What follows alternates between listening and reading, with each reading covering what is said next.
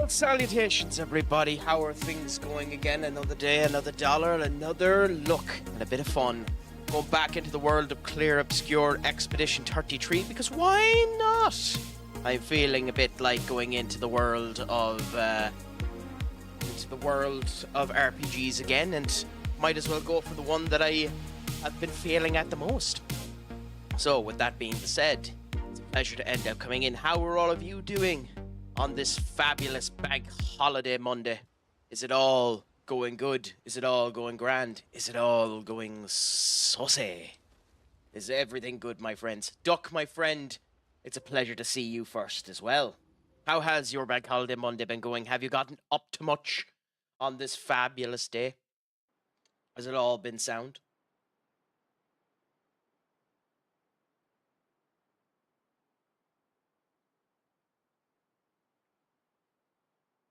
I need to get moderators for Kick, because that is fast, I'll tell you that. Anyways, yes, it's a bank holiday Monday here in Ireland, which meant that it's a day where you don't really need to do any work. Because as a contractor, that means it's a day where I just don't get paid. But for others, it means they can sleep in, they can do their own stuff, and blah blah blah blah blah. For me, I was up to a number of different stuff today. I had intended on doing a stream earlier today than the time that I actually ended up doing it, but unfortunately, things ended up going down a particular rabbit hole for me, and thus I'm just active now. But we get to get back to this joyful fun of seeing how things go. The last time we went with SK and went around the entirety of the map now that we could end up swimming. This time we'll go over to this particular section here because we see an area there, and we'll continue to pop around and see how things are going. These are the two areas we need to end up going to, but we should be fine in order to do it. But other than that, it should be fine. Well, which save is it that you are doing at the moment that you are massively enjoying, Senior Duck, if you don't mind me asking?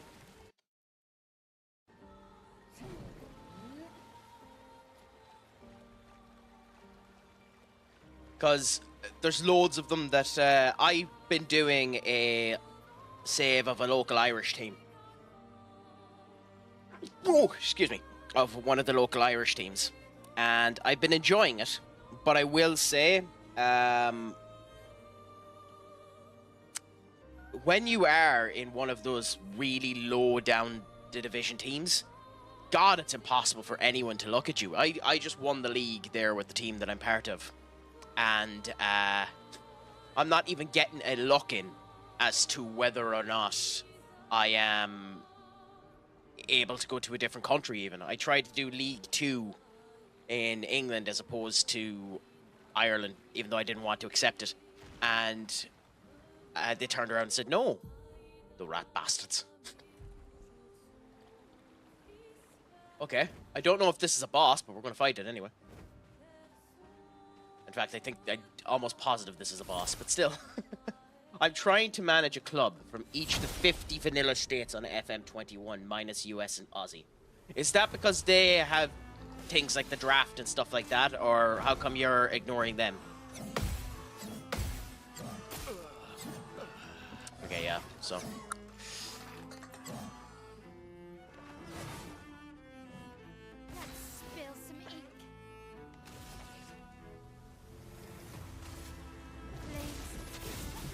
you don't mind me asking.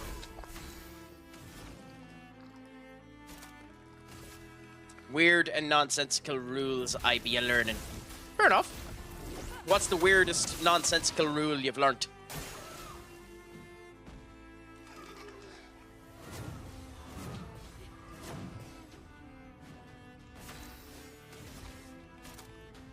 If you don't mind me asking.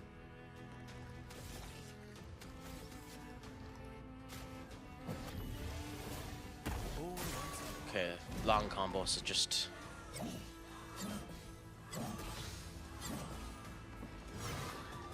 Okay. Fair enough, but the timing on that one, oh, it does seem a bit weird because he doesn't spin.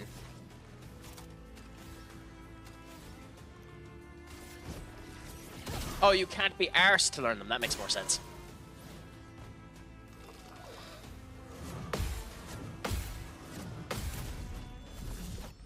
I mean, I understand that too as well, because sometimes it's just not worth the effort to bother to end up learning these type of things. It's a shame we're not in Versioso, but we are going to break them.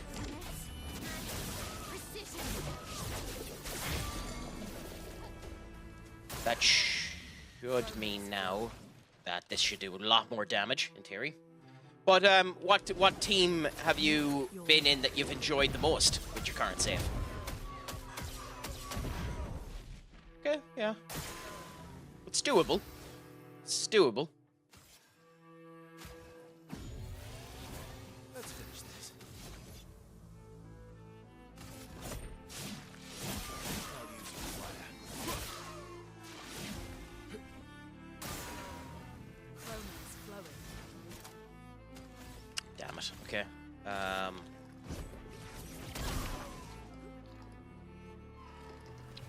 Oh, okay. Well, that could be a pain. That could be a problem. I'm ready.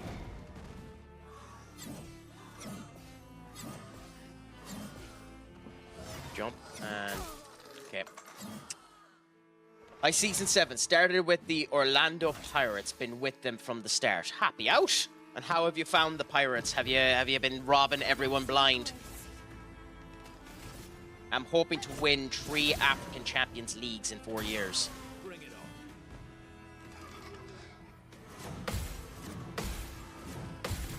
Well, that's interesting. And is the team, like, when you joined the team, were they a strong team, or is it just that they're getting strong now? What type of team are the Orlando Pirates? Because I don't even know where they're from now, to be honest.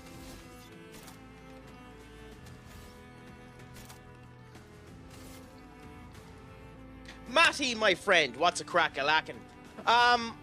We'll see.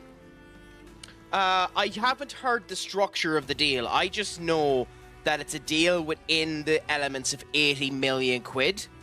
I know that supposedly there's meant to be a structure in it where Rasmus Højlund is meant to go over as well.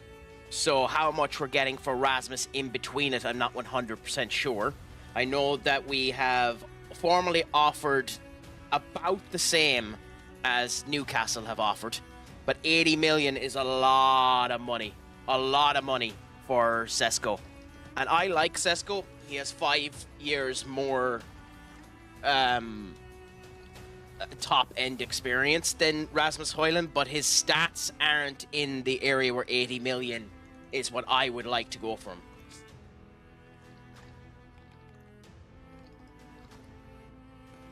I mean, I kind of know it. It's just there hasn't been that much said about the deal. We just know there's been an official deal put in place that is 80 million quid. 80 million euros, to be fair. Not sterling, as far as I've heard it. Maybe I'm wrong. 80 million euros, which is about 72 million pounds. But supposedly for us, it's a package worth that amount of money. Not an actual upfront payment of that amount of money. So what I heard was that we, and again, to take this with the grainest of salt, I'm not in the journalistic world of checking fucking transfers, but what I heard is that we're offering 30 million quid in Rasmus Højlund, plus add-ons.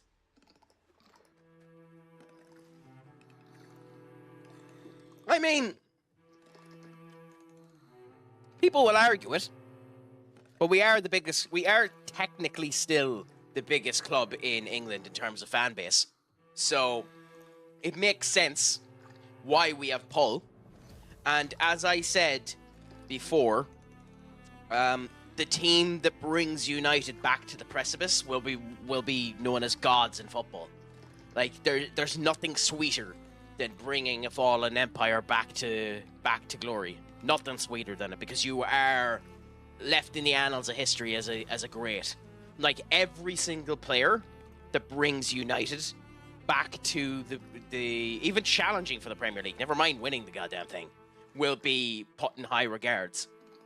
Like Bruno Fernandes is recognized as one of the best in the world, and United during the entire period that Bruno Fernandes has been with the club have been second.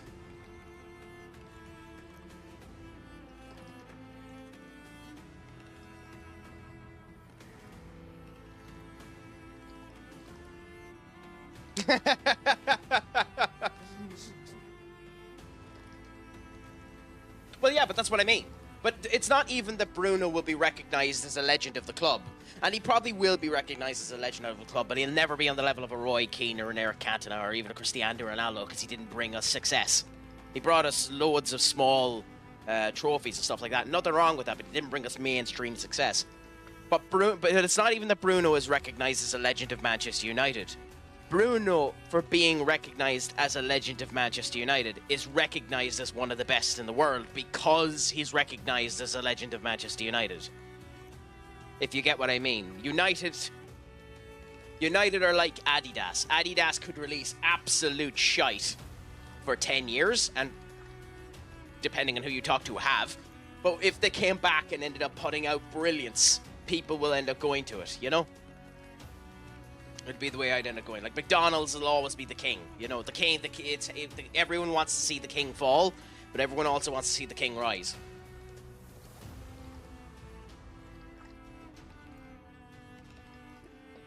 Yes. To be honest, and that's where I probably have a disagreement with a lot of people. I think De Gea is a bigger legend than Bruno is. Not impressed.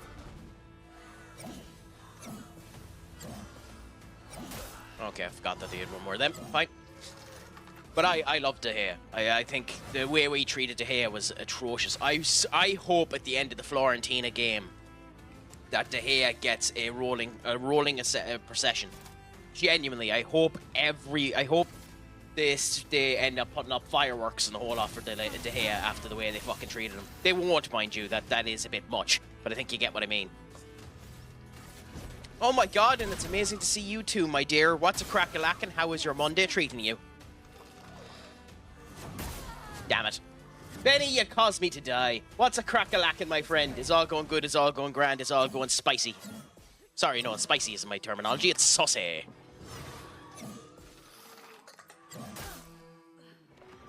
I blame that death on you, Benny. But how are things, my friends? Is all going good?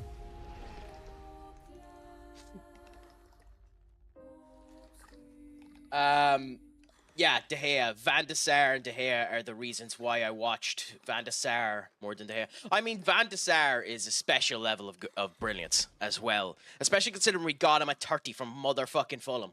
That's the reason why I don't have a problem with us spending on Cunha and Mbeumo, because we have a habit of plucking actual talent from Premier League squads and making them even better than what they were before, so I don't have a problem with that.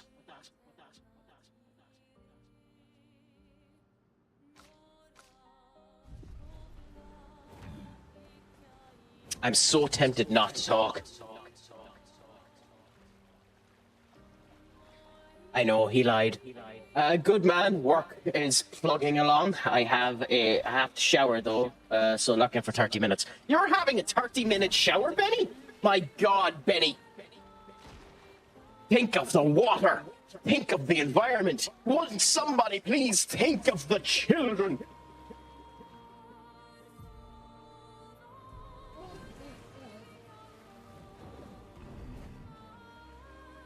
Have a good one, my friend. I think we have battled this already, haven't we? Yeah, because we went up there. Cool.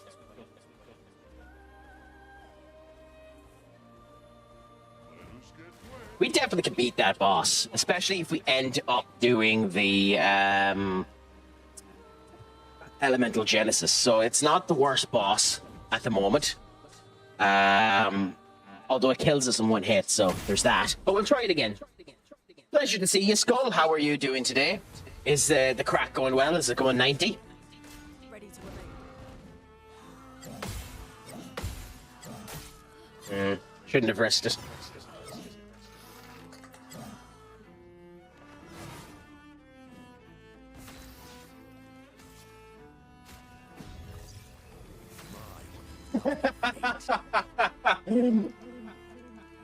Isn't it funny that, I suppose, Katie? You're probably right. Half of the people that are here at the moment are mods. But yeah, Maddie, if we end up getting Sesko, it'll be interesting to see what ends up happening. I would, honestly, Honestly, I would prefer if we went and got a midfielder as opposed to Sesko. But at the end of the day, it's all sound. We'll see what ends up happening. Yeah, what's up with you, Skull? What has you depressed? Everything should be good. Let's do the bonk. Oh, he's weak to Dark. Interesting. Okay, my timing is way off.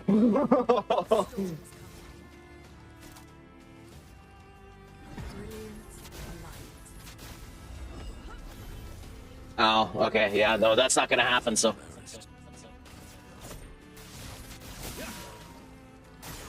I'll do it.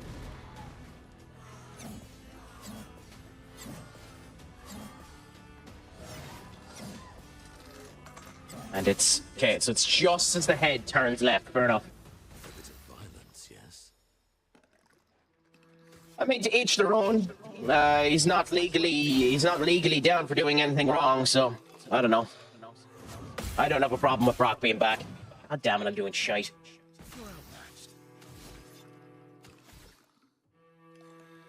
But that's me. To each their own. If you have a problem with Brock being back, then, you know, each to your own. I wish we could keep Hoyland. I think there's a player in him, but I don't know. Also, wouldn't be mad if we got Watkins instead of Sesko. Sesko decides to go to... Yeah, but I don't think Villa are going to let us get Watkins for cheap at all. Watkins has good numbers, but I wouldn't be spending too much on Watkins, which is the other thing as well. And I'm of the same opinion as you. I think there's a player in Hoyland, and maybe it's me, but in the 3 games that he's been in so far in pre-season, he's looked sharp. It doesn't help that he hasn't been given proper service when we've ended up seeing him, but he's looked sharp, and he looks stronger, and he looks buffier, and he looks ready. I think Hoyland, I would prefer, and I know it's probably not going to happen, I would prefer if Hoyland to Leipzig was a loan deal, you know? As opposed to a permanent deal. But we'll see what ends up happening. We don't know the ins and outs of the deal. Okay, I'm just gonna let them kill me now because I'm screwed.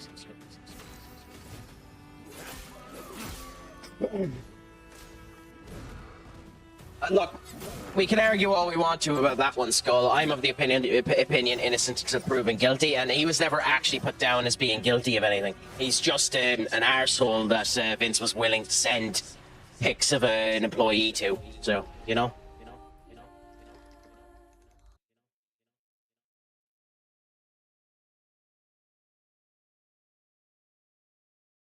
To each their own. I genuinely don't have a problem with Brock being there. I never did. I never thought he should have been put down, but with the way that the lawsuit was set up and the whole lot. But it's not. If it stops you from watching the product, it stops you from watching the product.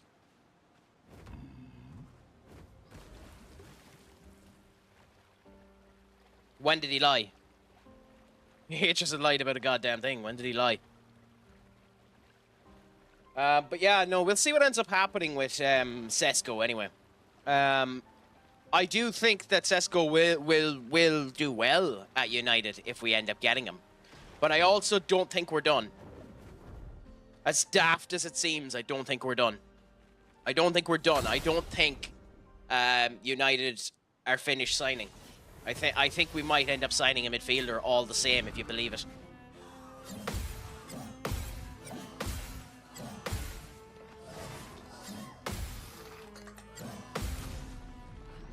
Oh yeah, that's just. He turned around and he said that Cena wanted to fight him anyway, and that's one of the reasons that he's back. But yeah,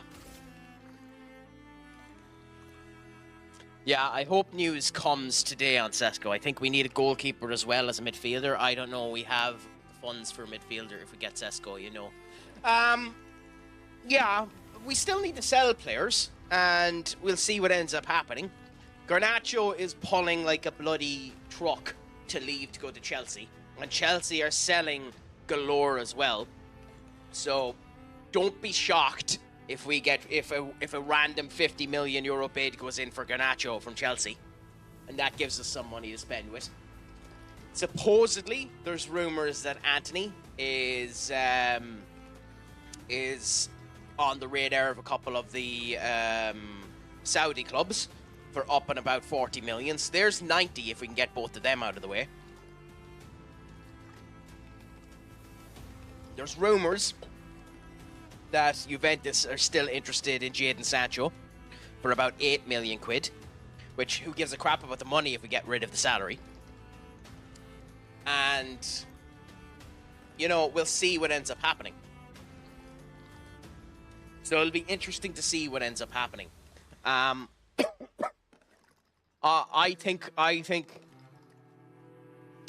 don't like that I think Donnarumma is playing United in order to get a new contract at PSG.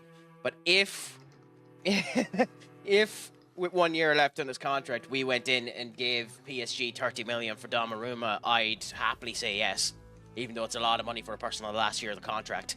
And then we need to find a fast midfielder, because it has been one of the things that Amran has said quite a lot, that we need a fast midfielder. Now, I think, especially against Everton, it has been proven Bruno cannot play as an 8. So, we signed 2 10s, one of which was playing as a striker. So, can either Mbeumo or Cunha play as an 8? That's just wrong, Skull. I'm half tempted to time you out for that fucking opinion. That's just wrong. That's just dead wrong. He's not. After watching that Everton game, that's just wrong. That's just a dead wrong opinion.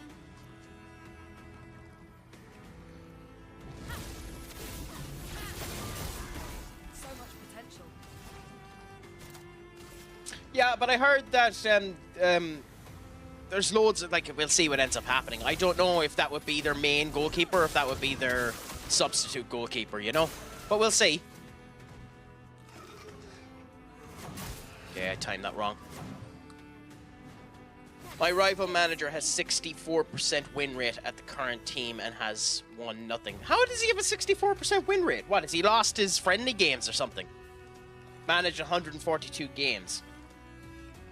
Oh, you mean he's won no championships even though he has a really high win rate? Okay, that makes sense.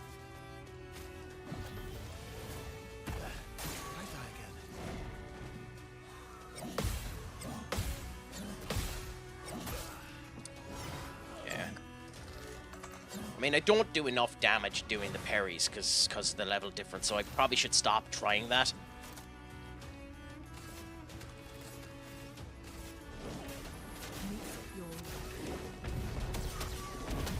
Holy crap, the damage difference when he isn't broken. Okay. That's nice to know.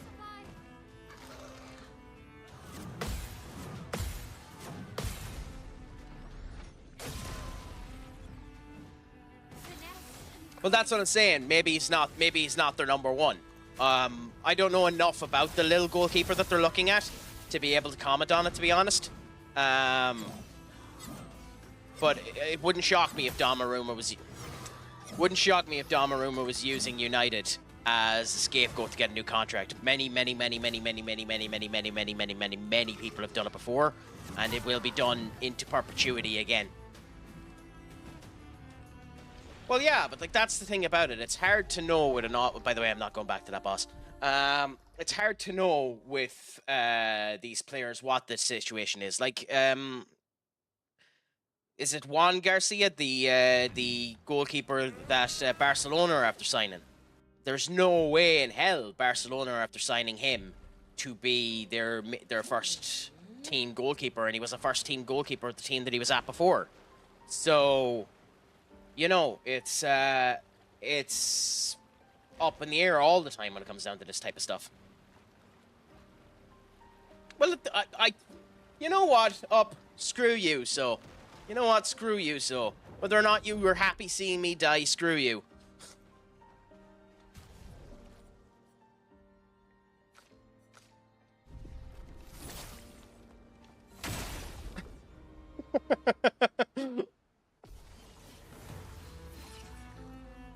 Foolish.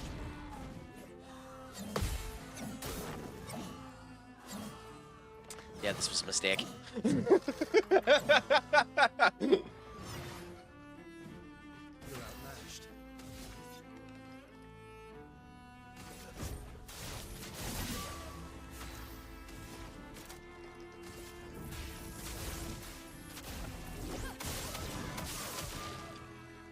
Either way, we'll keep at it.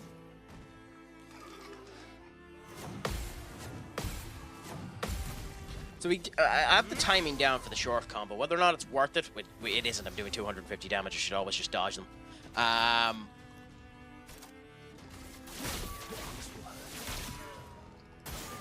Bring it on. Well, I say dodge and then I don't hit the button. For the same reason that people go, Skull, for the same reason that people go to United. It's Barcelona. Like, you answered your own question before you asked it. It's Barcelona, Skull. Why wouldn't you go to Barcelona? Even if you're a bit part player, even if you're just playing... Christ. Even if you're just playing cup games, why wouldn't you go to Barcelona? Like, you go to Barcelona with the hope that one day you'll... Okay, I don't know what the hell I'm doing. One day you'll end up getting into the team, you know?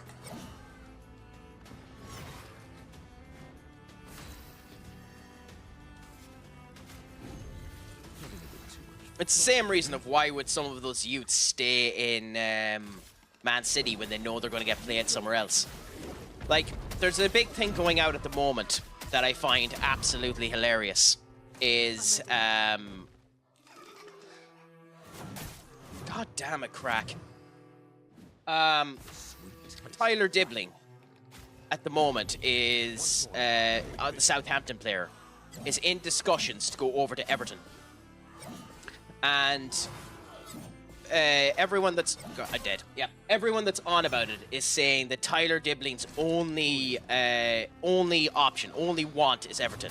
That is the biggest crock of horse manure in the world. If a City or a Tottenham or a United came in for Tyler Dibbling, he would hop at the goal going to them as opposed to Everton. He's just going to go to Everton because Everton is a Premier League squad and he wants to be playing in the Premier League as opposed to be playing in the Championship. Some people just don't care about actually playing. They care more about the money they're going to end up getting and the fact that I played for Barcelona. So, also, when you're saying he's 24, a 24-year-old goalkeeper is a 16-year-old goalkeeper. You don't become... like, the prime real estate for a goalkeeper is 30. You know? Goalkeepers play by different rules and always have done. You know? So it'll be interesting to see what ends up happening. Okay, so that's colored red. I'll go into it anyway just to have it, but like... Yeah, we're not staying here because we're gonna die if we do. But we'll just gawk and see what it's like.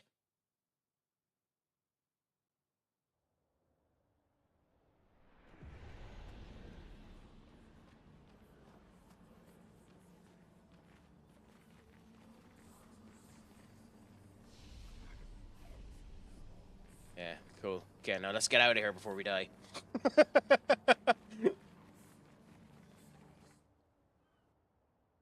Well, that's what I mean, yeah. And, like, think about it from his perspective. Think about it from his perspective. Barcelona are bound to have a good goalkeeping coach. They're bound to be good at development of that type of structure as well. So, like, why wouldn't you join Barcelona? There's far less reasons not to join Barcelona than to join Barcelona, even if you know you're not going to get playing with them.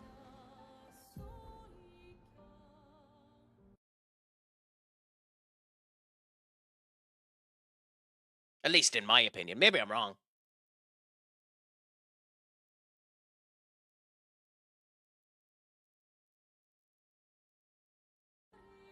Depends on what everyone else think. But maybe. Maybe. Skull. But United didn't put in an offer for him. So that's United's fault. Maybe he had the chance to join United, but United need to bloody put in the offer. Barcelona put in the offer.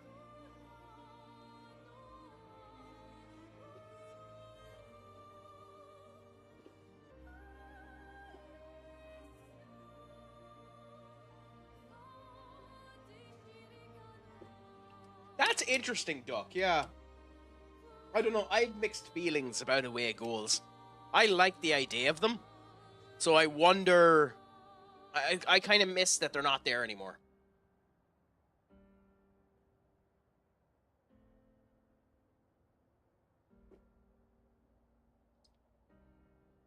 I just genuinely like the idea of away goals. I don't know how everyone else feels about them.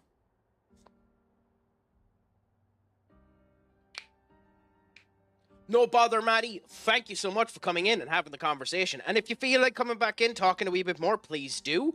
The thing that you're working on, is it a streaming thing or is it just a bit of crack thing? I hope it ends up working out well for you either way. And when we sign Cisco, come back in and let's all have a bloody cheers, big ears for that wonderful experience. As I CBA, losing on pens again. But because of away goal, another African Champions League final. Yeah, hey, to each their own. I can understand why people think away goals is stupid. I like the idea of it because it's harder to play. At least I think it's harder to play away than it is at home. Depends on the club, mind you. Like lately for us in United, it's definitely harder to play in United than it is to play away. I think the pressure of Old Trafford seems to be killing our players. But yeah, if there comes Sesko news today, I'll pop up and just and it's just work stuff. Well, happy out. I hope that work ends up giving you proper praise for the work you're doing, Maddie. Because you know the joys of having to do it. I understand completely. I hope it all goes well and have a great evening. But just remember, before you go, just remember, as always, Matty, since you're lurking.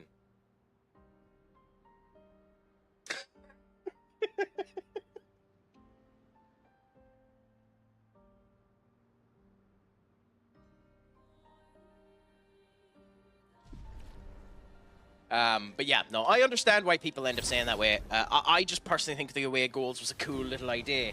Especially for just being a better team away.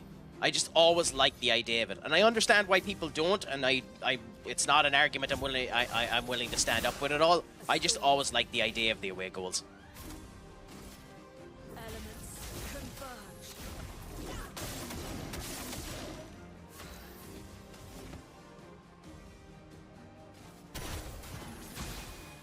Interesting. Okay.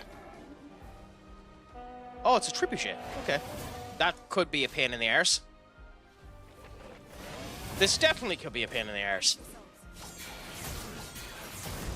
Let's carve a path.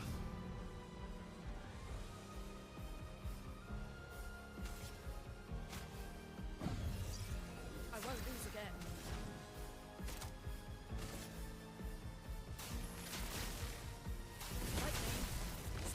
I don't have words for that. Ready to evade. You are much slower than the normal trebuchets, but hey, at least you're dead. Worse.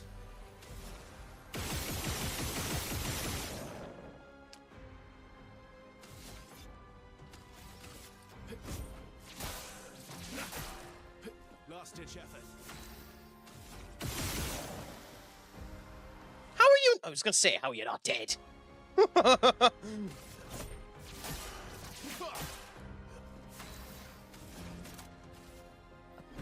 light. Must exact revenge. Nice. I don't know if we got any Mononoke feet for that, but happy out.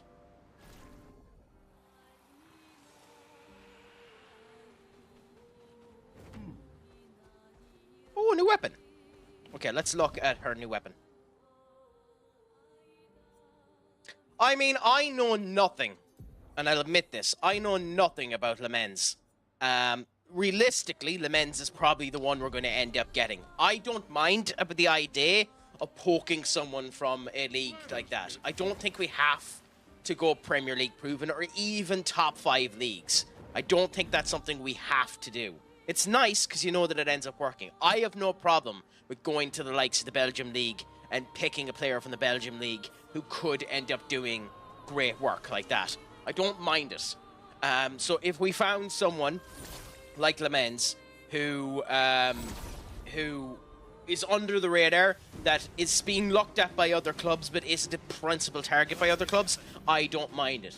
With that being said, of course my answer is of choice of goalkeeper, it's Donnarumma. Of course it's Donnarumma. And if not Donnarumma, then you go and you get Mike McGannon from AC Milan. I know you're taking the risk of taking someone from La Liga again, but as I have also stated before, I don't think it's the end of the world if we spend one more year with Onana. I genuinely don't. I think a midfielder is more important, and by the way, I know I'll get shot for this. I think a midfielder is more important than a goalkeeper, but a goalkeeper is more important than anything else we go for. I think in order of preference for me, it goes midfielder, goalkeeper, striker, and then another midfielder. That's the preference. That's the way it needs to end up going for me. For me, that's my opinion. I understand why people feel different to it. I have no problem with people feeling different to it. I have no problem with people turning around saying I'm daft for even having that opinion. But that's my opinion. I think a midfielder is more important than a goalkeeper. If I'm brutally honest. But yeah, I like Costa. But for the amount of money we'd end up having to spend on Costa, I don't think we get him. And what's worse is this would be my worry with going in for Costa. I think if we tried to go in for Costa, we'd play Man City's hand and Man City would take him. Okay? Genuinely, I think City would take him. Or worse, we'd play Chelsea's hand and Chelsea would take him. I don't think we get Costa. I think we just start a bidding war for Costa if we try Costa. That's the reason why I'd avoid Costa this season. I have no problem with going for Costa. I wouldn't do it this season. City need a goalkeeper. Chelsea need a goalkeeper. Neither of them are willing to poke the bear and start for a goalkeeper yet. City have wanted Costa for 2 years. They just, for some reason, haven't bothered their arse going in for him. So, we'll see. Yeah, but Trafford is their player. They're just re-signing James Trafford. And, by the way, anyone who thinks James Trafford is replacing Edison, get your head examined. Get your head examined. He's their second goalkeeper, if not third. I still think if we went in for Costa now, City come into it. Lad, again, you can talk ages all you bloody want to. We're talking goalkeepers. Ages don't matter with goalkeepers. Ages legitimately don't matter with goalkeepers. Quave Keller was Liverpool's second goalkeeper until he was the age of 27. He's 27 now, I believe, isn't it? Quave Keller is 27 now, right?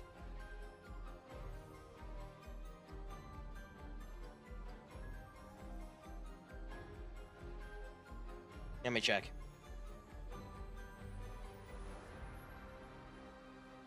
Yeah, 22. He's 27 in November. And he has been their second goalkeeper for 5 years. 5 years. I don't think it matters. Ortega's fantastic, but Ortega's their third place goalkeeper.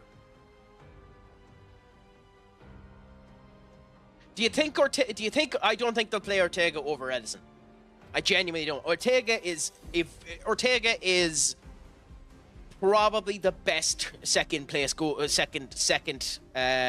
goalkeeper in the league, to be honest, or was when he was there. I don't think they swap Ortega in for Edison. I'll happily bow down to that one. I just don't think it. But I do think if we put in a bid for Costa, I think we start a bidding war with Chelsea and City. So unless you were able to turn around to unless you were able to turn around to Porto and say, we're going to give you XYZ for Costa, the minute we put in this bid, say yes. Unless you were able to get Porto to turn around and say yes and sign him like that, don't even fucking try it. Because you're going to start a bidding war, in my opinion.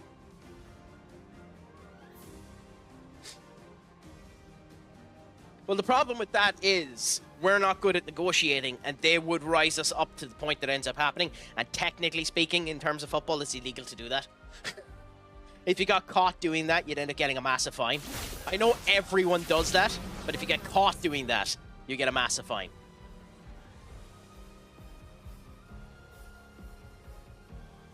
Maybe. As I said, I don't have a problem with Costa. It's just probably not the person I'd go for, especially if Donnarumma was an option. And that is saying something, because I don't think he is an option. But, you know, and just... We're talking hypotheticals here at the moment. The Royal Antwerp goalkeeper, Le Mans, is probably the one we'll end up going for. If not Suzuki. Because ever since we were looking at Suzuki, the praise and the hype and everything for him has dropped off the face of the earth as well. So there could be a situation of us going back in for Suzuki as well. Oh, you're on about Edison. Fair enough. Yeah, but that's what I mean. The problem with that is if you get caught out, then you need to buy him. Because technically speaking, and I know everyone does it, by the way, I'm not saying anything wrong about this, I know everyone does it, but technically speaking, you're not allowed to start bidding wars. It's illegal to start bidding wars in football. I have no idea what's happening here.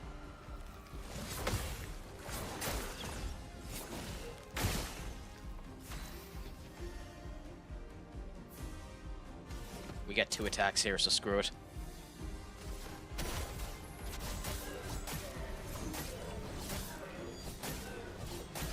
Cool.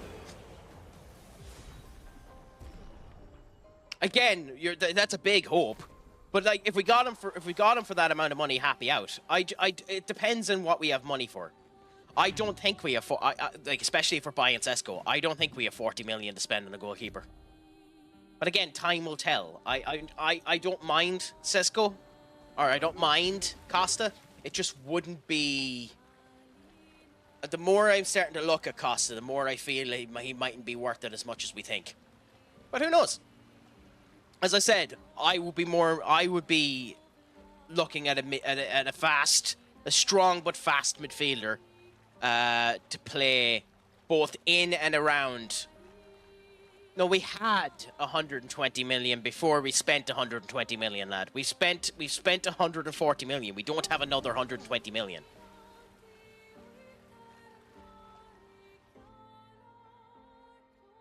I don't know what happened here, by the way. Oh, okay. This looks similar to Lumiere's shield dome. Maybe we can just cross it. Yeah, sure.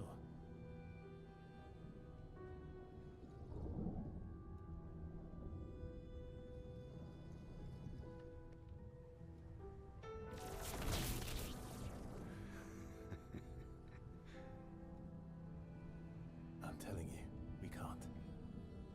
Axon's first. It's okay. You'll be fine. You want to try again? I'm okay.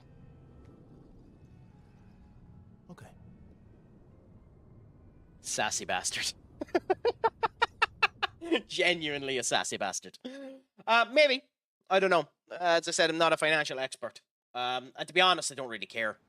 We'll see what ends up happening. Where did that drop me?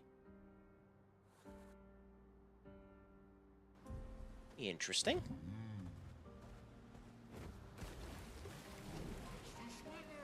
Genuinely interesting. Fair enough.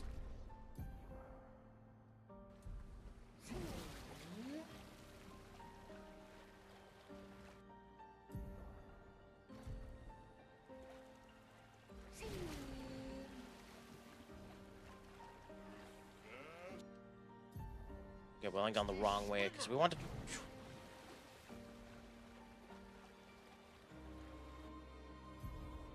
Okay. So there's a map painting somewhere here.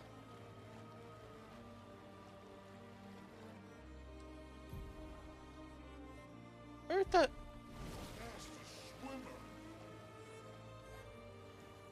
Okay, it must be something we can't get yet. Interesting. On everything we have spent due, we will pay in installments, means 60 on that, 60 on the keeper, and still buy a midfielder. That's without sales. Maybe. Again, maybe. I genuinely don't know. The financials have always been a bit suspect when it comes down to that type of stuff. But again, I genuinely don't care at the end of the day. If we have the money for it, they'll go in and they'll do it. Just in terms of the opinion there, Costa wouldn't be a bad signing. I do think you need to have a way to get Onana out the door before you do it, which I don't think we do. But at the end of the day, we'll see what ends up happening. Like, time will tell. We have time, which is the good thing. The good thing is we have time. I know you don't want to be making signings just as the season starts, but who cares? Make them when we need them, you know? Do we look solid enough to get through the first game versus Arsenal? No. Do Arsenal look solid enough for them to be weak? Yes. But we'll see what ends up happening. I'm not going to put too much pressure or too much thought into it anyway. We'll see what ends up happening. It'll happen anyway without me giving a crap about it, so we'll see. Another painter workshop. Oh, can we get into this one? No is the answer to that question. But we have another gestural beach. Fun. What type of activity do we have on this gestural beach?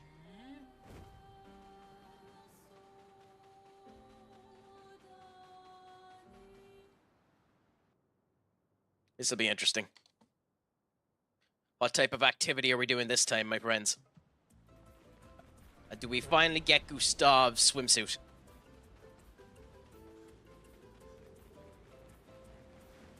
I have no idea what that is. Looks like it might be bowling. Oh, it's a race.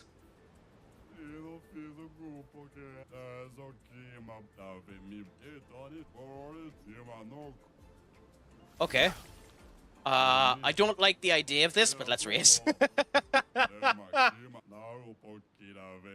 .38, and we want to get the gold. Night 1 was shite. Night 2 was grand. The match structures were bad. Half of the matches on Night 2 needed to be on Night 1 and vice versa, in order to make sure that it wasn't just traditional SummerSlam and then Extreme Rules SummerSlam. The main event of Night 2 was better than the main event of Night 1. It's blatantly obvious to throw away John Cena's story. Doing it one night before the event is a bit horse manure. Who cares about the fact that they brought Brock Lesnar back? They didn't give enough time to Solo Sikoa and Jacob Fatu. They gave too much time to Becky Lynch and Lyra Valkyria. The tag team match was sound. Tommaso Ciampa should be a singles competitor. Montez Ford should be a singles competitor because he should be a world champion. Dominic Mysterio is a future world champion. If it's not Logan Paul, it should be Dominic Mysterio that wins the Royal Rumble. Yes, I know everyone wants to be Sami Zayn. I think it should be Dominic Mysterio or Logan Paul. Karrion Kross is dead. And, yeah, that's about the height of it. I don't. I think Night 1 was shite. I think the wrestling was shite. I think the wrestlers done a shite job. The crowd was bad, but as I've turned around before and I said, it doesn't matter if the crowd is bad. If the crowd is bad, as a wrestler, play to the fuckers. Nobody played to them. I went into a rant before about Zelina Vega when Zelina Vega had her United States Championship, where herself and Chelsea Green were in a match. Everything Chelsea Green did was to amp up the crowd, and Zelina Vega couldn't be arsed to slow down and amp up the crowd at all. It's your job to get the crowd in. It's not your job to do Cirque du Soleil and just fucking do your moves. Play the goddamn crowd. That's your job. Play the crowd. Same way as me here. If I was just playing the game and not talking to any of you, you wouldn't bloody stay. Play the goddamn crowd. Wrestlers have to start doing that. It's a goddamn joke. Anyway, let's do this. At least that's my opinion.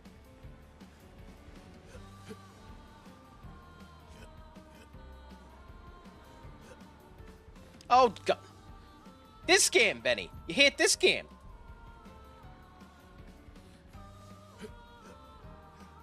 Also, that is one of the worst graphics I've seen for timing, by the way. I know, and your joking ended up making me drop. Imagine if I could still make it in time. Oh no, I definitely can't.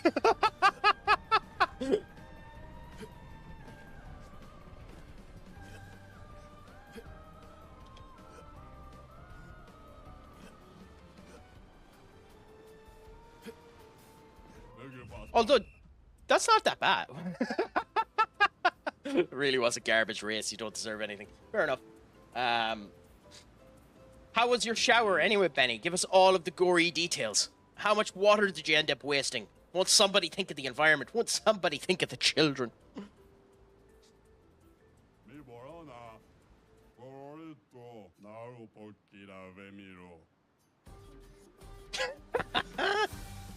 I guess the only response I have to that is...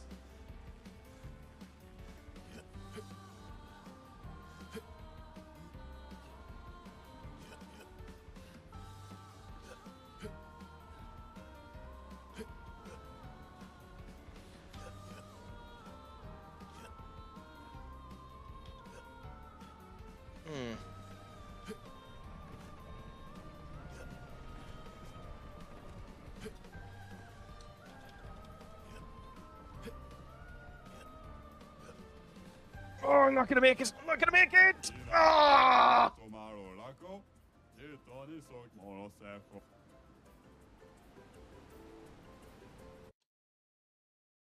That's so annoying. I was 30 seconds off of it. That's so annoying.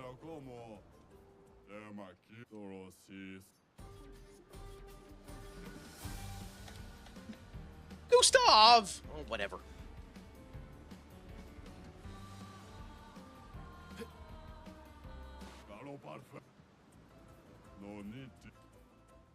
Actually, I think I know what we have to do. How do we do it again? How do I do it again? There we go. Yeah, I think this is what we have to do.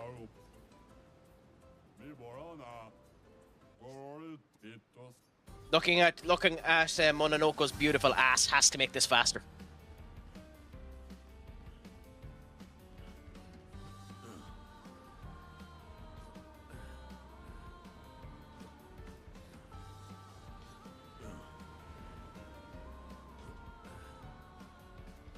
No!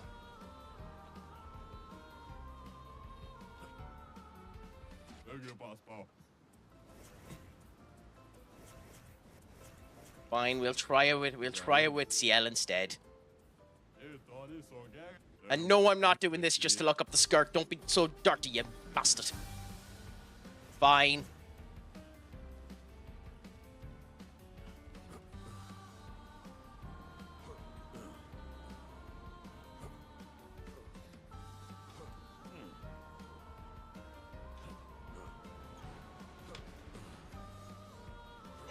Come on. Come on, we have this. Come on.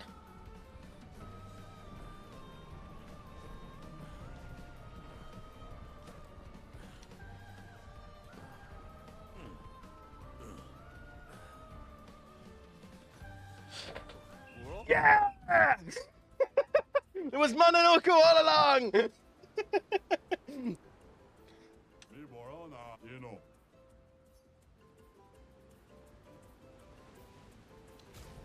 Game. Game. Now we get to find out. It's now we get to find out. Is Gustav packing? Is Gustav packing is Verso packing like Gustav was? Because if he is, then happy out. Is he? Yes, he's packing like Gustav. Happy out.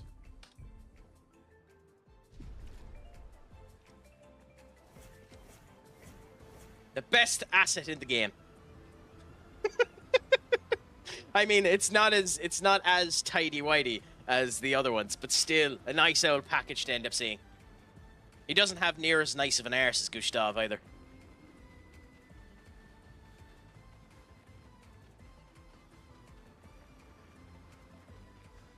Do you think so, Benny? I don't know. Based on personal experience with mine, it's about the same. That might be a bit too much information.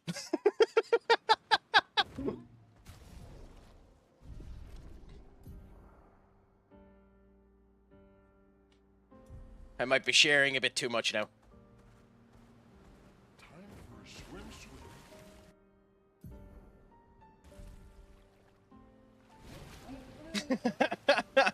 swim.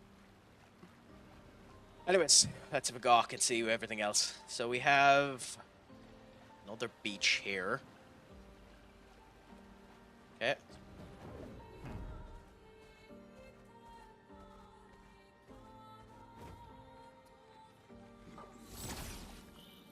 Hit the fucker. Jesus. Anyway, in we go for the fun. While I have you all here too, bit of news on the streaming schedule. It'll be late, like 10 o'clock late in Irish time. But I'll do a 1.5 hour stream on Wednesday of FM. I'll be streaming tomorrow. And I'll be streaming potentially on Thursday. But on Friday, I have an event that I need to go to, so I'll be away for the weekend. So there won't be any stream on Friday, just so you are aware. But just so you know, I'm going to try and stream over the next 4 days. Maybe continue to do this, maybe go on to something else. A friend of mine recommended a particular game that I might end up giving a go. Just have to make the graphics for it. And then I have to make a generic graphic as well, like Crack Attacks, just general gaming, for if I want to swap over to anything. If I'm keeping this particular structure. I don't know if there's any point in keeping this layout, but at the same point in time, you know, maybe I should just be like everyone else, copy them and just have my image down in the bottom right corner, not caring about it obscuring the gameplay, and then just a cut-off version of the chat, because it is a hell of a lot easier if you wanted to swap games. By the way, I really should heal at this particular point in time, but, you know, beggars be choosers.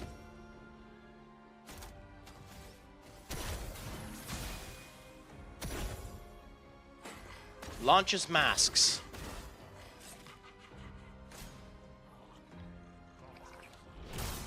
I forgot how quick that is.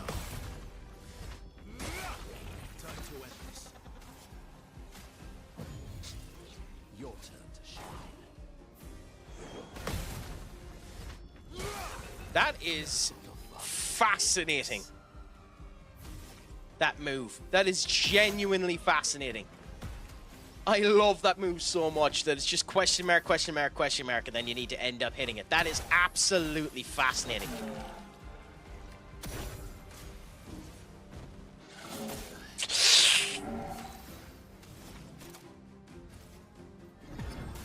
I had the timing down for that at one point in time. Bitter dregs.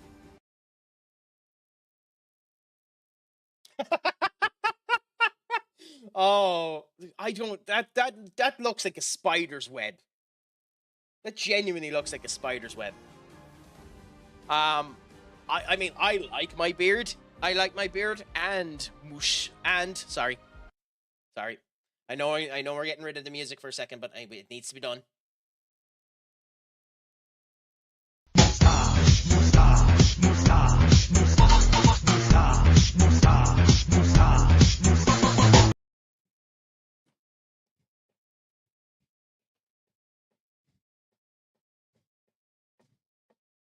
Best thing ever to come out of Dragon Ball Z Abridged, by the way, that.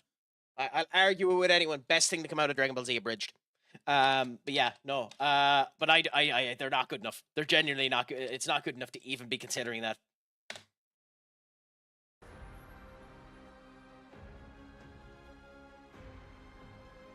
Good. And that's still coming up. Nice. Let's say 100% Benny, that was just for testing purposes.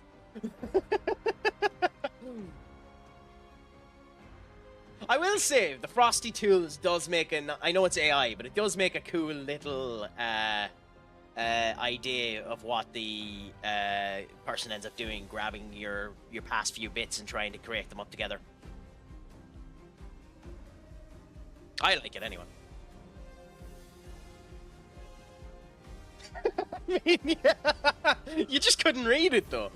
I actually really like the cursive writing as well, but you just couldn't read it.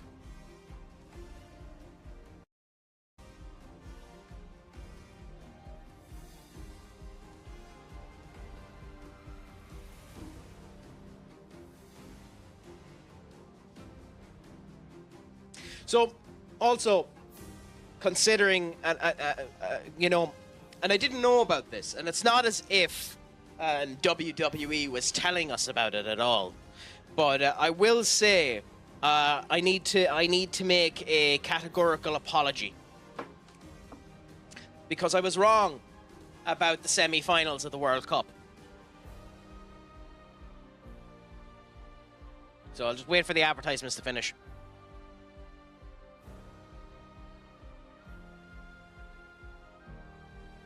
So, Benny, I was wrong about the World Cup because the semi-final of the World Cup is taking place in that arena that SummerSlam was in New Jersey, as opposed to it being in Canada and Mexico, which is what I was told. But it's not as if WWE told us every bloody chance they could that the semi-finals of the World Cup was in that goddamn arena. So yeah. Up, my friend. What's a crack-a-lackin' with you? How has things been going? Has it all been good? Has it all been grand? Has it all been saucy? How is your Monday treating you, my friend? We have been playing away, enjoying a bit of Clair Obscur Expedition 33.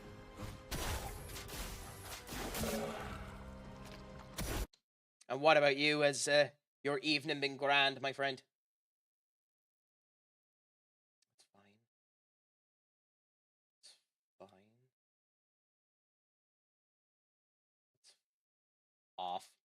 I can never get the YouTube vertical stream to be bloody consistent. It's annoying as balls. Anyway, never mind.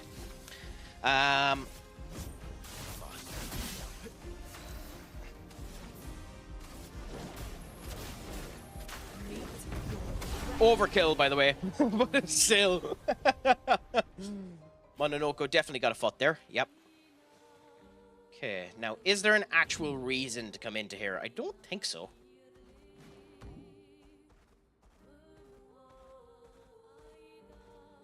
Oh, no, this is just connected to Gestural Beach. So, I gave it earlier on when Skull ended up asking it, but I'll give a quick recap on my opinion of it. Night 1 was a disaster. It was a very bad night of wrestling, saved solely by the main event. And I'm not a fan of Seth Rollins' current character, so I would have preferred to see CM Punk remain champion. However, there's more to be written with Seth Rollins as World Heavyweight Champion, so fair play to him. I think at least 2 of the matches on Night 1 should have been swapped with Night 2. Night 2 was the far better show than Night 1, but then again, it's far easier to make clusterfuck wrestling more entertaining than traditional wrestling, and there wasn't a single traditional wrestling match on Night 2. The main event of Night 2 was the best match on the card. John Cena looked the best that he has done since he ended up coming back, which is surprising considering he wrestled 20 years as a face and no one knows how to wrestle as a face. I'm annoyed that they made the switch on the SmackDown before the show. Blatantly obvious that wasn't the plan, and I don't mind Lesnar being back. But all in all, I think it wasn't a great SummerSlam. They need to stop doing outdoor stadiums in the daylight. It ruins the atmosphere something fierce. And that the atmosphere needs to be done at night. If you can't do it, if you need to do it in New Jersey, do it in a closed stadium, because the darkness helps so much. The biggest, primest example of that was the Wyatt Six's entrance and Karrion Kross's entrance. It fucked both of them. And then Stephanie McMahon's announcement of the attendance had a bigger fight feel than all of the matches before it. So that's my opinion. What about yourself? Do you think I'm smoking the copium? Do you think I'm wrong? What's your opinion? Yeah, but as I was saying there, it's easy to make bullshit wrestling entertaining.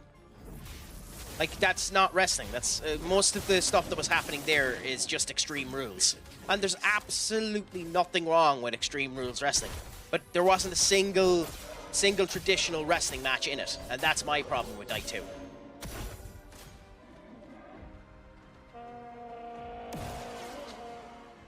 That's more like it.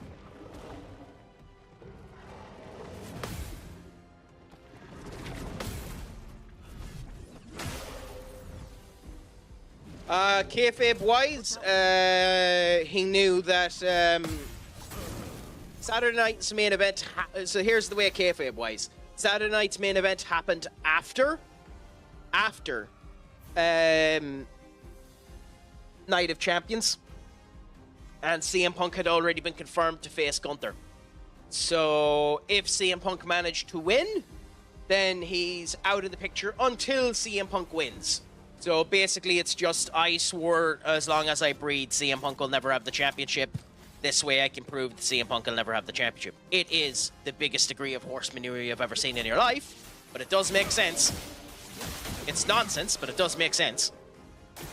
Kayfabe-wise, because he doesn't care about that match. Like, it's third-degree nonsense, but at the same point in time, it does make sense, at least. At least that aspect of it makes sense. If you get me. God damn it, crack.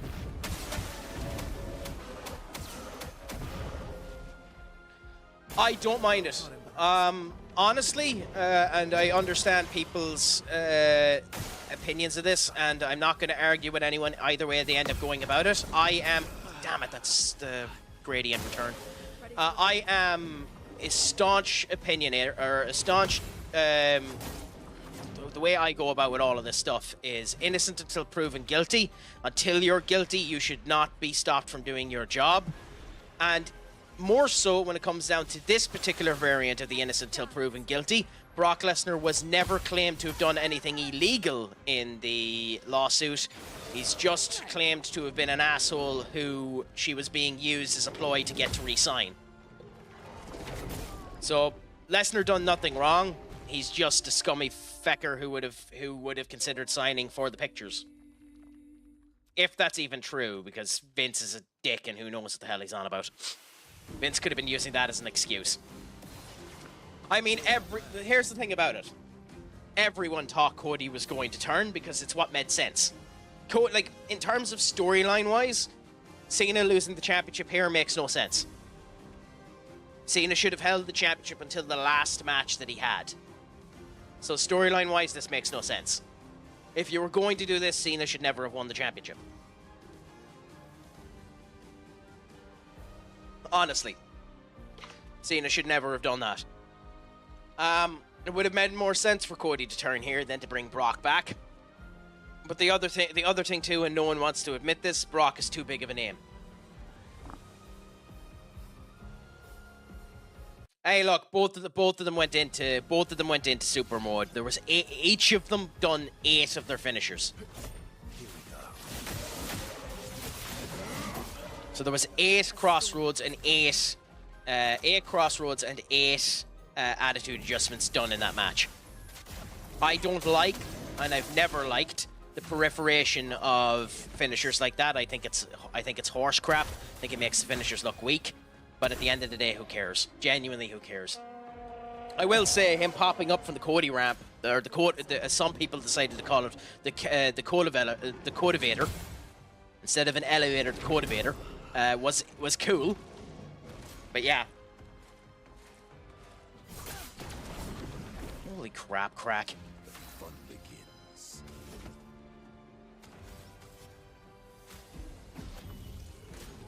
Almost lost you there. Why are these guys so strong?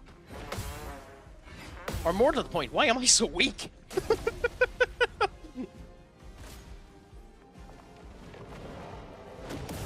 Why did you think that AJ was going to beat Dom? God damn it, crack. A storm is coming. I'm more than happy that Dom is still the champion. I thought I thought up until the match was announced. Oh, okay. I thought up until the match was announced, Dom was winning. And then, during the entrances, Michael Cole said a statement that scared the crap out of me. Michael Cole said that Dominic Mysterio has a match in 3 weeks to 4 weeks' time for the AAA World Heavyweight Championship. So that scared the crap out of me when that match ended up coming up. Maybe. I am curious what they're going to do with AJ now for Paris.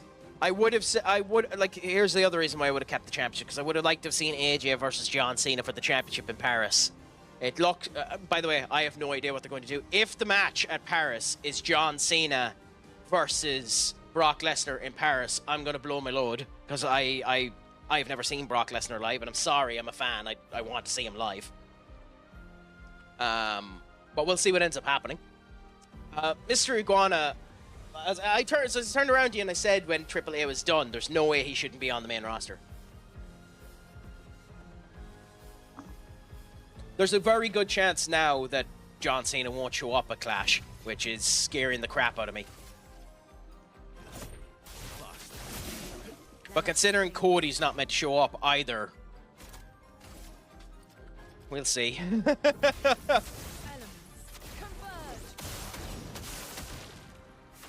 Cody Roman and who is it? Cody Roman and someone else are meant to be gone for a small period of time. One thing I will say though is I think an awful lot of people are overhyping how well Jelly Roll did. I didn't mind Jelly Roll's role in SummerSlam, but I don't think he made himself look anyways particularly good.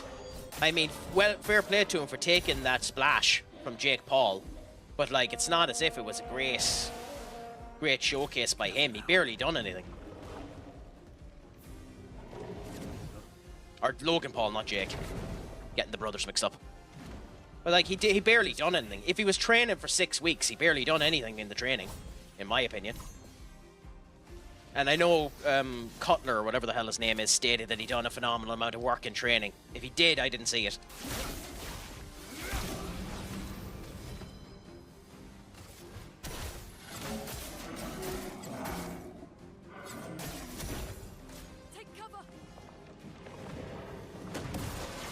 No, not yet. I have no real interest in it once I ended up seeing how fake it is.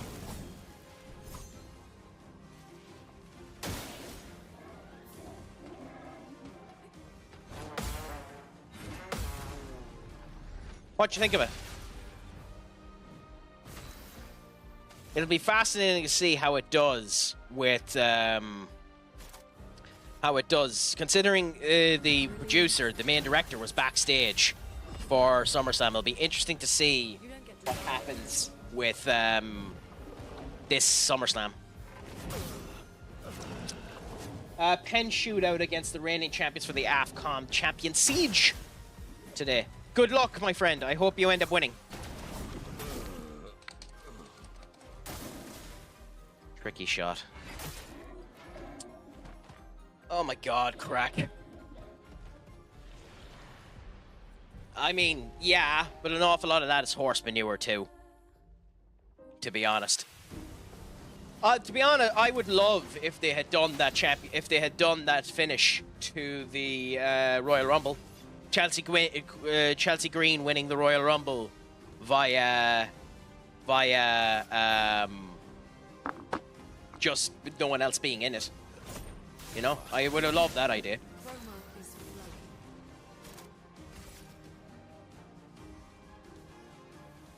I'm never a fan of footballers going on strike, trying to get their move. I've never been a fan of it. I never will be a fan of it. At the same point in time, Newcastle should milk Liverpool for everything they want. Bump it up to 150 million. With all that being said, he's not getting sold. He's just not getting sold. Newcastle aren't willing to. Of course they are. Newcastle aren't willing to play a ball with Liverpool. Liverpool are being smart and not letting Newcastle dictate the pricing structure. So, like, Liverpool have said they're not going to put in another bid for him. That they will. Newcastle are still trying to get Šeško. If they get Šeško, they'll let him go. However, at the end of the day, why wouldn't Newcastle fans not be happy with him? He's basically confirming that Liverpool are bigger than Newcastle. Problem is, Liverpool are bigger than Newcastle. Newcastle fans will never admit it, but it's true. Liverpool are bigger than Newcastle. It's a fact. It's a categorical fact. Newcastle are bigger than Liverpool. It's sad, but it's true. And it's the same way that United are bigger than Newcastle. It's the same way that Newcastle are bigger than Everton. It's the same way as Everton are bigger than Southampton, which is the reason why Tyler Dibling's willing to go to Everton. You know? Why is he a rat? Explain to me that one. Why do you think he's a rat? Because, like, at the end of the day, his goal as a footballer is to win. Okay? His goal as a footballer is to win. He joined Newcastle at a time when Newcastle said they were going to make all of these big changes, all of these production deals, become the biggest club in England. In the past 4 years, have Newcastle done that? No. They haven't made good enough signings. They haven't made good enough changes. They've been stuck in a top 4 race with little improvements to make them anyways into the conversation of things. In fact, this year, everyone is stating that they're out of it. In terms of his situation, Newcastle haven't given what they've promised to him. Now, I agree with that. I turned around and I said, I agree footballers don't go on strike. However, Newcastle lied to him. Newcastle lied to him. So, right now, Newcastle lied to him, aren't giving him what they promised, and as a result of which he wants to move. He's told them he wants to move. He's done everything short of putting a transfer request in. And he's not putting a transfer request in. Why? Because he's being sound to Newcastle. If a transfer request went into play, Newcastle have far less wiggle room and playground in order to play with it. I guarantee you, if he put in a transfer request in, Liverpool will be getting him for 80 million quid. Guarantee you Liverpool will be getting him for about 80 million quid. He hasn't transfer listed himself. So, yes, he's a rat for quote-unquote striking, the same way as Anthony did with Ajax, the same way as Gyökeres did with Sporting Lisbon. I don't like the idea of doing that. You should have more respect for the club that you're in and do a deal to end up working with the club. At the same point in time, there is an out for Isak. Isak's been with the club for 3 years under Article 22.7 of the EA of the Football Association's organisation. He could pay the rest of his contract out and just walk to fucking Liverpool if he wanted to as well. So, like, there's tips and balances in this one. I think Isak is being a dick, and I think Newcastle is being a dick, because Newcastle lied to Isak, and Isak has outright told him, I want to go, don't make me play my hand. So,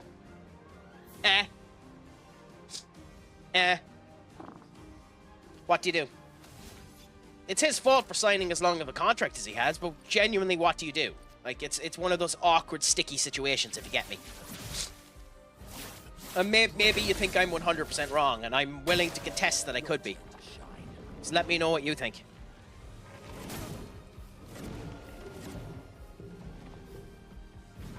Happy out! Congratulations. Did you win on penalties, or did you just win the match outright? Holy crap. Just try it.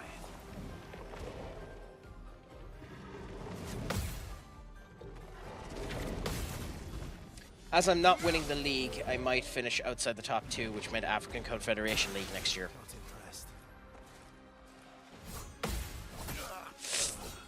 impressed. Damn it!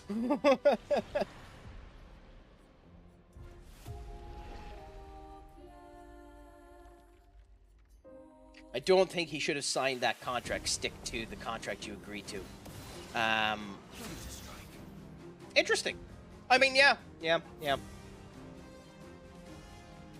But, like, that's the thing about it. It's at the moment, he's just striking, turn around, standing that he's not going into the initial stages of pre-season. Like, at the end of the day, this is where my difference ends up lying on that. If you don't want to join the club on pre-season in order to ensure that that you're putting a statement, that's fine. So long as you are training yourself and not letting yourself go. If he is still up to the top bit of fitness when he needs to play for Newcastle, then fine. It's a way to get out of it, you know. The joys of goalkeepers screwing up an FM. So which South Africa was it? Just South Africa as in like the South African team themselves, or someone in South Africa you were managing up? And which disagreement are you into there, Duck? Because we're talking about multiple things, if you don't mind me asking. I will eventually win this fight, by the way. Orlando Pirates and the Kaiser Chiefs. That is such a baller name too, isn't it? The Kaiser Chiefs.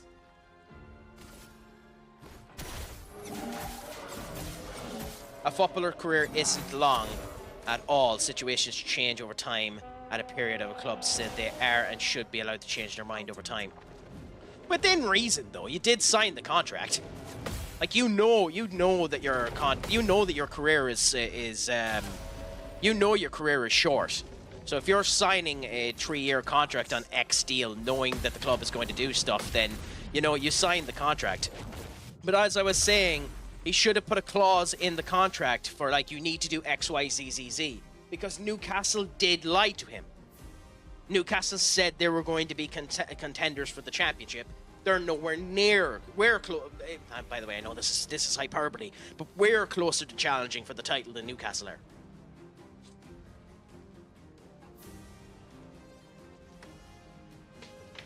And I think that makes my point. Like, they're not close to challenging for the title, which is just a blatant lie from Newcastle. Now, is that warranted for him to do what he did? Who knows? You make up your own opinion on that one. Careful, Verso. Take cover.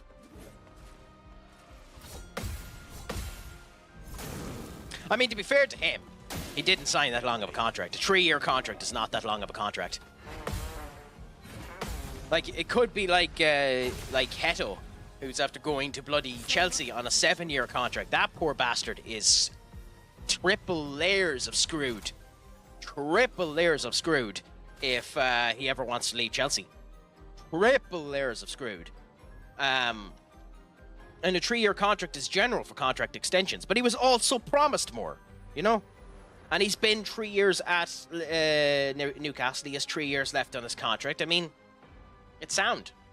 And, like, it's not as if they were offered pittance. They were offered 120 million for him.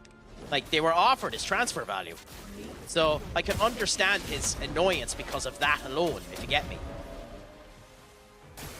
Like, it's a situation of the rights and wrongs of the situation are very fluid.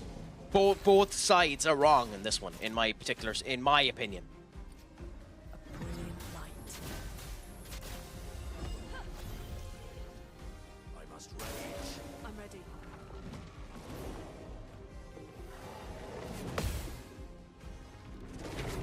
I don't know if you agree with me on that one, but that's my opinion.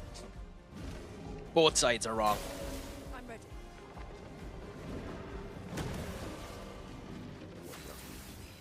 Interesting that it shields its allies when it's its only ally. Brilliant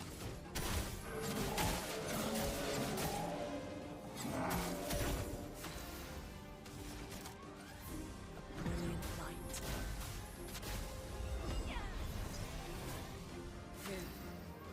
Yeah. But then again, I don't think Chelsea, under this current regime, has signed a single player for under a 7-year deal. And to be fair to them, whoever the hell they have as their director of football or director of negotiations is a monster. How are they doing so well on their outgoings? That club has almost 180 million quid made on outgoings.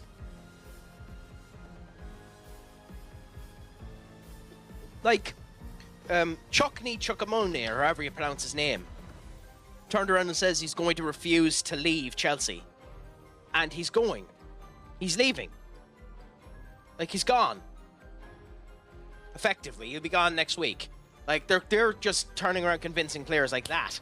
I don't know if there's clauses in the deals or anything like that. You'd want to talk to an actual Chelsea supporter to find that out. But the stuff that Chelsea is doing is honestly semi-magical. I'm in love with what Chelsea's doing. It's insane. It likes you. is that not a dodge? Fuck off.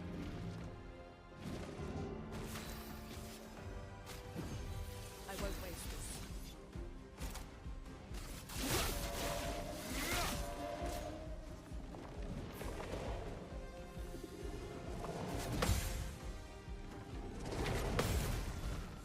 But yeah, no, Hado will be a very good player for Chelsea. Very, very good player for Chelsea.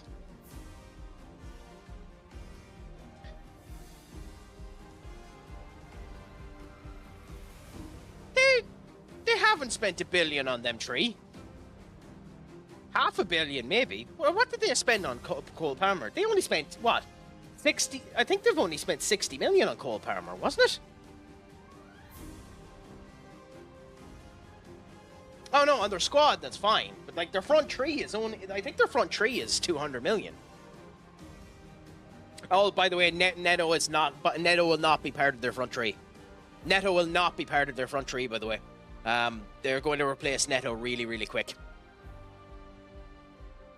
I mean, you say that. I think João Pedro is going to be much better than people suspect. I think João Pedro is going to be potentially one of the best strikers in the league next season. There's something in him. I see a spark in him. I see something in him that'll make him a fantastic striker. Don't be shocked if their front three, by the way, don't be shocked if their front three by the end of the season is Esposito, Pedro, and Garnacho, instead of it being Neto, Palmer, and Pedro. Because I think they're going to move Palmer back more and move it that way, and have a front three and not have Palmer on the right wing instead. But we'll see. We'll see what they do. Again, not a Chelsea fan, so I'm happy to concede that I'm wrong on that one.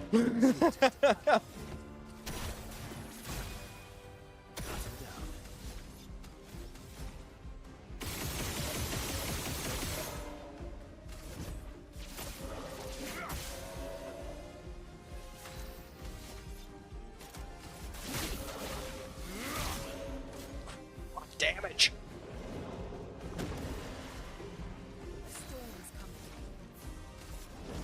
We should win now. It should be enough to win. Yeah, nice. Nice. Was it worth attempting to do that 3 times in order to win it? Probably not, but still.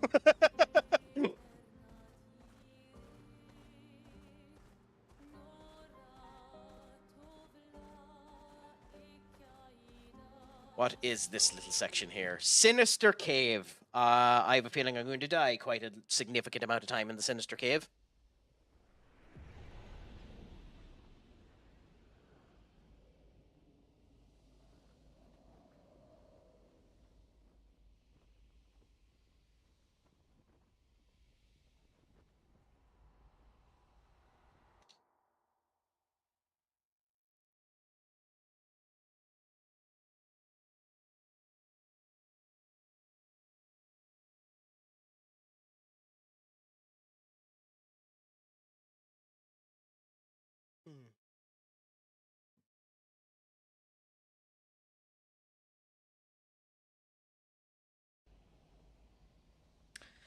Anyways, let's see how things end up going.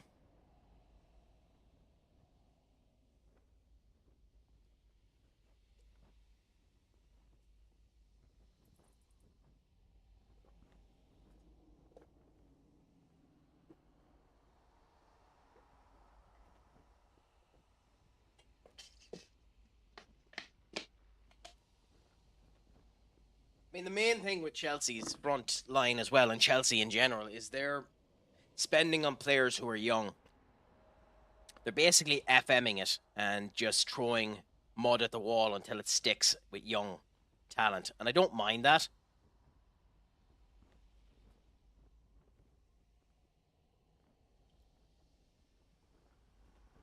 It's interesting, to be honest.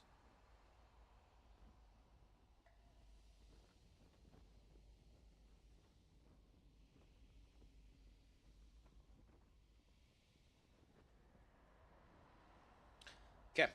Anyways, advertisements is finished, so we can continue to go through this incredibly dark, sinister cave.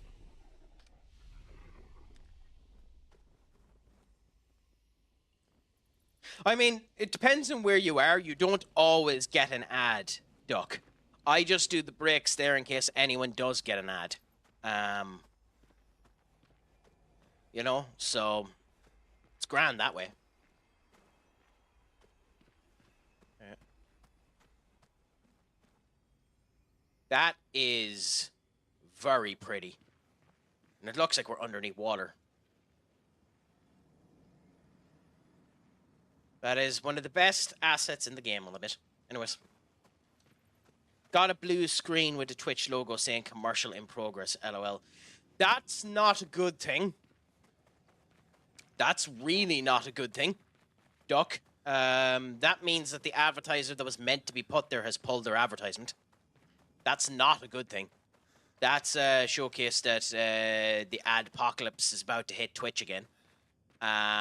I'm not big enough for it to matter at all because I don't matter on ads. I suspect that'll end up meaning that a crap ton of people are going to lose a crap ton of money in the next wee bit. That looks really pretty. Interesting. I think it was a little... Yeah. Consume an earth stand to apply 1 shield to herself. Yeah, that's just not good enough. That is a really pretty statue, by the way.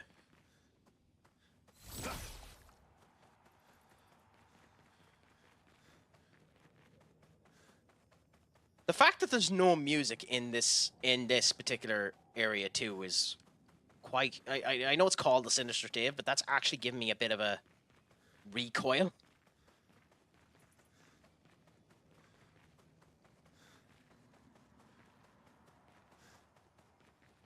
It's making me feel weird that there's no music in here. But yeah, no, I'd be worried as an if that's happening to actual actual bloody full-time Twitch streamers, because that's a very bad sign.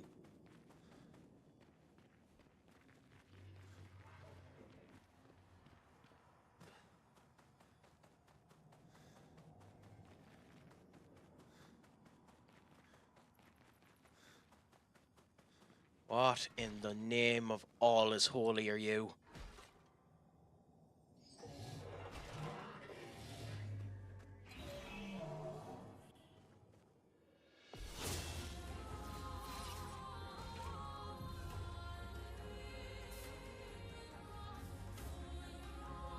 Interesting.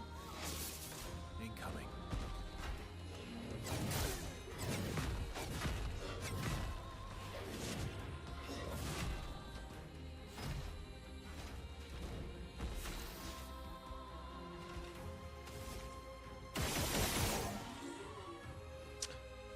I can't beat this. I can't beat this.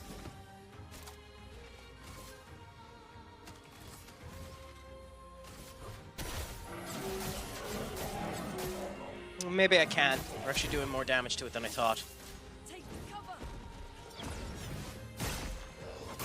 Oh, it's 1 jump.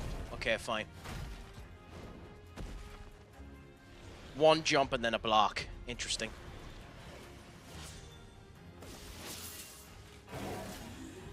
Relentless combo, so that's interesting. So it's not doing as much damage as I expected. I'll have a look at it in a second, my friend.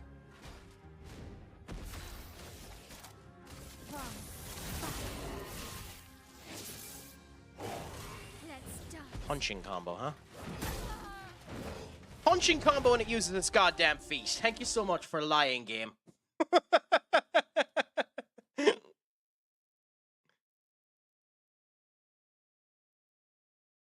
Yeah, I'm concerned about that. Yeah, I'm concerned about that. That means an ad didn't load, Duck. That's what that means. That means an ad didn't load.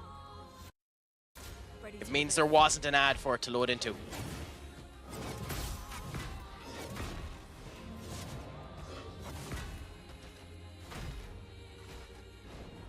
That's not a good thing to end up seeing. Genuinely, that's not a good thing to end up seeing. That's majorly concerning. Just try it. Swinging combo, so that means jump. Ah, god damn it.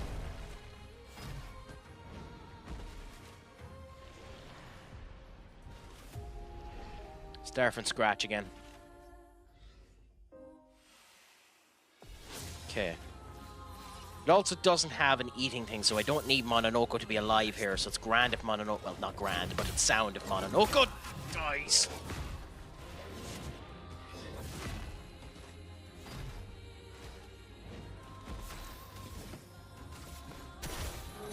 Okay, interesting. Interesting. Does her trick...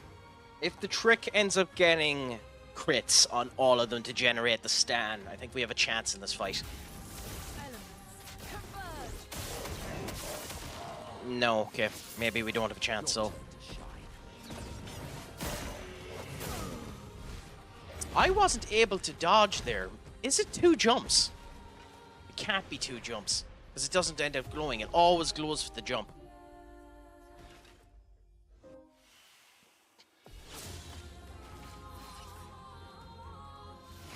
This is fascinating to me. Relentless combo again, so... Okay. Interesting. I shouldn't be worrying about parrying it. I don't need to parry it. It's nice to parry it, but I don't need to parry it.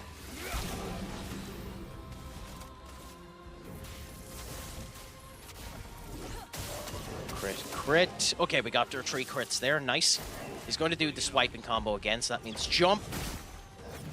And there is, you do have enough time to dodge it. Okay. That timing is just incredibly awkward.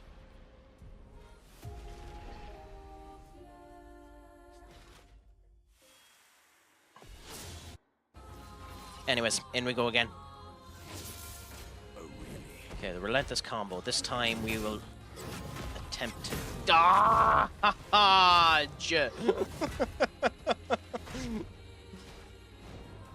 carve a path.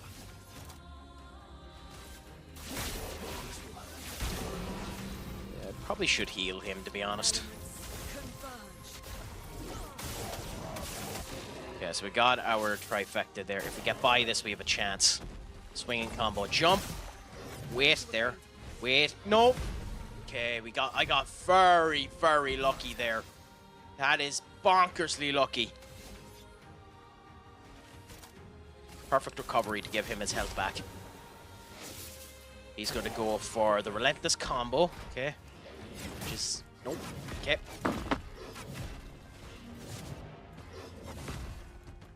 Okay.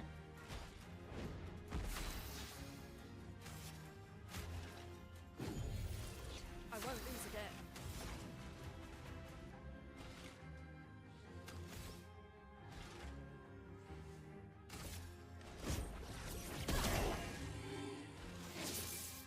Is he going to do... Okay, the punching combo this time, so dodge... Okay, say dodge the kick.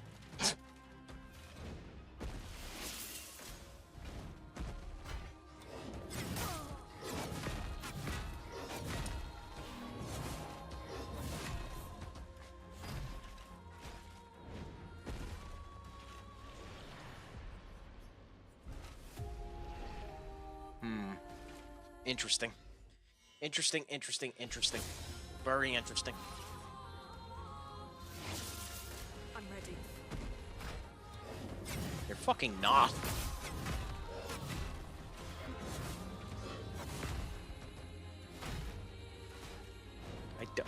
I don't have the timing yet, annoyingly. Hopefully I'll get it, but I just don't have it yet. Brace yourselves.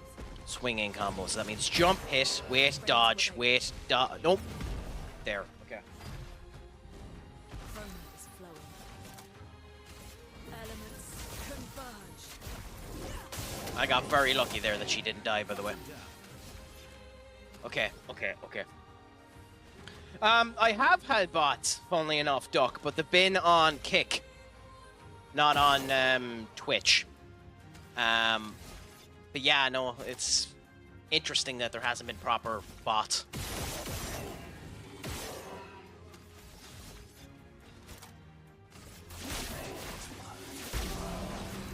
Why do you enjoy banning them? Giving a feeling the power of being able to ban.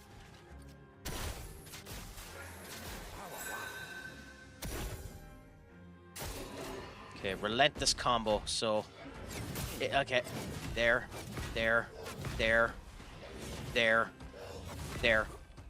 Okay, the first hit on that relentless combo is bonkersly hard to get.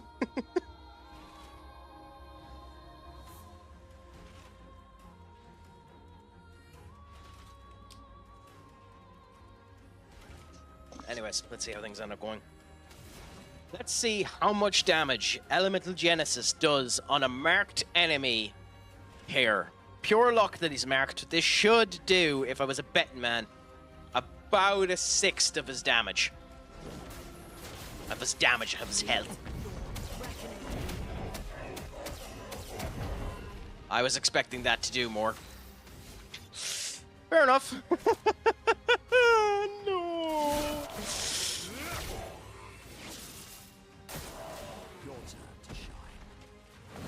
Okay, too late for the kick.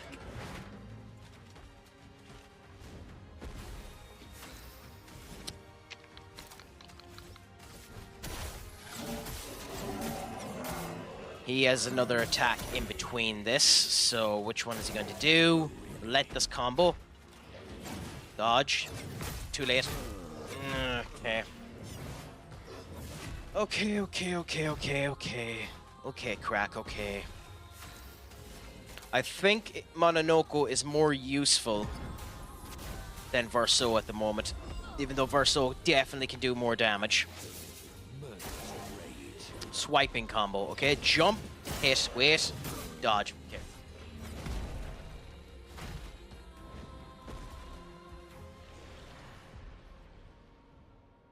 I definitely can't beat this. Is it worth consistently going at it, though? Probably not.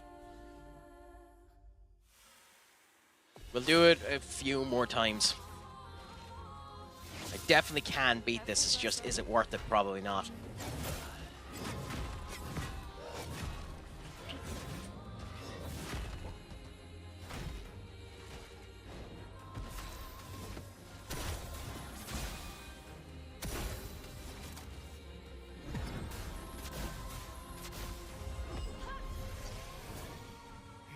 Back with powerful swinging combo this time. So jump, wait, dodge.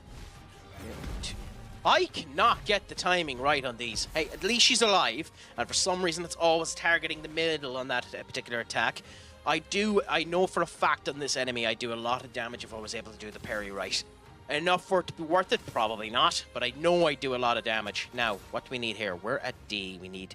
Okay, so we're not doing perfect break, so we stop when we're at 4. 1, 2, 3, 4, 5, 6, 7. There we go. Defiant Strike. We'll Defiant Strike it, give it its mark.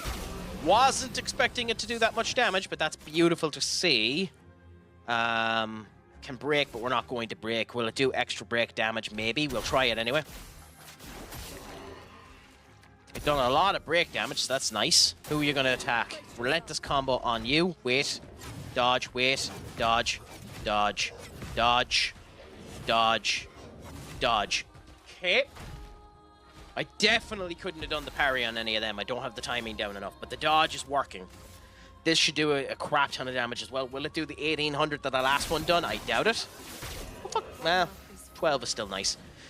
Now we do the elemental trick, get ourselves set up for elemental Genesis.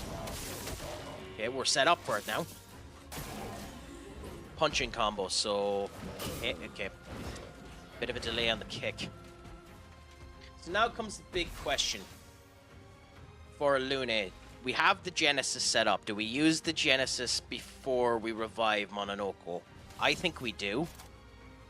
Now we have to survive its attack before we end up doing that anyway, but I think we do. Which its attack is the relentless combo. Dodge, dodge, dodge, dodge, dodge. Ah! Almost! Let's go again.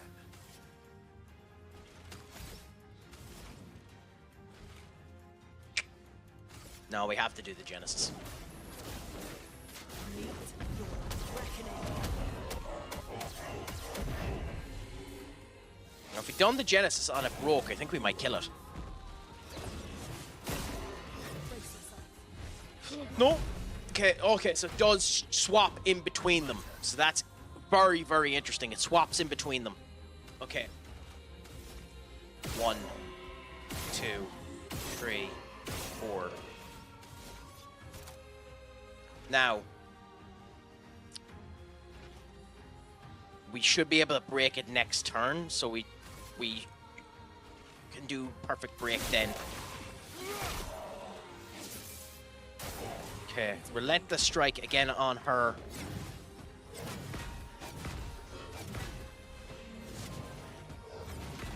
Okay, I had the timing perfect there, so I would have been able to do the parry. Not worth the risk, mind you, but I would have been able to do it. We're going to revive Mononoko now. Is this a waste? Potentially. Now, we don't want to break it until she has the Genesis ready to play. Which begs the question, what do we do?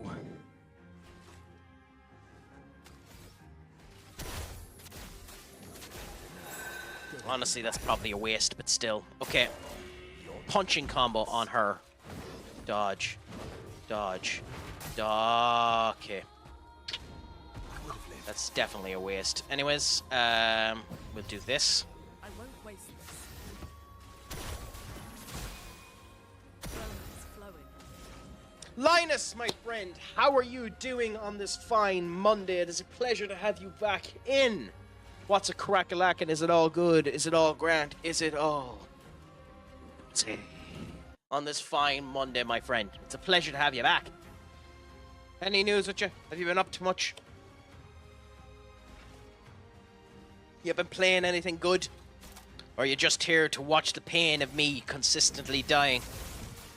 Because don't worry, all is accepted. Okay, now we have her set up so we can do the break. Relentless combo on Mononoko.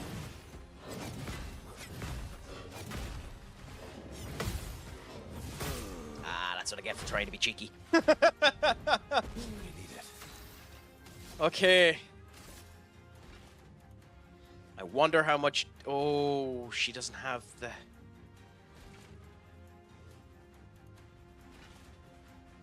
think we have to wait a turn. I think we have to wait a turn.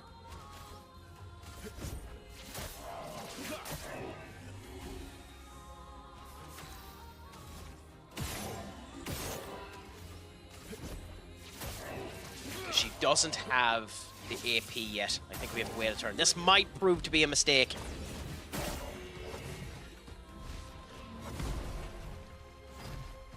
Would she have had the AP? Yes, she would have had the AP. God damn it! Okay. Let's have some fun.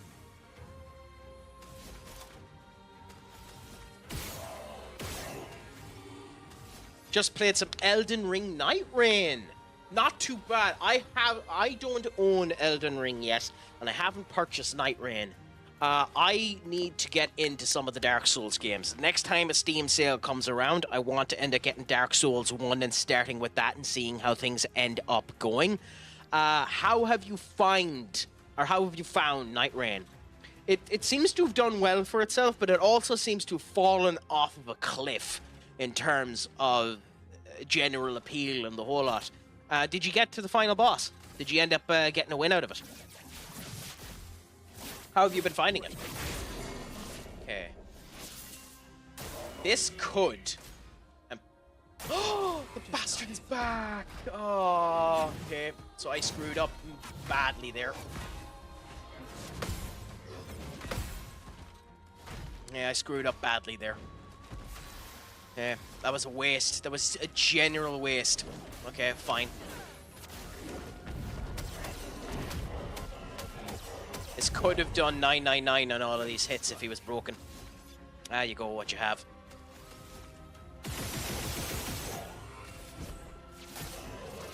But yeah, how have you found the Elden Ring game? Have you enjoyed it?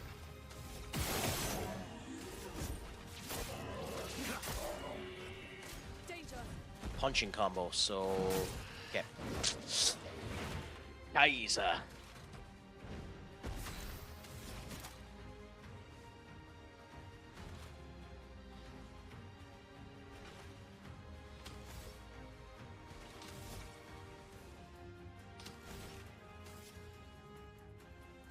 don't think I have a choice.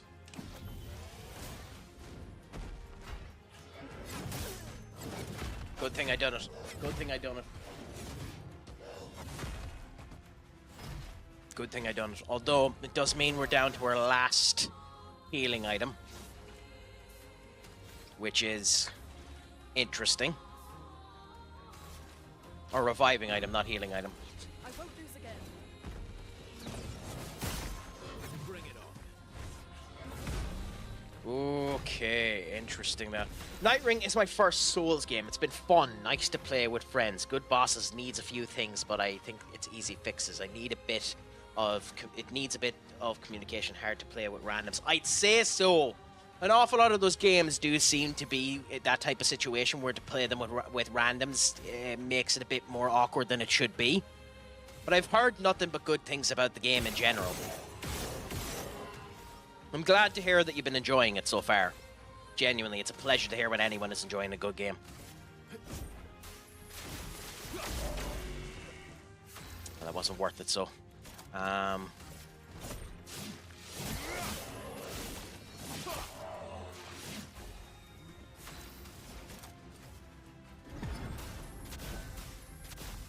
Revive Mononoko, so there's an extra choice for it to go to as opposed to her. Cool.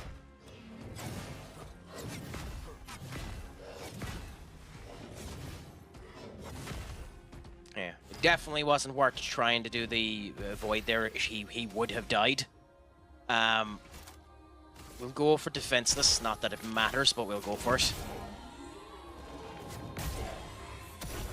Means in theory we do more damage to it. Okay, good. It's doing it on Mononoko. Cool. How do you find it as your first Souls game? Because I've heard an awful lot of people turn around and say Night Rain is fairly easy in terms of Souls games as well. It doesn't really give you the Souls game feel.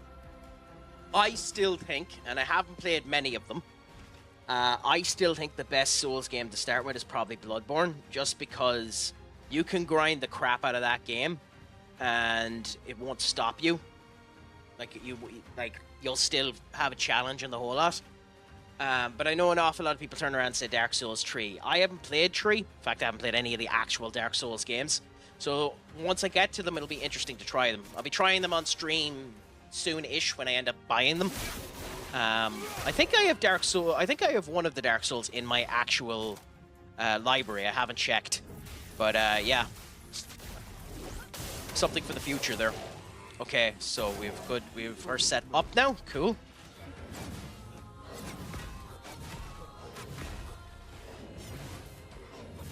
Okay, so we have the timing fairly okay set up here. Mononoko now can do the bonk, which will fill it up a good bit, so that's good. Yeah, the bonk does so much break damage, it's beautiful. I'm never getting rid of that move. If I ever talk about getting rid of the bonk out of Mononoko's moveset, tell me to shut the fuck up. Because that does so much break damage, and I don't have many moves that do break damage. He's ready for breaking, okay.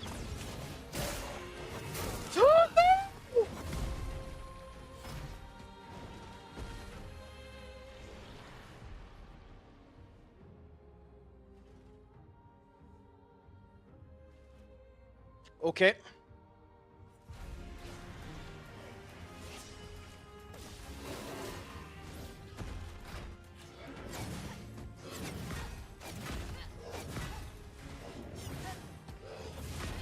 We have to be perfect now, because we're in the last reign of this. We can do it with these. We can do it with these.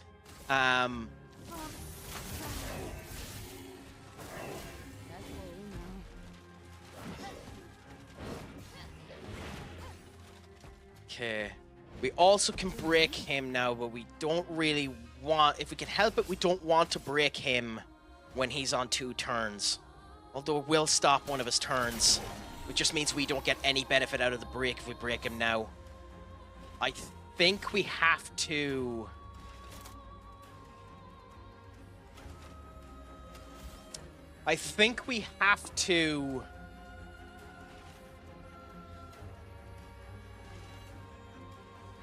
hope we get through both of these turns.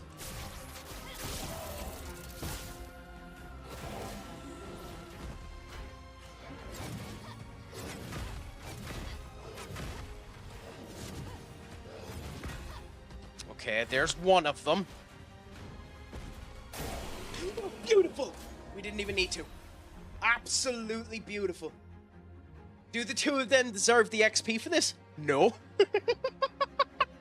And we didn't miss anything because Mononoko didn't need a foot. But at the same point in time, I'll take the bullshit. I'll take the bullshit win. And ironically, we're getting a new weapon for Mael as well, so Mael actually ended up benefiting from it. On defensive stance, gain 1 shield per parry. Lose all shields at turn start. Interesting. Interesting. Double grading a generation while in defense stance. If stance is defenseless, I still think we're better at what we have. Genuinely, I still think this is the best one. Do we have new pictos? No. Okay. It's a good game. I think it's a good game for starting to play Souls games. It gets you started on the most important part of Souls games and makes it better because you have friends.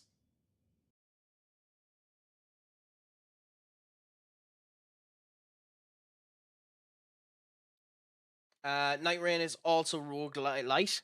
By the way, just for future perspective, roguelite is Lite, but I understand what you mean there. So it's a bit different from other Souls games that I've watched, and it's a good starter game. Happy out! Happy out! Pleasure to end up here, and I'm glad you've enjoyed it anyways.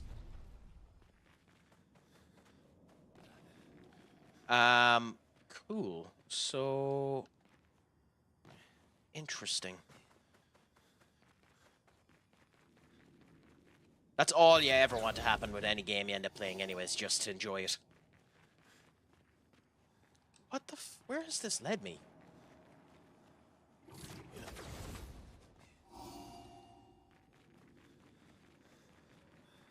The one thing I don't like about this game is that there's no map whilst in a dungeon. It would help immensely. God, that's beautiful. It really is. Because you don't know if you've missed anything. It does mean you do have to go around like a scared chicken, just looking at everything, hoping you get it.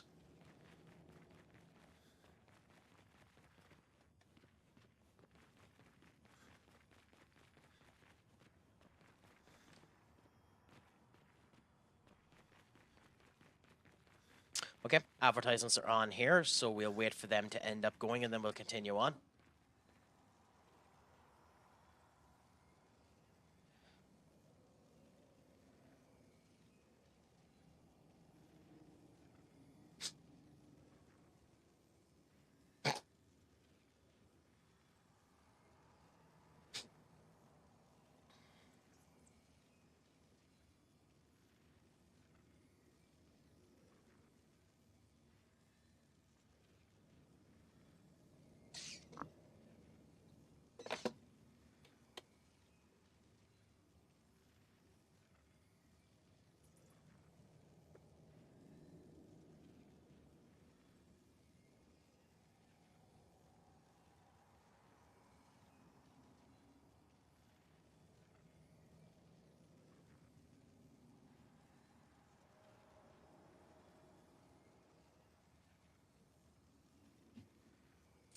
Anyways, yeah. But I'm glad you've enjoyed it. Genuinely fantastic to end up hearing that. It'll be a while before I end up getting to Night Rain anyway. Because I'm not spending the money on that first. I'd have to play the original Elden Ring before I ever even consider Night Rain. But did you, Linus, when you played it, did you play it on PC? Or console? Or how did you end up playing it? If you don't mind me asking. Also, we'll drop down here and come back up. What have we here? Ooh, new weapon. Curse self on start of battle. Deal 50% more damage while cursed. Reset curse duration when entering Twilight State. That's interesting. Did it come up with the same thing again, Duck? Oh!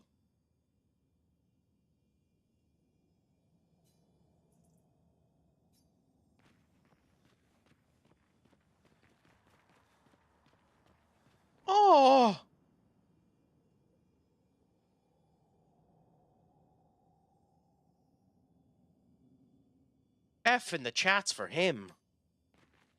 Oh, that might. I know this game has tried to pull at my heartstrings a couple of times. That genuinely might be. That genuinely might be. The most emotional thing that's happened in this game. I was not expecting that at all. That genuinely might have hit me. It might have got me there. I was not expect. That genuinely made me upset. That's bonkers. That genuinely made me upset.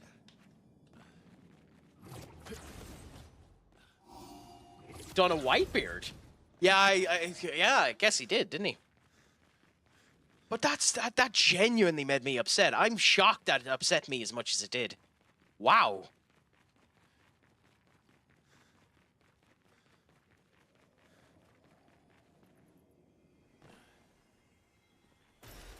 Oh, lovely. Yeah. There've been a couple of them, like there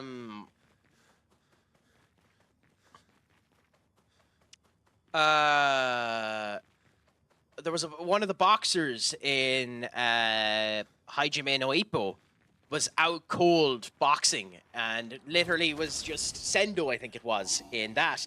Literally was up like this, just, you know. Sale, thank you so much for the raid. Genuinely, I appreciate it more than you know. How did the save end up going? Please let us know. QPR, not too bad. How have you been finding QPR? Have you been with them since the start? Has it been something to it? Please, everyone, give them a follow. We like to end up giving our love over to other people from the FM community. I tend to do FM quite a bit as well. I'm variety more than anything else. I try to do as much as I can. But it's a pleasure to have you, my friend. From the start with them. Not too bad. Have you gotten to the Premier League yet? Are you champions yet? What have you managed to end up winning? Sir Million, too. What a wonderful name. I am doing fantastic, to be honest.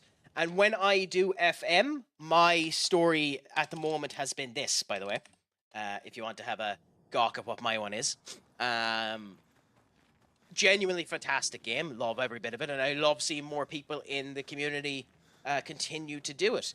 Are you a QPR fan yourself?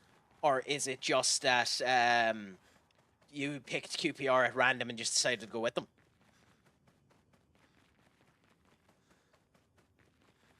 Not still in season 1. Oh, are you? Oh, sorry. My apologies. I was just reading the AI, the Frosty Tools section there. Oh no, you went back to 2013 season. Ah, not too bad. Where were they in that particular season? I know, isn't it? Something fierce. Thing with me though is you get maybe 2 or 3 matches of stream, so it goes very, very slow. That's been going since September. We're currently with Real Madrid, and it's going fairly well with them now, if I say so myself. Thank you so much for the follow, by the way, Sal. I genuinely appreciate it. Let me return the love, and I'll try to get in and have a gawk at your stream in the future as well. I have to leave for a friend's birthday. Happy out. I hope the birthday goes well, my friend. Have a beverage on me. Typically there'd be sound here. It wouldn't just be vapid non-noise with my useless voice taking everyone's attention. But I thank you so much for coming in. Genuinely appreciative. I'll try and catch one of your streams in the future. It was a pleasure to have you. And I hope the birthday party goes well. Now I need to figure out a way to get out. I think that's everything in here. Okay, cool. We're as well rest now. There's no reason not to. Okay. And now we get to see one of the greatest assets known to man better. Just look at Mononoko there. Mononoko looks so beautiful there. And the steam coming off of the flag. The steam coming off of the flag is so brilliant. Yes, it is. I still want to know with the Sesko deal 100% what the deal we're giving is. Because... One second, it's Newcastle. One second, it's United. I mean, Newcastle have put in the bid. He has been a United fan since he was young and has mentioned before he'd love to go to United. And United are the bigger club than Newcastle. And the other problem with Newcastle is, unfortunately, Newcastle are in Newcastle, and no one really wants to go to Newcastle. I suspect we're going to end up getting him. $1 million, to be honest. We've supposedly put in a bid for 80 million quid. I think that's too much if it is true. But if it's 80 million quid evaluating Rasmus Højlund into it as well, we'll see. I really don't want to see Rasmus Højlund go. I genuinely think there's a player in Rasmus Højlund. I might be one of the last bastions raising the flag for Rasmus Højlund. But genuinely, I'd prefer not to see him go. But if he does go, he goes. Yeah. That's supposedly the deal. The deal is that United pay X amount of money and send Rasmus Højlund their way. So it would basically be a swap. Effectively, it would be a swap.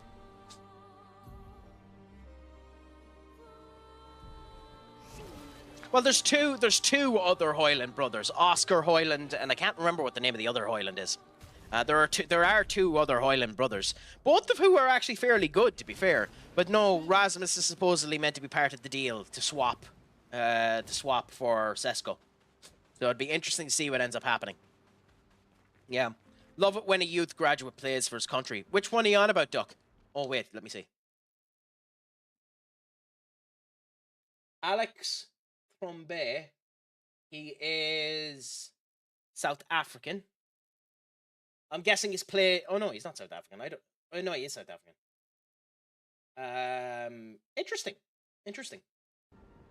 If I was RB, I'd want 50 million if United included Højlund. You don't like him, do you not, Million? Really? Okay, let me have a look at it.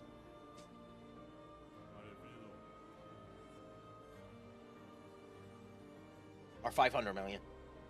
David. Now, I don't trust David Ornstein 100% either. Well, I don't trust anyone 100%. I wait for multiple accounts of what ends up happening, but I'll still look and see what Ornstein says.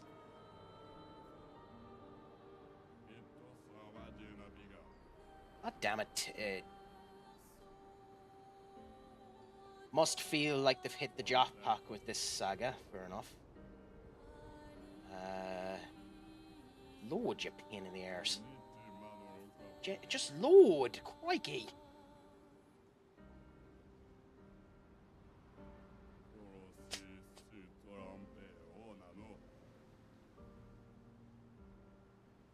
Okay.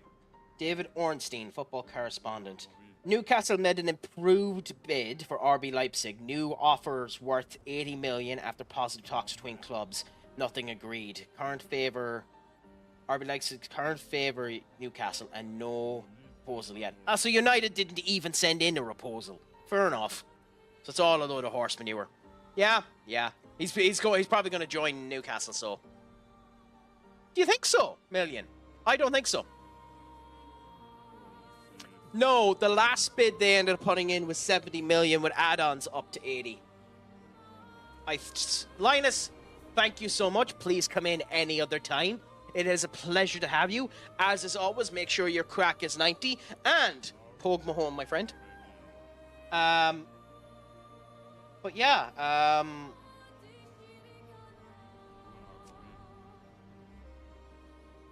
I believe it was 70 million before that. If I was a betting man, I'd say this is 80 million plus add-ons. To be honest with you, Maddie. But we'll see what ends up happening. Leipzig have hit the jackpot on that one, considering Arsenal left for the same reason. I'd sell him in a heartbeat if you end up getting that money for him. I do think Newcastle are idiots, though. But we'll see what ends up happening, because if Newcastle will want to be careful now. If Newcastle sign him and Liverpool don't come back in with an offer, we'll see what ends up happening then.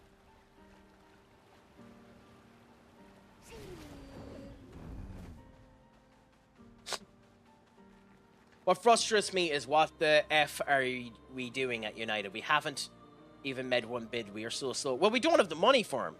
But at the same point in time, like, I understand your opinion on it. I think there's a player in Rasmus. I think my big thing with Rasmus was last season, Garnacho refused to pass to him. And Ahmad, when he did pass to him, would end up passing to him okay. But then you had bloody Mount when he was on, always going ahead of him. I think he was playing too deep and was forced to play too deep. I think during this pre-season, Rasmus has looked somewhat decent. I think we had the problem in Everton, as well as everything else, that we just don't fucking service our striker. So we'll see what ends up happening. I think we'll spend all this money on Sesko, and Sesko won't end up getting anything either. He'll be fed nothing.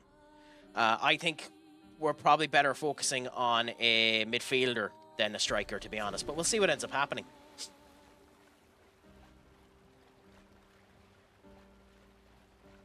FFP will beat him up. Maybe. Newcastle need to be more worried about FFP than we do. We make a lot more money than Newcastle. So they do need to be careful on that grounds. Like, we make a hell of a lot more money than Newcastle. Like, with United, I don't know what the deal is, but we'll see. Garnacho, so I'm not going to comment on the bloke. However, I cannot see a player in Hoyland. Bad positioning, bad shooting, bad passing, horrible first touch. I disagree with most of that.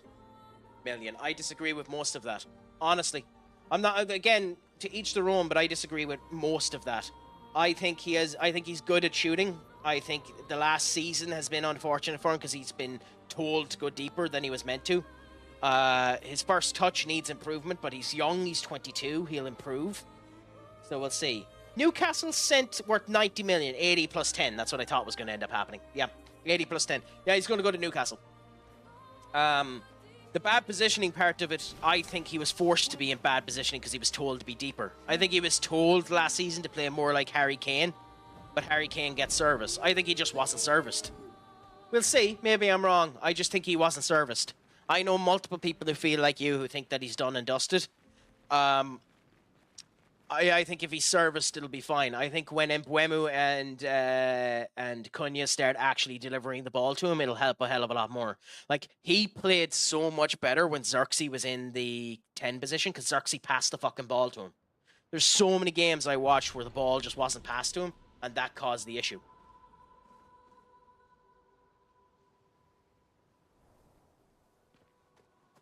Well, Kane gets service because people pass him the fucking ball. He who guards truth with lies. Are those faces? An Interesting. Infinite sea of them. But hey, you can argue that one all you bloody want to. But if you don't pass the ball to the striker, how is the striker meant to bloody score? Garnacho refused to pass the ball. Rashford refused to pass the ball. We didn't have a left back for half of the fucking season, so we were completely demolished down the left-hand side and never ended up coming down to it. When we did go on the left-hand side, Rashford would shoot. When we went on the right-hand side, Garnacho would shoot. No one passed him the fucking ball. That was the problem. No one passed him the fucking ball. When they passed him the ball, he legit had a chance, you know? There was a period of time there at the start of the season where in five games Rasmus was passed the ball twice. In 5 games he was passed the ball twice. He got the ball himself in a couple of occasions, but he was passed the ball twice. In terms of service, last season as a striker, he was 17th in the league for service. There were 17 clubs that gave their strikers more fucking service than United did. Again, I'm not going to turn around and I'm not lying with you there. I think it was Garnacho's fault. I think it was Garnacho's fault. I think it was Deloa's fault. I think it was Rashford's fault. There's loads of people at fault for it. Bruno as well in slight formations because he take a shot at 40 yards out of the pitch. I think there's multiple to it. I'm not willing to throw Rasmus to the Wolves yet. I think he deserves one more season. But then again, I'm also very nice to the players. I think Mount is going to be fantastic for United this season. And we'll see what ends up happening. Is the island singing? I personally think there's a player in Rasmus. I'd like if he went on loan more than ended up getting sold if we're going to sell him. But we'll see what ends up happening. But that's different, Maddie. I agree with you there. But a striker must be selfish. There's a difference between it. Everyone else, and this has always been the case in football, and if you ask anyone about it, it is the case. Everyone but the striker must be giving. The striker must always be selfish. Robin van Persie would say it. Lewandowski would say it. Ronaldo would say it. Rooney would say it. And in fact, that was Rooney's problem. Rooney was too unselfish. And yet was United's top goal scorer of all time. A striker must be selfish. There's a difference. You know?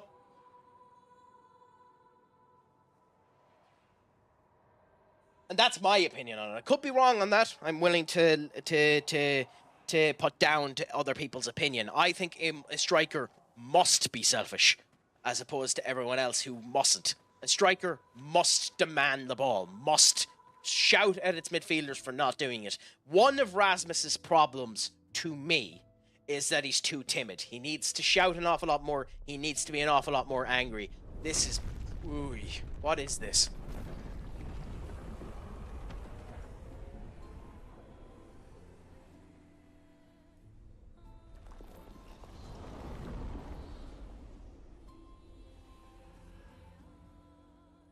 What's it doing?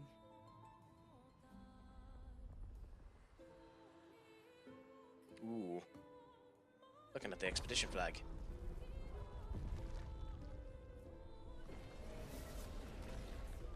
It's not attacking. Was that an invitation? So it seems. Feels like a trap. I don't mind a straightforward path for once. Better than battling through a mountain of Neverons. No, Verso's right. Something feels off. Ooh, interesting. What is this? I'll get to your comments in a second, guys. I'm just interested in this.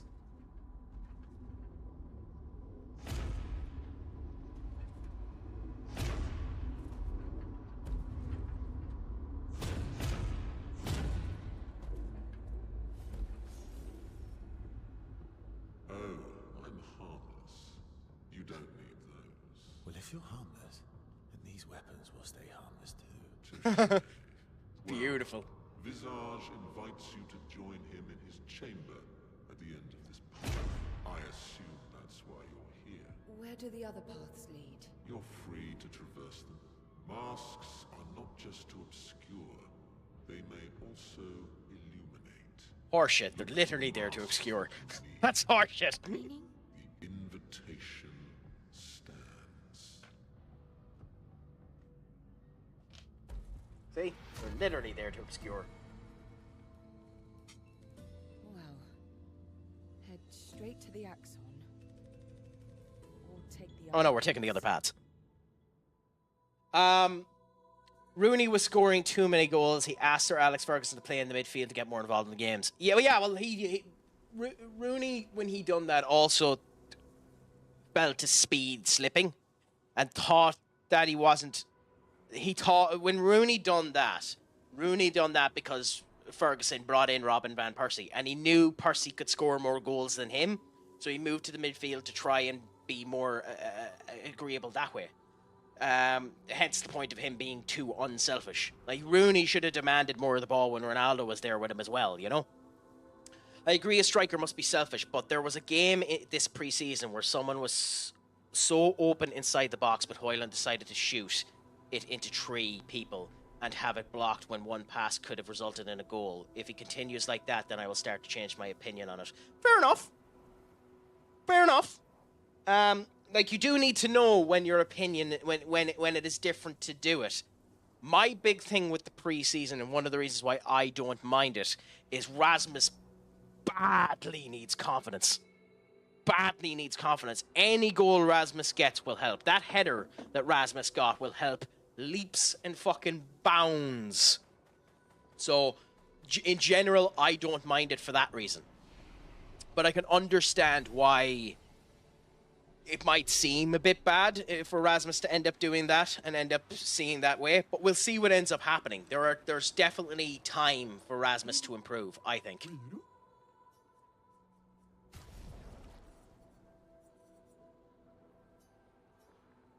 Okay, well, we need to buy that anyway.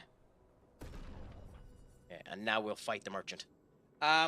I think the only way United can get 8 or more goals out of Rasmus is if they play a long ball, because I'll admit, as much as Rasmus is bad, he's rapid. I don't, Million. I don't. Rasmus has strength in him. And he can definitely break when he needs to as well. And we are a counter-attacking team at the moment, unfortunately. But I genuinely think he's going to have a good season this season. With the passing play that has been happening there, you've seen it in Everton, even though in the second half we died a death. I think he's going to have a really good season this year. Oh, that's 100% understandable. Nothing wrong with it if you can't see it. I personally think there's something in him. I think he's going to have a good season this season. But here, the $1 million question is, I think Xerxes going to have a good season as well. I wouldn't be shocked if Rasmus had a 15-goal season. I wouldn't be shocked. My big problem is I also wouldn't be shocked if he doesn't score in the first 5 games. I also wouldn't be shocked if he doesn't score in the first 5 games. But we'll see what ends up happening. Again, a lot will end up happening because will United end up putting in a bid for Sesko? Now that Newcastle have put in this €80 million bid, I think we're out. But we'll see. Xerxes not a striker, though. I think Xerxes a 10. But at the end of the day, I also don't care because we have Obi there as well. I think Obi is the one you develop more than the other two. But again, time will tell. Time will tell. I'm willing to raise the banner and say there's a player in Rasmus, but I can understand why.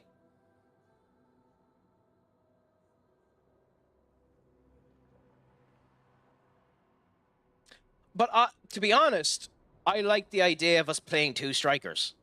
I don't get why the game has divulged into having 1 striker. I like the idea of playing 2 strikers. Now, as I was saying there before, I think Ruben has changed his system so that everything is fluid. I think the front 6 players are literally designed to swap around each other. I think Dogu will end up coming further up as well. I think you'll have a masterful, a complete situation of Rasmus moving back to 10 while Mbeumo moves up to 9, while Cunha moves with Mbeumo while Rasmus moves there. Then you'll have Mbeumo move back with Ahmad move up to 10. I think that's it. I think the whole idea is for it to be 100% fluid. Is that good? We'll see. But we'll see what ends up happening. I think there's a player in Rasmus. But again, time will tell. Time will tell at the end of the day. I'm happy to be wrong. I'm not happy to be wrong, but I think you get my point.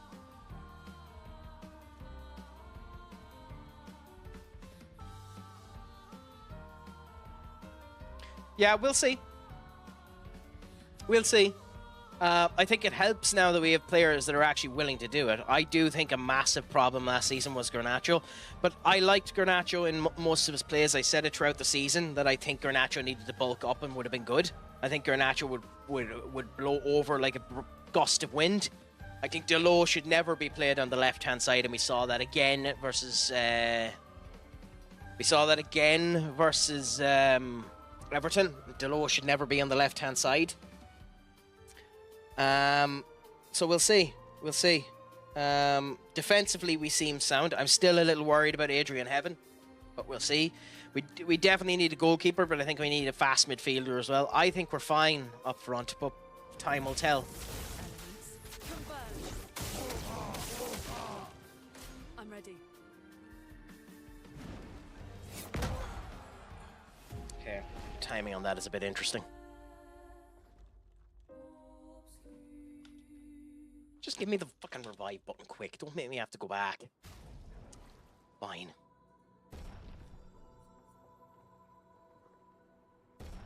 But we'll see. Like, it'll be an interesting time. The Fiorentina match will be interesting considering they have another week to train before the Fiorentina match. I think Arsenal look a bit off, but that again could be pre-season. I'll do it. I wouldn't be shocked if we got a win in the Arsenal game. That's all I'm going to say. I wouldn't be shocked if we got a result in the Arsenal game. And I'd be happy with a drab, boring, chilled 1-0 or a draw against Arsenal as well. A storm is coming.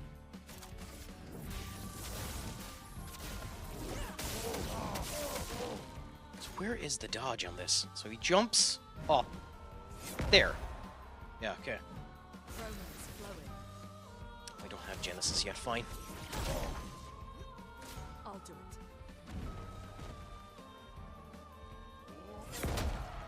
Ah, delays in all of his attacks. Fair enough. First game of the season is maybe Lambast Arsenal for the Gokares signing. Like every striker, it takes a bit of time to get revving up. I think it's bullshit to turn around and say that he's a bad signing, even though he played mediocre in the first game. Let me flow.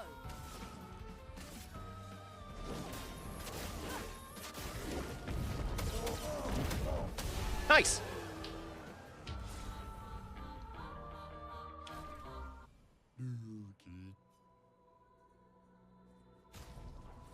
Ooh. On turn, start gain 1 shield if at least 1 sun charge is active. I don't like that weapon, but we're still going to buy it. And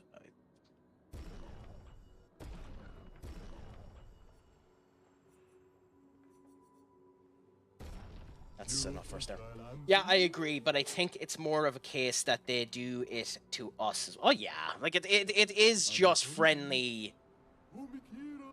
It is just friendly poking the bear, you know, in a way. So I understand it. I just don't like it, you know.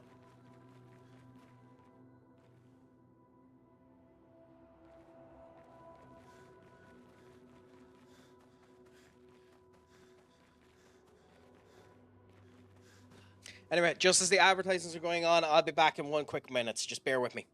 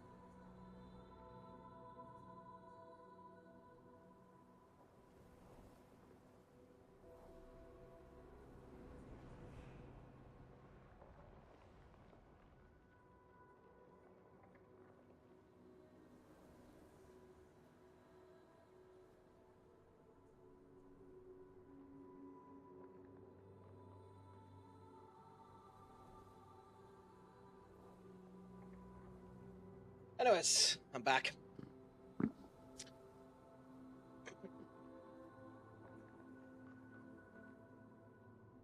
Dewberry Hall is a good deal for Everton.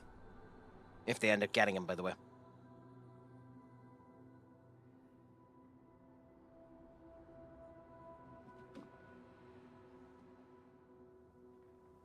Okay, we'll go down this way first.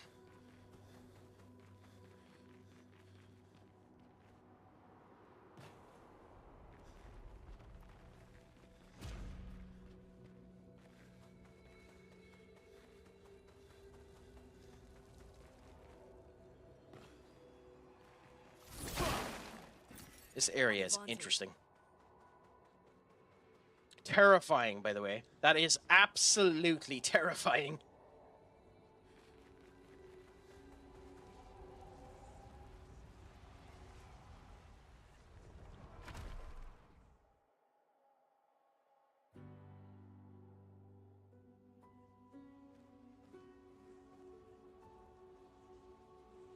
Oh, can you go back? Oh, you can go back.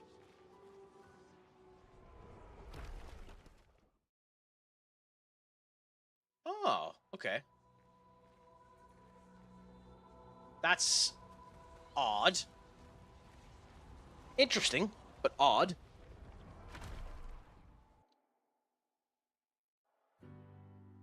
Anyways, we continue on for now. Everything's destroyed. Normally, I enjoy a little destruction, but this doesn't feel right. It's rage. Interesting. So in we go now into the fight. Let's see how things are. Let's go, Path. Ooh, that music. Here we go. A storm is coming. Elements, converge. Absolutely gorgeous, that music. Yes.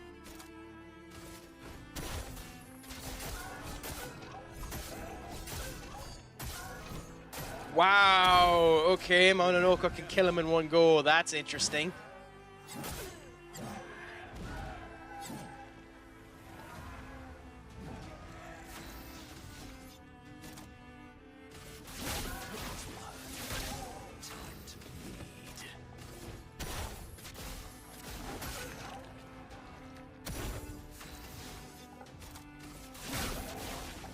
Yeah, interesting.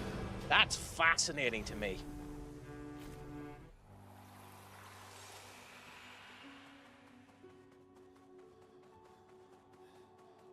I love moments in these type of games where it's more somber like this. Although, is this another... No, okay.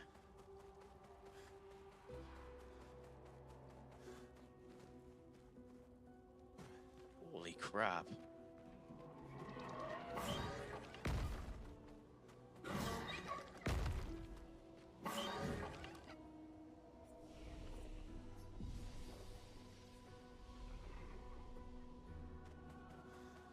What is going on?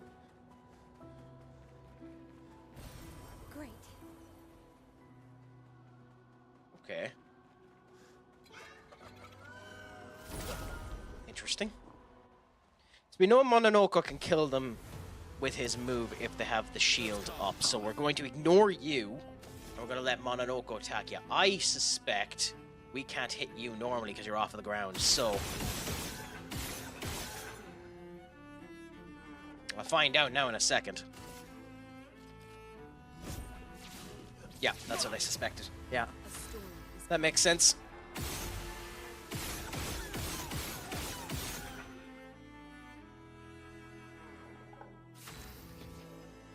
Okay, and Mononoke well, maybe not, because it's not doing the extra damage this time, but it still should do a lot of damage.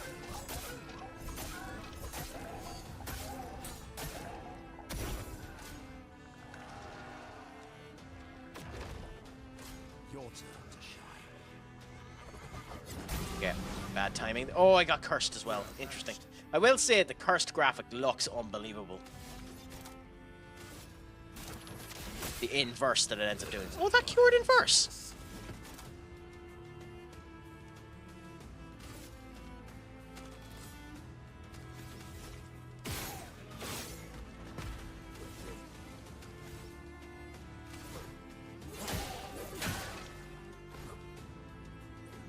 Counterattack, okay.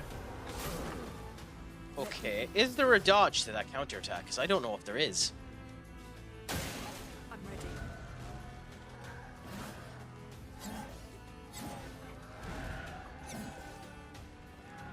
Okay, so if I had tried to do the parry there, I would have lost. Interesting.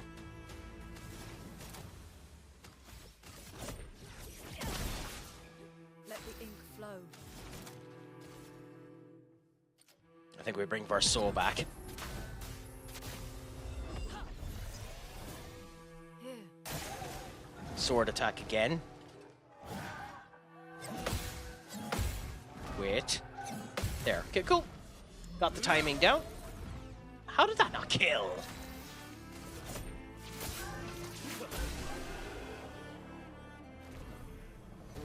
Oh, Mononoke did get XP there. Interesting. He's not getting enough, mind you, but he did get some.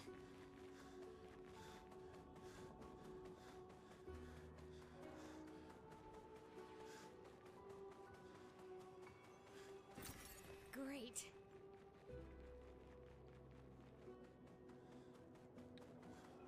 The yellow hue and the whole lot is gorgeous. I must say the set design in this game is out of this world. It's like nothing else, and it's gorgeous. It's absolutely beautiful. It's breathtaking sometimes how beautiful this game is.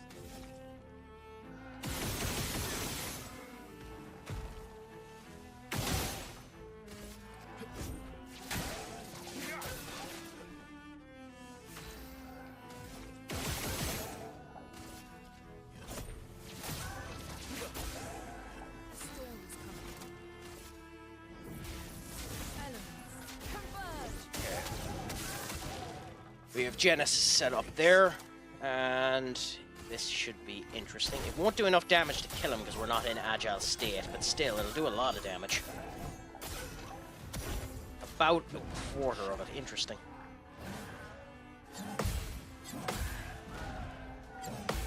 Nice. That's what you want to end up having there. 5,000 done to him there. Slams the shield. Interesting. Okay. The gradient counter is always something I find scary because I never really know when to do it. Now.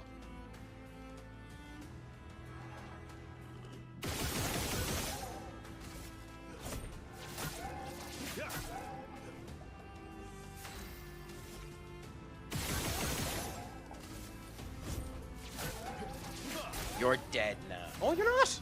Okay, I'm genuinely shocked by that. We can break you, but you're gonna die the minute we do. Go on, why not? Because why not? You have the Genesis, which we're going to end up using, so we're as well just break your shield and then immediately use the Genesis.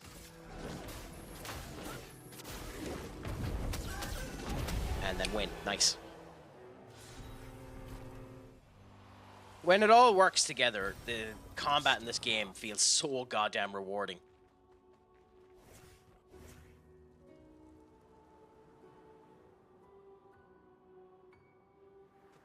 Ooh, fascinating. Okay.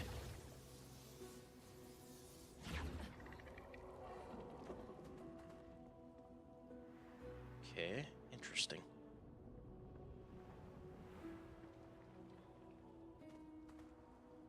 That's not concerning at all. There's the flag, and we went up that way for it to bring us back down. I will say the mouth is, like, the faces are kind of unsettling. Okay. Oh, okay, we do have an entrance to the... Okay. The mausoleum.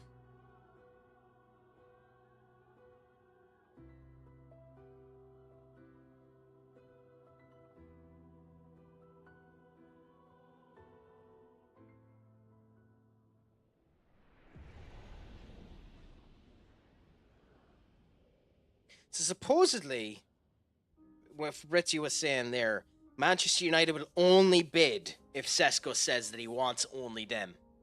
Which I don't get why clubs do that, because it makes no sense.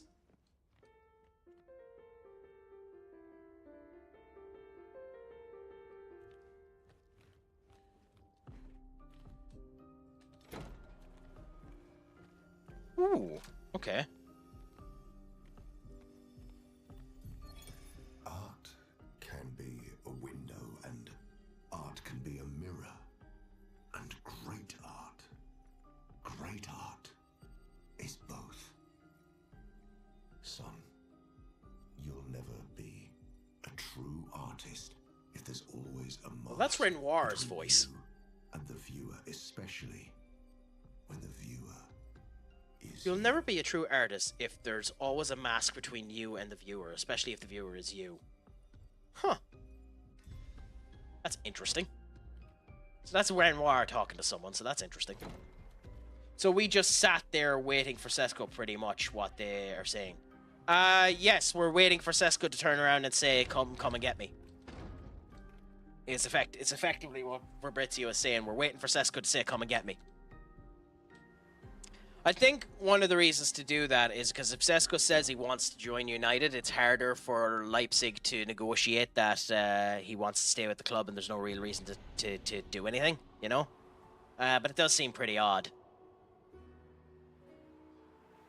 Like, they have specifically said throughout the entirety of this transfer window that only go for people that want to come to United. Not for the money or not for anything else. So maybe we haven't negotiated personal terms and the money is just too high at the moment. I'm not sure.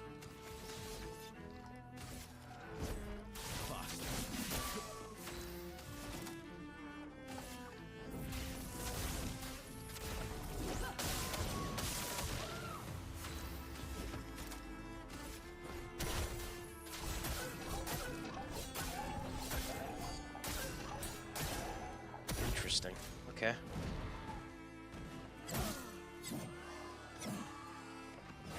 Well, it's the same long combo as the boss, except for it doesn't have the head twist.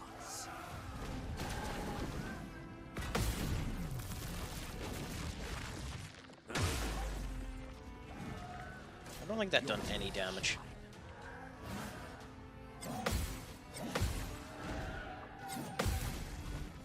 Yeah, if we are just sitting there doing nothing but wasting time, then we might as well start communication for a goalkeeper and midfielder, useless doing what they are doing. Yeah, but as Goldbridge turned around and said there, and I know an awful lot of people don't like Goldbridge, but it is an interesting point that does make sense.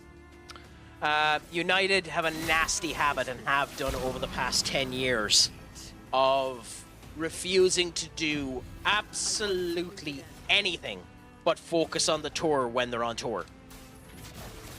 So it could be a case of we have some wheels in our wheelhouse, but we just didn't want to talk to any of them while we were on tour. And that makes a lot more sense to me than anything else.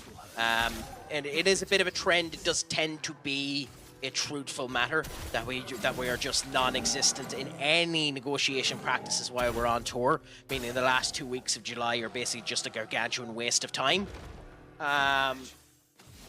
Whether or not there's any truth to that, I'll leave that up to yourself to decide, but it does tend to make sense to me.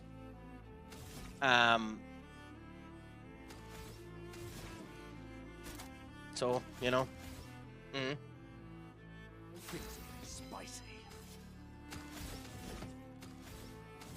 I don't know if you have a different opinion or what you think about it, but that's my opinion anyway. Maybe it's just a situation of we don't want to do anything because we're still on tour and we're waiting for everyone to get back from tour. They're doing more than one deal at a time if anyone's waiting. Yeah, well, yeah.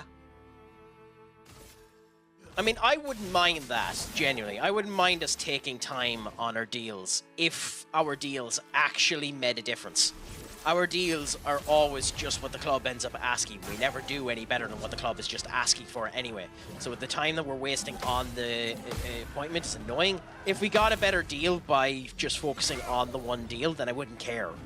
But it is just a situation of we're just so diabolically shite at negotiations that we take too much time. Now, the other question with that one, too, is why have we not gotten a new negotiating team that's better at that? Because it seems to still be the same negotiating team that we had when we were basically ran solely by the Glazers. Nice. Ooh. Interesting.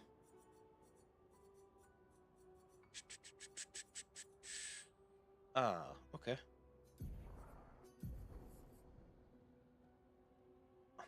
That's effects. Well, you don't use that, so do that. But do you actually have any? Double burn is on now. Do you actually have a burning shot? Yeah. Okay. Fair enough. Probably not the most effective use of the Picto. It's far more useful on my L. But for now, we'll put it on him just to unlock it, I suppose. Yeah, I don't mind taking time on deals, but we're sitting around waiting for a player to say something to then go for another position we need. We are just wasting time. Yeah, pretty much. I think you've hit the nail on the head with that one, my friend.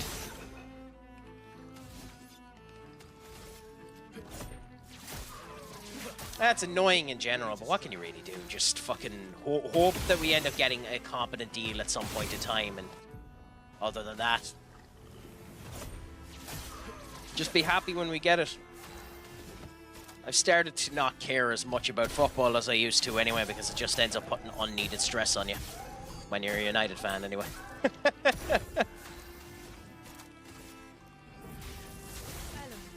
But we'll see what ends up happening. Hopefully, something will end up coming down the line. If it's not Sesko, hopefully we go for something else.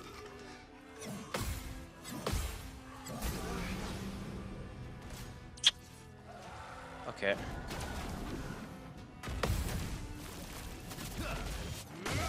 Gradient counters always look cool, but damn are they weird.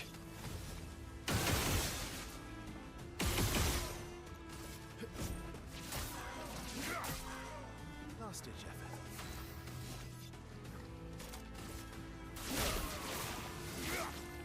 What if Sesko ends up going to Newcastle? Then we just wasted over a week or two for no reason. You aren't wrong. United do add some unneeded stress. But then comes the question, were we ever really in for Sesko? Maddie, were we ever actually really in for Sesko? And this is where people will end up spouting all types of shite that ends up coming down to it. We might have never really been in for Sesko. And Leipzig might have been using us to up the price for Newcastle. And if that's what Leipzig were doing, and United are just playing along, letting the price go up so that their rivals end up spending more money than they need to, fine. Maybe we were never in for him. That's the sad, sad truth. We don't fucking know. We never done a bid, so we don't know if we were ever actually in for him. We just know that supposedly there are members of the Leipzig Association that are green on Rasmus. And as a result of them being green on Rasmus, would be willing to listen to a deal from United that included Rasmus within it. That's all that we know. We know that Sesko is a United fan and would be tempted to end up joining United due to the fact that he is a United fan, and as a result of which wouldn't have a problem joining us even though we have no Champions League football. But at the same point in time, was this just a ploy by Leipzig and Sesko in order to up his wage and to up the amount of money they end up getting? We also don't know the answer to that. So the sad, sad truth of it is we might have just been used as scapegoats. As I was saying there mightn't be any truth to the Donnarumma deal. It might just be Donnarumma wanting a brand new contract, wanting more money. We don't know. We genuinely don't know.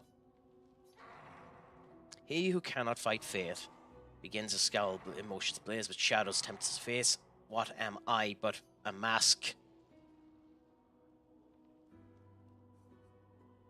Masks his face. Sadness, isn't it? No. Yeah.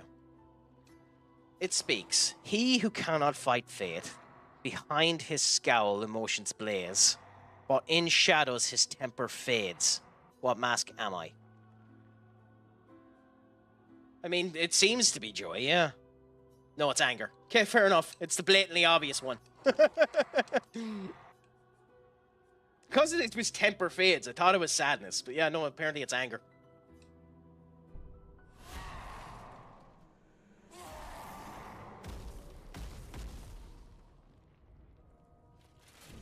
Okay.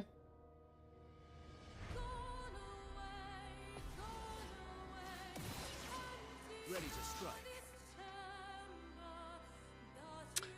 I should have healed. I should have healed. That would have been a smart thing for me to do.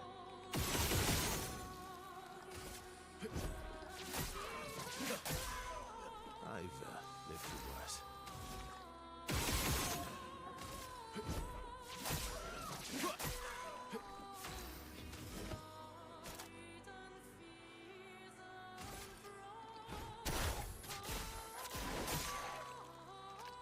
Still, we'll see how things end up going. It's a sword combo, so it's down, up, and there, there, there. Okay. If it follows the same mechanics as the regular minions in the area, I think I should be fine.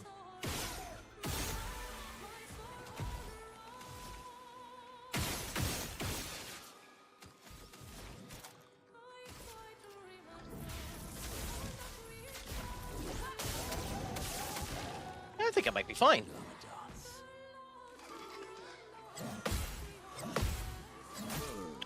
Nah, that's unfortunate. Maybe I'm over-egging my abilities here, but we'll see. Why, what did your director of football do? Did you just call me a bozo?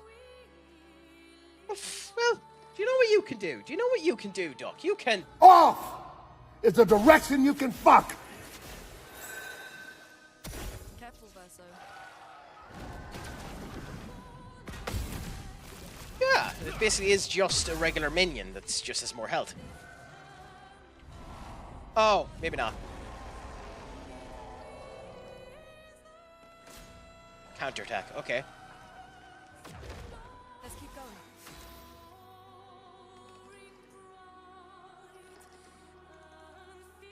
Okay.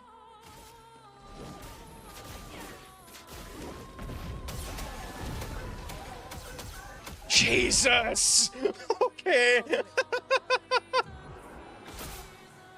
Okay, fair enough. I kind of expected that. It's the counterattack is the one thing I don't really have the timing down for. Million, it is a pleasure to have you back, my friend. Absolute.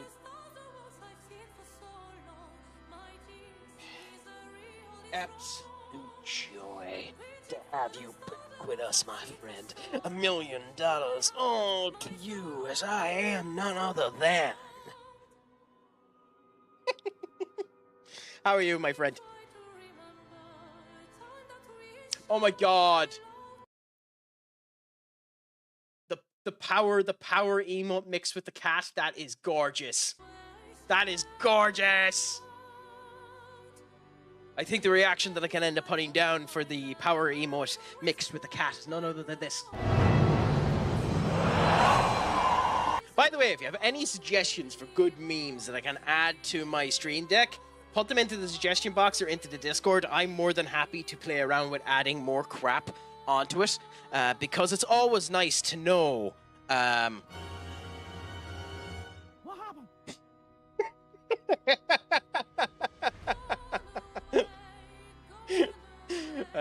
Yeah. And of course, it's always nice to have something there in order to, when things get a bit boring and the conversation doesn't flow and my voice ends up sending you to the promised land of sleep and tranquility, there's nothing better than, of course, having a little bit of...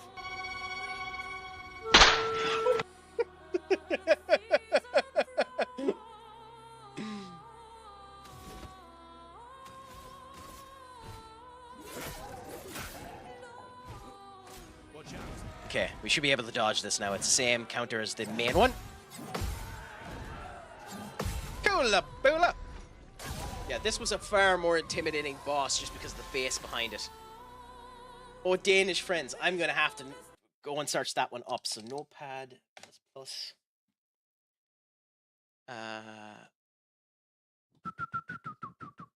No, not there, not there, not there. Give us a second, because I have a list of stuff that I meant to do. I have a lot of crap. Yes. Okay. Jamie. Vardy. Oh, Danish friend. I mean, I could add in the Joe Hart being cringe one as well. Or the one where your man runs over your lawn with a bike and, what were you fucking going? But, we'll see.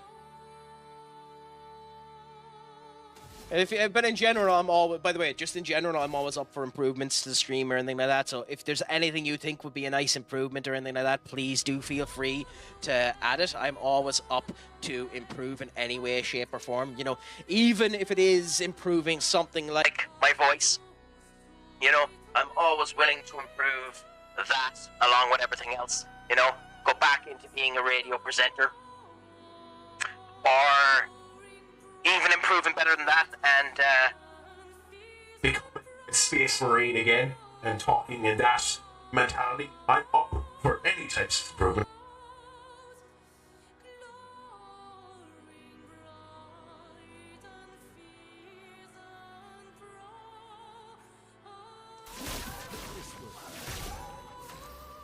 yeah, I'm telling you, I have all of them connected up here as well. I need to add in more, but it's nice to have them for the moment. By the way, considering how easy this boss is, this music is far, far, far to the robot one. Oh, this one. Hello, everybody. That's the Azimuth, which is actually what this is based off of. This was created on Voice Mod after, not Hell of a Boss, Hazbin Hotel. My fellows.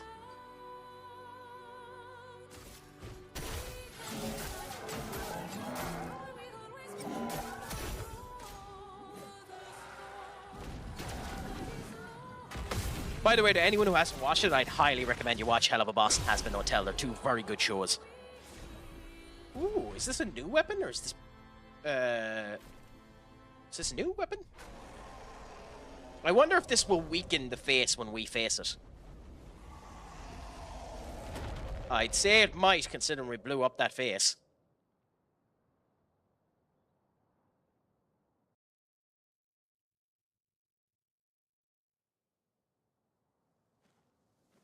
Oh, it brought us back to the start. Oh. Didn't check everything out there, so I need to go back. You annoying pain in the arse. Critical hit with skills gives 2 AP once per turn, increased lightning damage. Interesting, but not yet what we want.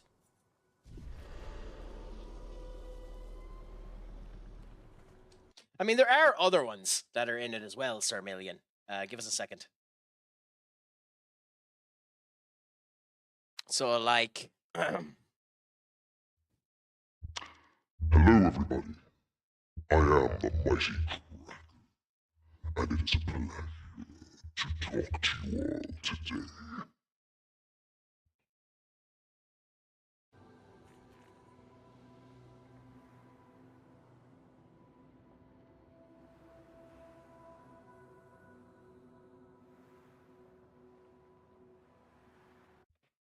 Let me check.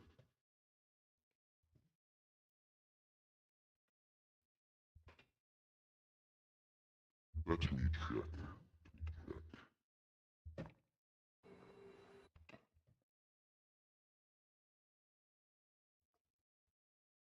I mean, I have Anime Girl, which is like this.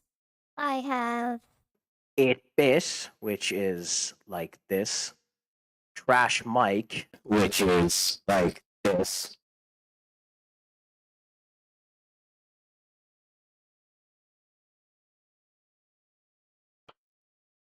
I have one that's meant to make you sound a bit like the orange carrot.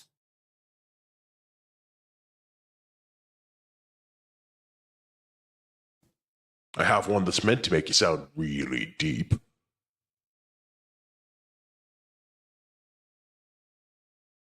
I have one that's make you sound like the Giga Chad, and of course the best of all time, which is this one. And I wonder if you can recognize what this is from.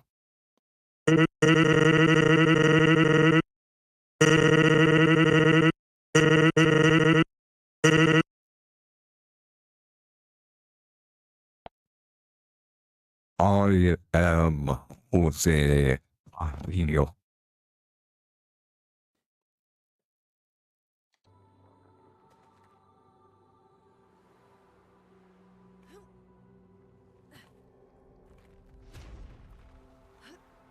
Yeah, I need to do a wee bit of working on some of them. Some of them due to I have a noise cancellation system set up to make everything a bit more clear and a bit more out there. It messes a bit with some of the voices, so I need to work a bit on doing that. But pleasure to try. May another 20 or so minutes, Maddie, if I was a betting man. Are you streaming at all today yourself, my friend?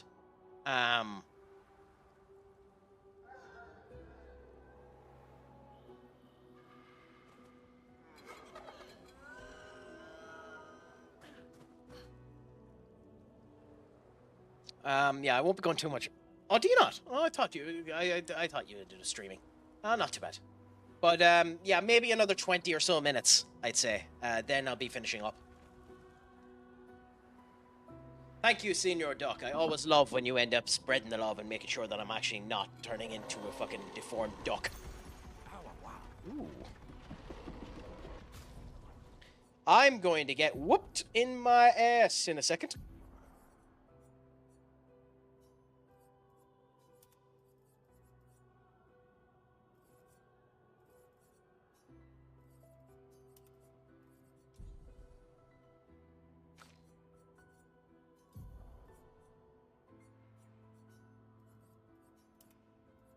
Yeah, thank you. Yeah, addict. Basically, I was looking into it a wee bit more, and I accidentally ended up putting in a information siphon. What I was doing was basically taking everyone's information and selling it and putting it back to advertisers so that it could end up being sold. So I accidentally put an information tag into my own chat. So maybe I could build my own one, but I'm not arsed at the moment. What in the all of the name of holy are you? What are you?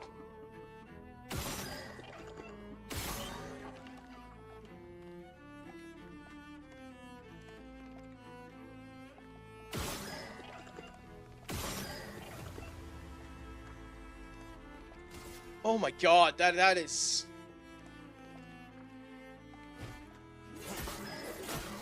Perfect! I will definitely send this over to him, Matty. I love Dill. I love Dill's content anyway.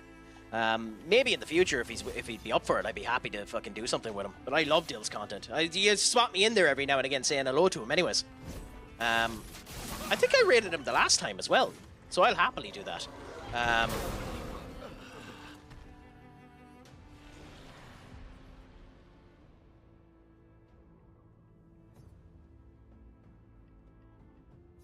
That's the reason why I thought you streamed, because I seen you in there every now and again. And amoeboid. I mean, kinda. But like, holy, like genuinely just... This thing, it's making me feel a bit... I won't lie, it's making me feel a bit odd.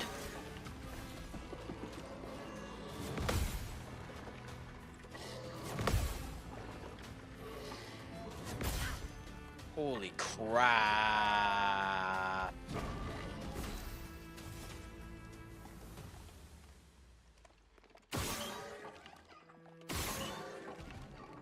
Like, does hitting the eyeball do anything?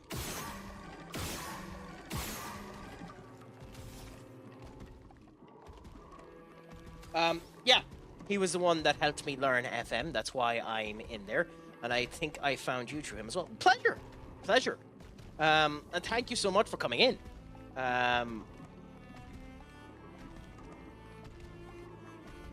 Not too bad.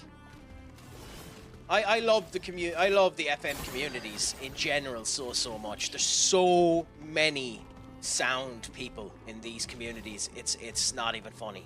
It's absolutely beautiful to see how many sound people are in the FM community.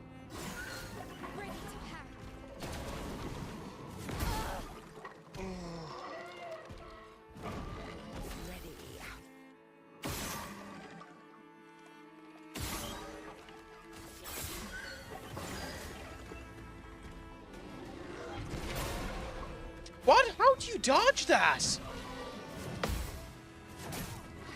I'm sorry, how do you dodge that?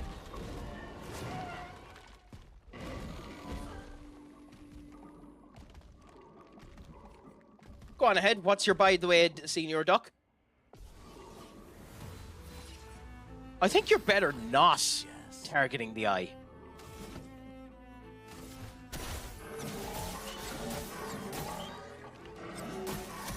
Maybe there's a benefit to actually targeting the eye, but I don't see it at the moment. Not impressed. Okay, that was me being stupid. 23 hours and 58 minutes till I go back. Have you? Are you going back to Duck God of it? What was it? Yeah, Duck God of Quack. Yeah.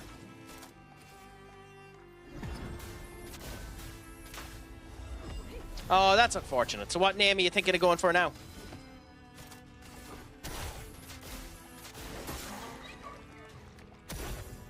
Ready to evade. Okay. Absorb health, so he's... Okay, so you can dodge it. So that's something, at least.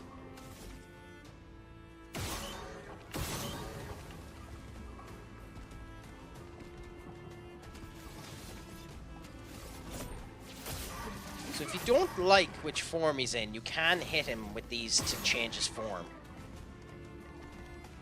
Which is fascinating. I'll be right back. I'm going to eat dinner. If you're gone by that time, I'll come back. Then it was a pleasure chilling and chatting with you. Thank you so much, Maddie. Please come in anytime. It's always a pleasure to have you in. If that is the case, just remember, I have been none other than the stupid sexy Craic. And of course you can poke my home, my friend. Make sure your Craic is 90 and have a good time. And if you're back before then, let's continue to chat.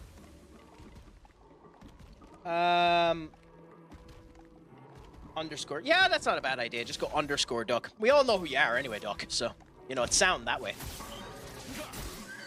A storm is coming.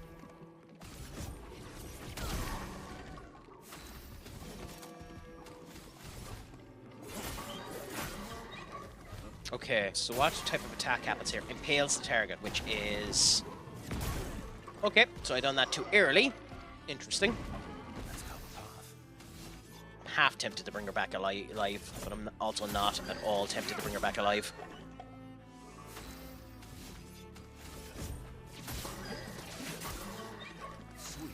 We can break him. Do we want to? Yes. Yes, we do. Although, to be honest, I probably shouldn't have, because breaking him was probably better with Verso. If I'm honest. Because it would have made Verso straight up into S rank, where he does his most damage. Still.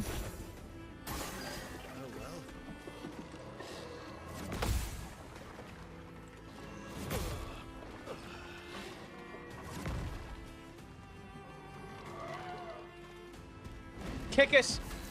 Thank you so much for the raid. How are you doing, my friend? It's a pleasure to have you in. How did the stream end up going? Good evening to you as well, my friend. How did the stream end up going? It has been some time, hasn't it? Is the crack going well for you? Was the stream good? Let us know how all ended up going. It's an absolute pleasure to have you in. You come in as my ass is getting royally handed to me in Clair Obscur Expedition 33.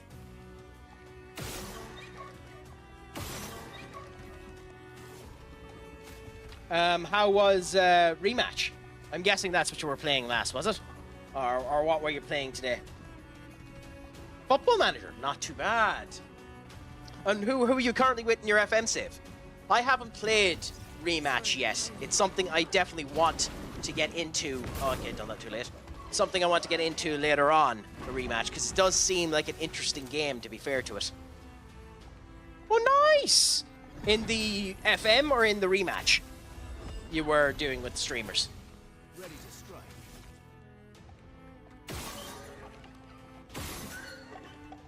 Okay, cool. We're back to docile. My Duolingo again. Duolingo, the best thing ever. The best little chatter. Don't worry, Duolingo will end up coming to you here. You can learn along with us. Football Manager with 4 other Dutch streamers. Well, congratulations to you on that one. Are you winning the league with them? Or are they trumping you? How's it all going? You're winning. Nice. I had a a community FM game. Okay, I had a community FM game going with someone. Enter AI94 and a couple of other streamers there, but it just stopped, unfortunately, which was sad because I was in contention to winning my particular section of the league. They were all feared me. They feared me, and that's why they left, of course. But it's a pleasure to hear that you're doing well in it. Although Timo seems to be arguing that he's winning the league as opposed to you. Liverpool is top with 7 matches played, unbeaten until now. The Timo chose Palace for some reason, but he's holding on. Do you want to know what's really funny about him choosing Palace? Palace are the club that saved me from getting sacked from HSV because I went over to them while about to get sacked, relegated them, brought them back up, and since then they have actually been competent. So I have a special place in my heart solely due to FM for Palace. So fair play to you, Timo. You have made Palace part of my soul. So make sure that Palace continues on doing well. Yes, I'm the reason why you chose Palace.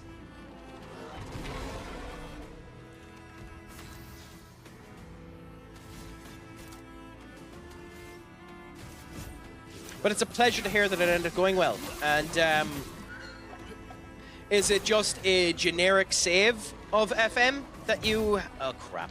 A generic save of FM that you've set up? Have you added a twist to it like it's a previous year, or is it just an updated save, or how have you ended up going about it?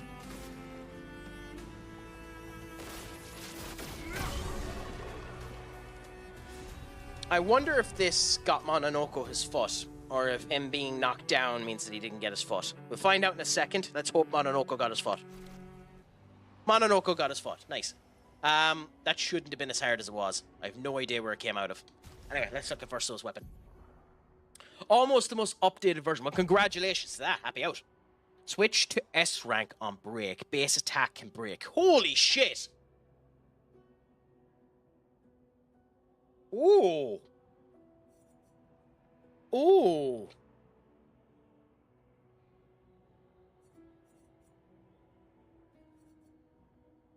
Crap. That's actually really good. Ooh, that's really good. I'm going to stay with the Duelisto, but that's really good. We are playing Mario Parting it up. The player who is first out of the 5 of us gets a nerf. Like, can't play top goal scorer. The bottom player gets a buff, like 20 jump speed. Interesting! That's cool. That's a cool way to end up doing it. It's something I want to do in the future. Drunk Mario Party at some point in time. I do have a couple of stumbling blocks making my goal of Drunk Mario Party in the future a bit hard.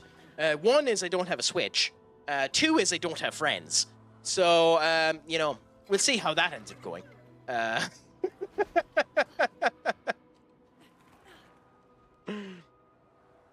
But, yeah, no, awesome to hear. Yes, I'm on Kick as well.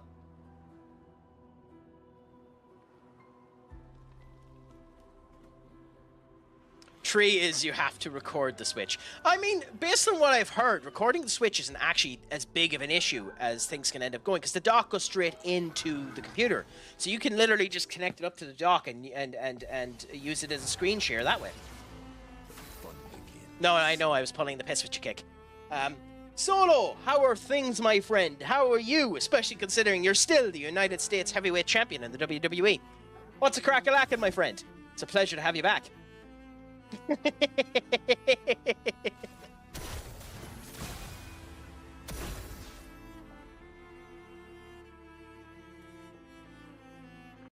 Yeah, the game capture card. That's an option as well, yeah. I know there are ways around it. I know it's not as difficult with the Switch to do it as it has been on other particular softwares. But yeah.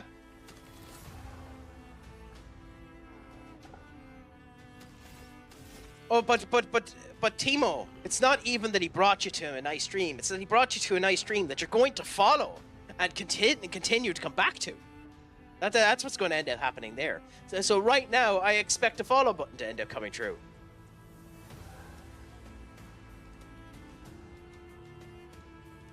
I see. Do you know what you can do, Timo? Do you know what you can do? Considering you're not going to follow, you can...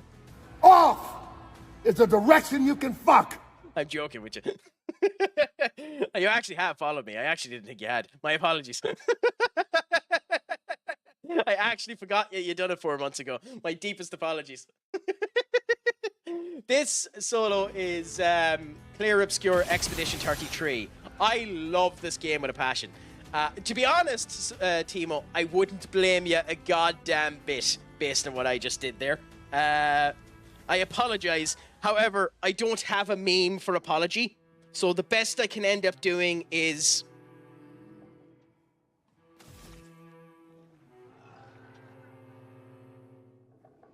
My hat is off to you, my friend. My hat is off to you.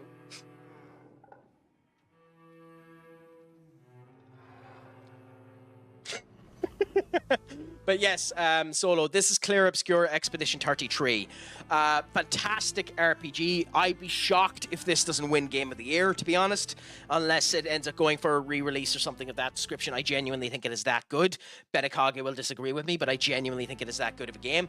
The best way I have described it to an awful lot of people is it's a hard version of Paper Mario, because there are action commands put within it. It's fluid, it is a good story and the whole lot, and it ends up going down that way. I am in love with this game. I am bad at this game, but I am in love with this game. Anyone who has watched, because the last stream I ended up doing of Clair Obscur, I spent 2 hours in the boss and then gave up. But there isn't enough compliments I can give to this game. The art design, the music, the feel, all of it is just exemplary, absolutely exemplary, and it is astonishing. And what's even better about it is you can break this game 10 ways to shite. I am bad at this game, so I haven't broken this game 10 ways to shite. As you can see, it has broken me 10 ways to shite, but you can break this game 10 ways to shite.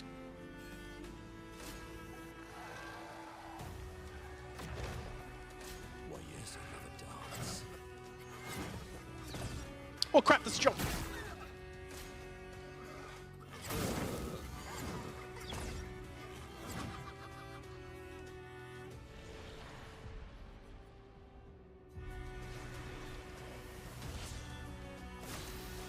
Just for that, I'm actually going to kill you. I was going to be nice and run away, but now I'm just going to kill you.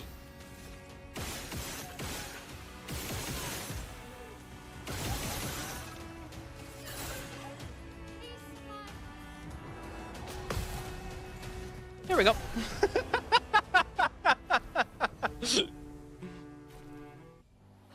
Timo, thank you so much for coming in. It was a pleasure to have you.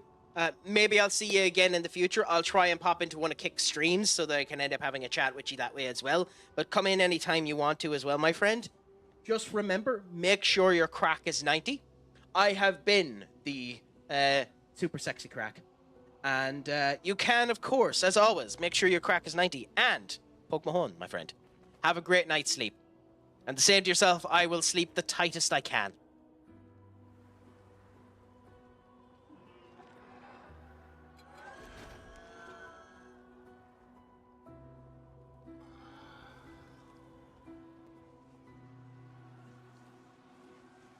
Well, I hope eventually you end up winning.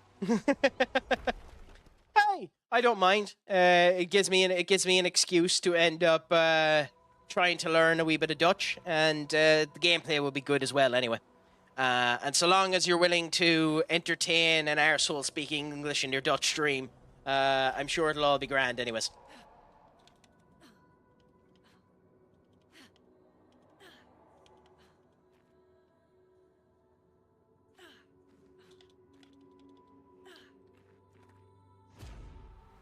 We learn you Dutch. You know, I'd love to. Genuinely, I'd love to end up learning a second language. I am disastrously shite with languages, though. It is disgraceful how bad I am with languages, to be honest.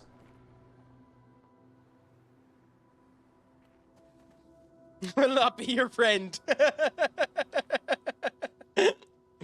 Who knows? Maybe I'll end up getting Duolingo and we'll try it. Okay, good. Okay, let's continue to go on for a bit. Woo!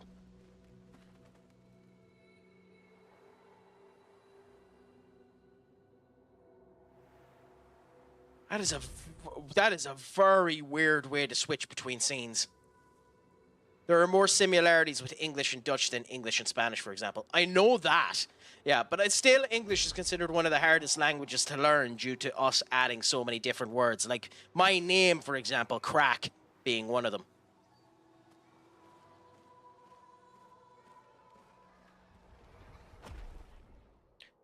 Yeah, I have a cousin that's living in Eindhoven at the moment. It's a spot I need to visit at some point in time. I've never actually been to the Netherlands, so it's something I need to do at some point in time. Okay, in we go now into this area, see how it is. A more grassy area. Just me, my mother's tongue is gibberish. Oh, well, I speak a lot of gibberish, to be honest. I think we all know that.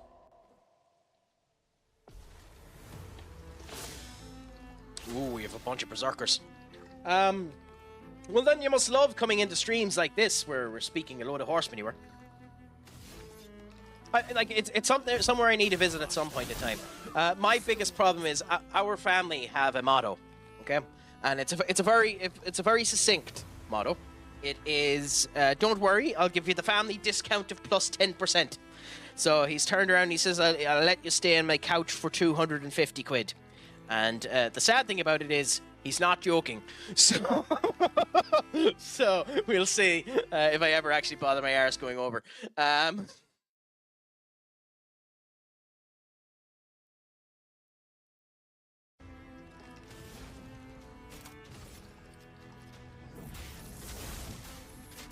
The sad thing about it is I'm guilty of the same abuse of our motto.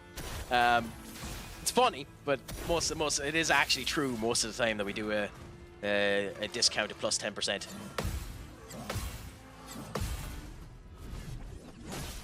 Ooh, what counter death? Okay, and it's a short one as well, so we should be grand.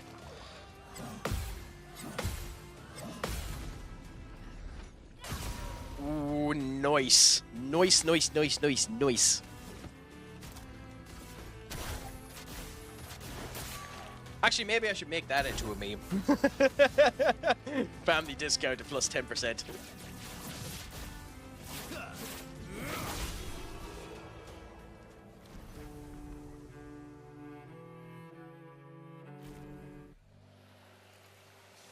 Okay, cool. So, we can continue into this now.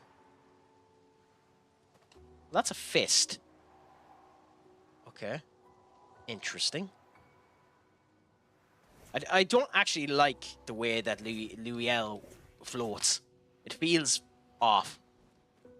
Well, it has been a pleasure, my friend. I will try and pop into one of your streams in the near future. Thank you so much for the raid. I genuinely appreciate it. Hopefully I can catch you in the future to give you one as well.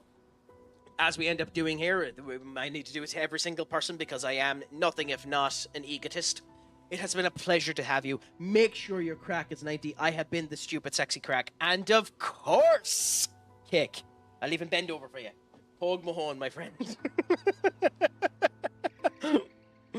Maybe when I get a standing desk, I'll end up doing that. On the surface, at least.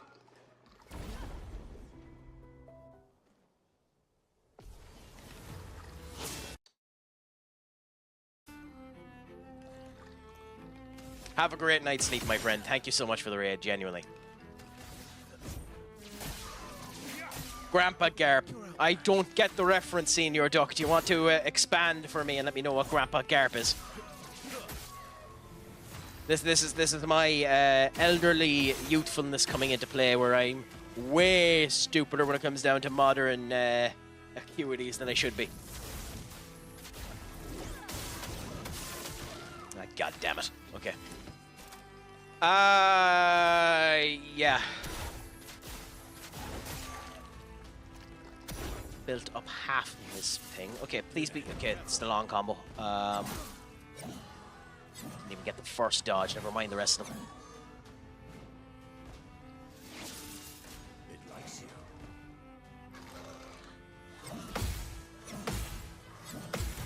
I mean, not only did it look like a fist, Duck, it was a fist. But I understand. No, not at all, to be honest with you. Not at all, I'm still completely oblivious, but I'll pretend that I know.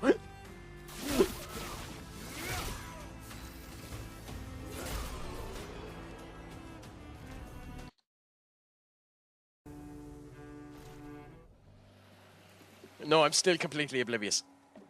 Oh. Oh, okay. These are people. Oh, you were commenting on the beauty. These are fucking people. Oh, the eye is following me. Oh.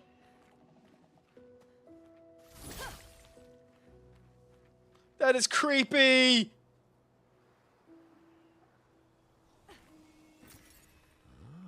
That is unnecessarily creepy. Hit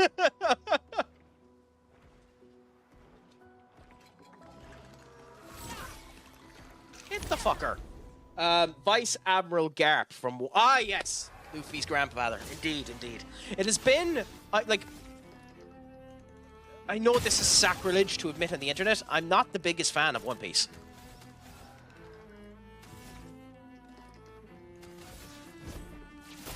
And it has been so long since I've watched the actual show that I forget an awful lot about it.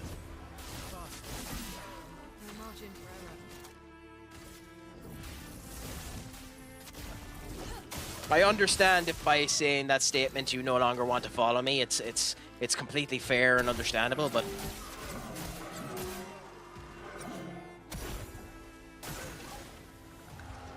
have you been watching anything of this anime season, by the way, Duck? I know you do tend to be into your anime, so every now and again you end up watching something new. And there's been a couple of interesting stuff out this season. There's also been a lot of tripe, but I'm just curious if you've been watching anything good. Oh. Interesting. Did that do anything? We're not building AP at all, by the way, for some reason.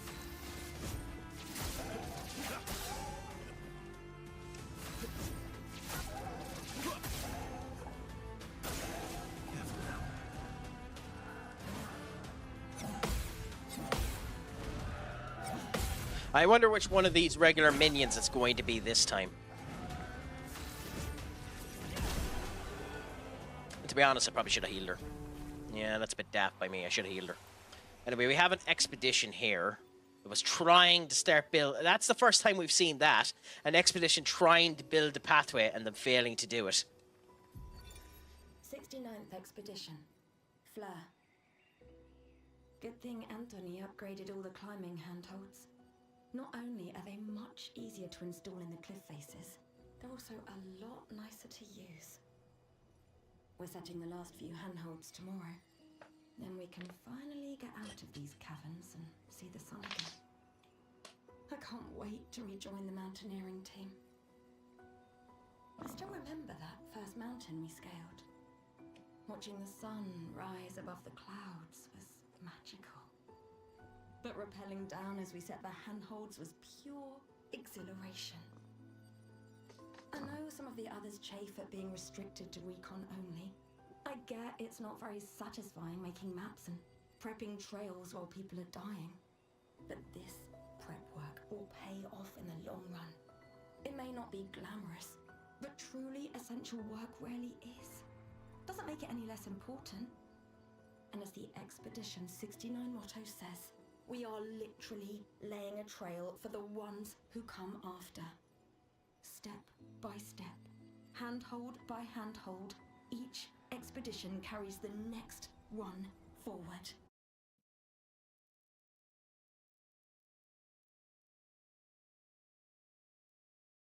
Okay, anyways, in we go. I do love that it gives you an excuse in this game why there are a load of these everywhere, that it has been the previous expeditions doing it. Oh, we have a mime. This is either going to be the hardest fight I've had all game or the easiest fight I've had all game. So let's see how we end up doing against the mime.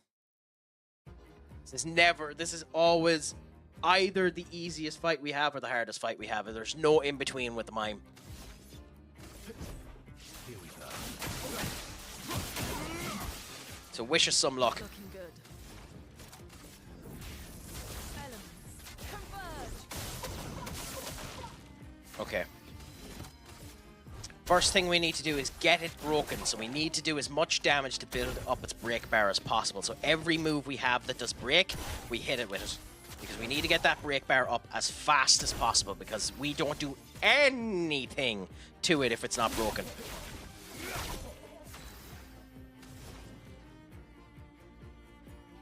I know this won't do anything. I know this won't do any damage, but I'm tempted. Screw it, we'll heal ourselves. It's a waste of having the Genesis there, but screw it, we need to heal ourselves. Okay. Nice to know the move hasn't changed, and we can break it now.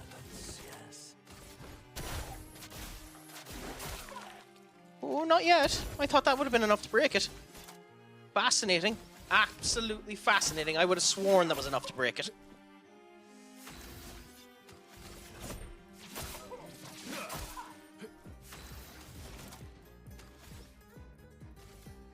We're as well healer again. Screw it. It makes no difference to us. Strange combo. Okay. Nice that these haven't changed at all. And now we can officially break it. Okay, cool. We're going to give everyone energy because it works better if Varso breaks. So Varso does the break. Goes straight up into S. And we're basically going to kill it now. My god. Simus, you are divine, my friend. How has the stream gone? What was it you were doing today? Pal World, not too bad. How is it all going? Was it all going good? I'm having a fantastic stream. You're the third person today to raid me, so this is astonishingly spectacular. But even more so than me, how did your stream end up going? Has your reign as a dictator to all of those Palmon been going fantastically well? Yeah, the industrial labours. You're propping up the industrial labour sector, my friend. This is an amazing shout-out message. I mean, Frosty Tips, I know people don't always like AI, and I have two of them there, so I need to move them and structure them a bit. But it does a fantastic job of picking some of the stuff that people have done before and creating a really good setup for them. I recommend it to everyone. But Army of Rubber Ducks, how are you doing, my friend? It's a pleasure to have you. That is a beautiful name. We have our own duck-themed chatter here, Senior Duck, as we end up going that way. So it's meant to be that the two of you have come together. But it's a pleasure to hear that it's going well. Are you doing more Bannerlord this week as well, Simus? Or is it just are you trying anything new? I have to pop in more. It's just been busy the last wee while and I haven't had a chance to pop in and say hello. God damn it, crack. Elemental trick.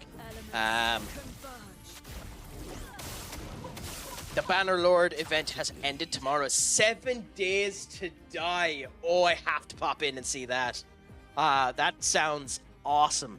Do you want to know something I want to try at some point in time? I have the setup done here. It has a bit of Twitch integration put into it. I have the XCOM 2 Twitch integration mod installed, and I want to try it at some point in time. So I'm definitely going to pop in and say hello to that one before I end up streaming myself. That'll be an awesome situation to end up doing. Yes, XCOM 2 has Twitch integration. Basically, if the people are mean enough, they can spawn more minions in. They can basically cause you to have blind. They can cause you to have more events into it. It is like bonkers, the stuff that it can end up doing for you. I look forward to trying it at some point in time. Oh yeah, like imagine with the Twitch integration missing a 97% chance to hit. XCOM 2 is divine, and it hurts me so much that the studio behind XCOM has practically confirmed we're never going to see it again. It hurts me so much. Yeah, I plan on doing more games like that at some point in time that end up having the integration into them. Maybe when the community gets a wee bit bigger. But for now, I'll just be an arsehole to come in and make sure that Simus ends up feeling pain whenever he does anything himself. But yeah, it's all a bit of crack. Oh, the... Rising of Shield Heroes Season 4. Haven't started it yet, but I heard that tit ends up showing up again, and that annoys me. The Magical Reincarnated Prince Season 2. It's an interesting show. It's gone down a different route than I thought. Cleavers, the one about trash beasts. Interesting. Kaiju number 8, Dr. Stone Final Season, The Lord of Mysteries. Nice. I haven't started Lord of Mysteries. I haven't started the Garbage one, and Simus. But I might add one for Lurk Mode to activate. A pleasure to have you. Thank you so much. If you don't end up coming back in beforehand, Simus, allow me to say thank you so much. And as always, make sure your crack is 90 and poke Mahone, my friend. But yes. The crazed dog of duck. Yes, the two ducks talking to each other so much. I'm more of a dub man than a sub man, simply because I like to listen to my animes without having to consistently read. And oftentimes I watch animes when I'm half asleep.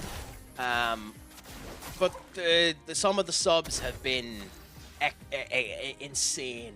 insane lately. Okay, he's no longer stunned, so he's going to be coming back to us now in a bit. How did I miss that? But yeah, no. You're certainly better that the Twit duck god of quack, that for certain. Yeah, so Duck, why did you... Duck, for some reason, changed his name a couple of months ago. I think he lost a bet with one of the people in my community, Skull, and changed his name, and someone has now robbed his name, so he can't get it back. This should win. Yes, cool. What do we get off of this one? The Bouquet for Verso, not too bad.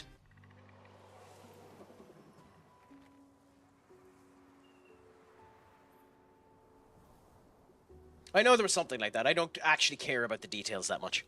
Oh god, there's another eye!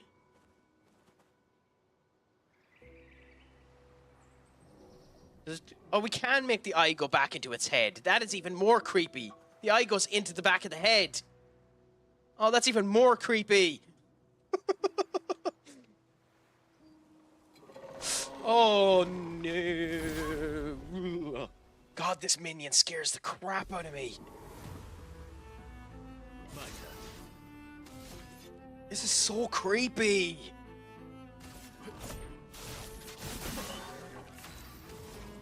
I love these minions so much. They're so creepy.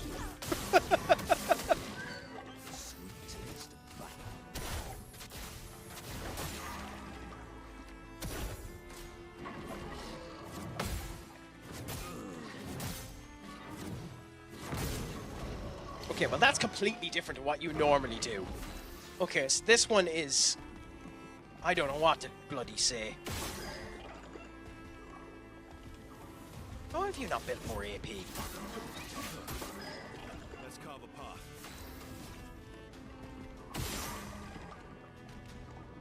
Really, that took 2 of my AP. Weird.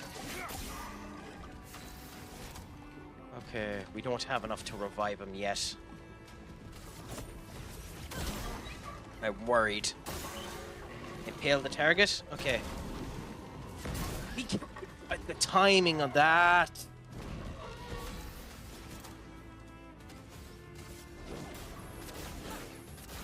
I'm probably dead here, by the way, but we'll still go for it and try our arm.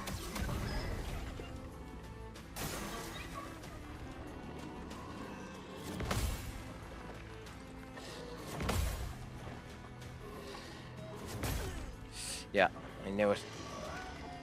I knew it.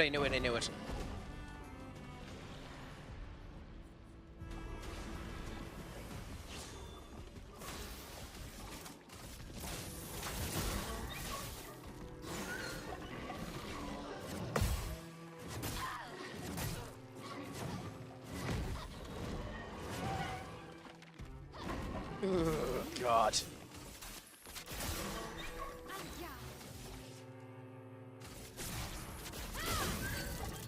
Oh, that wasn't enough to kill.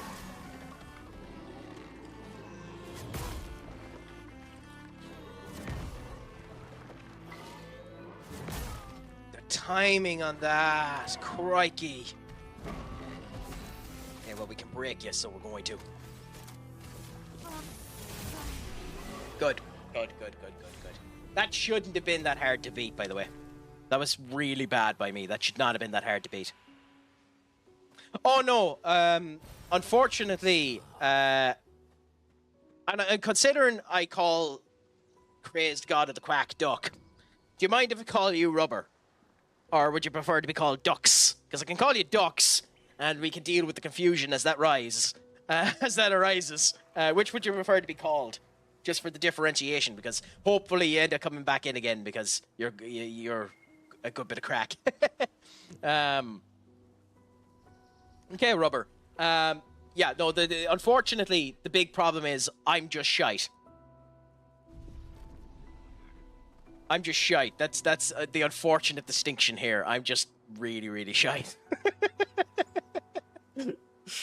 Those eyes.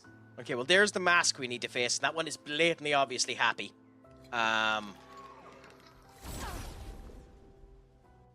We'll go until we face that face, and then I'll finish up then. I'm going much longer than I thought I was going to, but I also didn't expect the raids. So I like to give at least a half an hour more after being raided.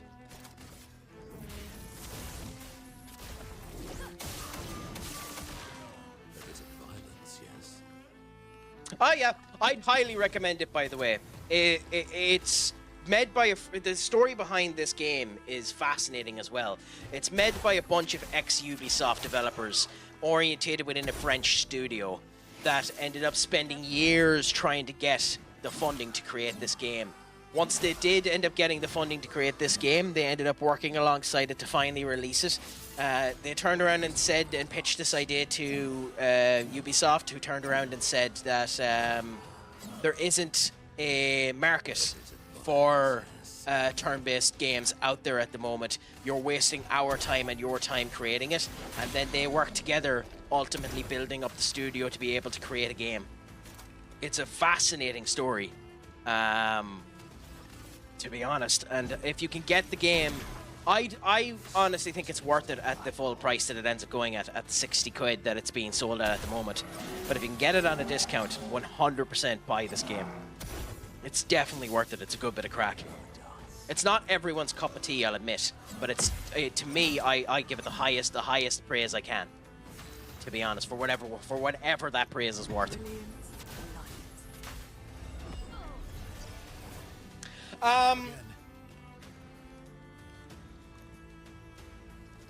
That's not a bad comparison. The Persona games are there's far more potential complexity in the Persona games than this game.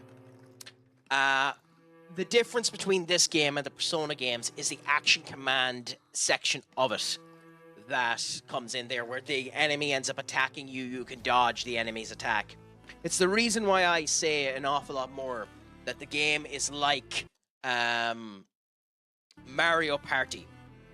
Or not Mario Party, Super Mario the Thousand Year Door than anything else. Mario RPG type things. Then it is Persona, a more difficult version of Mario the Thousand Year Door. Paper Mario is another example of it there. Yeah, that's the one I tend to use. But Paper Mario and Paper Mario the Thousand Year Door, I forgot the paper aspect of it. It's far more that to me as a describer than anything else. I highly recommend this game. Highly, highly recommend this game myself. I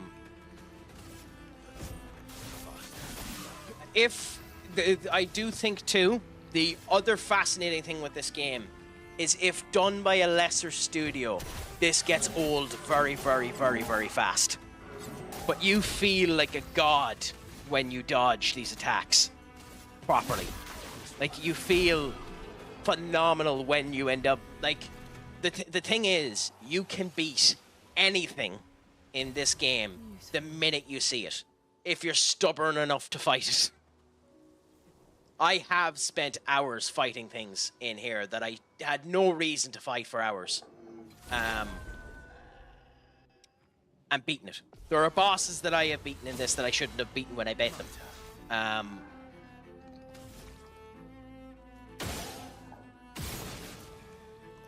Interesting. Yeah. Verso isn't starting with the normal amount of AP that he does. I don't know what's going on. Anyway,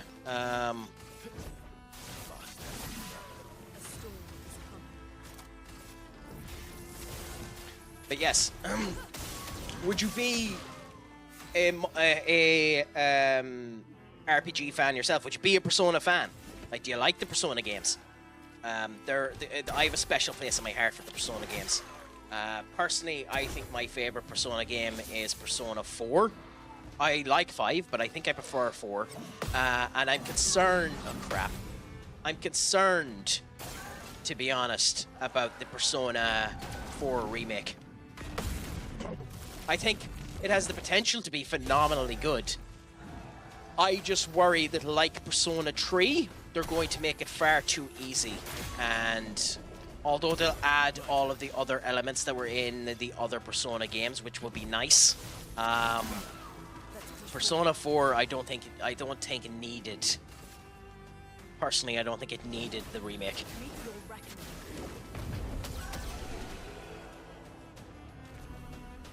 I'm not going to deny it. A remake is always nice, so long as they're actually working on Persona 6 as well. A confident fighter, 30% increase in damage, but you can't be healed.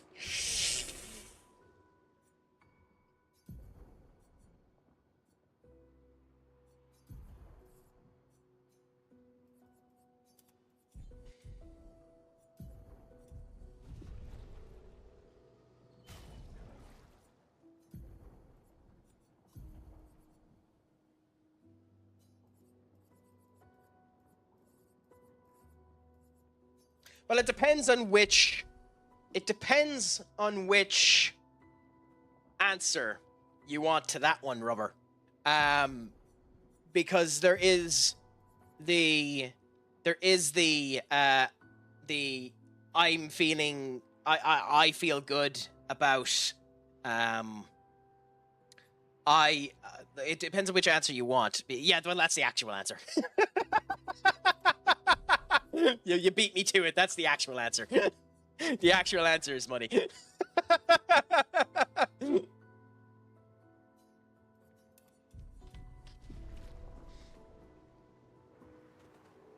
Like there's the feeling that Persona 4 is Persona 4 Golden is a beautiful game in the way that it's been done and the whole lot, but it's graphically inferior to what a modern game should end up being and could use the upgrade. And there's nothing wrong with that. That is true. Persona 4 could use the upgrade, but at the same point in time, yes, it's money. Thank you for the follow so much, Bex, by the way. It is 100% because of the money. God, this boss creeps I know it's not a boss, but this enemy creeps the crap out of me. I haven't played a Tales of game. I've watched the Tales of Symphonia playthrough by the Super Gaming Brothers, and it hit me specially. And I have Tales of Symphonia downloaded on this computer to play. I have too much crap to play, and I will end up picking a new RPG to play alongside this. I plan on structuring myself out a wee bit better, doing a day of RPGs, day of FM, doing an actual schedule of stuff in the future. I know I've been at this for 9 months, so I should be better at doing an actual schedule. But Tales of Symphonia, specifically, I want to end up playing on stream at one point in time. That game looks fabulous to me, and Lloyd seems like a really interesting character. I didn't end up paying too much attention to it, and it's been years since I watched that stream, or that walkthrough. I highly recommend the Super Gaming Brothers, by the way. But I definitely want to give it a go. Definitely want to give it a go at some point in time, so thanks for bringing it up again. Yes! Yes, Bex. PS4, I'm almost positive you can. Let me check.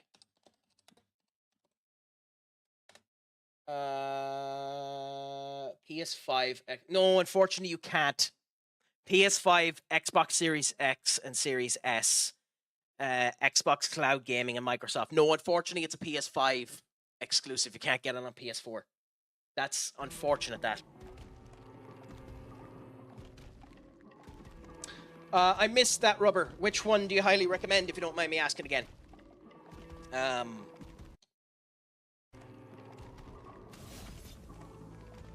But I'd still, if you can get around to it, play it. I'm not 100% sure. Maybe there is a way of playing it on the PS4. It doesn't say PS4 is on it as one of its selectable items. Expedition 33, PS4.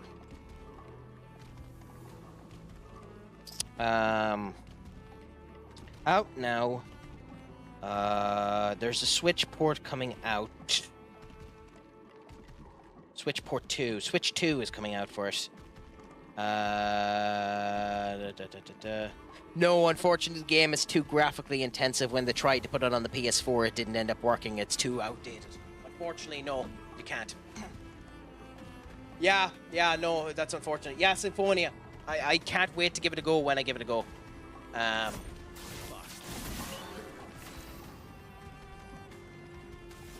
can't hit the eye there, so this... I'm going to end up getting hit with a wall up here in a second. Yeah, unfortunately, Bex, it isn't. Sorry for gassing you up there for a second, giving you hope for something that isn't there. Okay, so the timing of this is now. Good, finally! Finally got the timing of that. I'll still fuck it up again in the future, but it's nice to have it.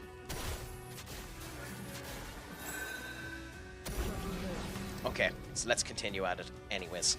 Let's try the elemental trick again so that we can try and get the fourth stand. We don't have it. Okay, so Genesis won't be used on you yet, my friend. Why didn't that... Oh, he has the non-heal ability. That was a waste of time, so...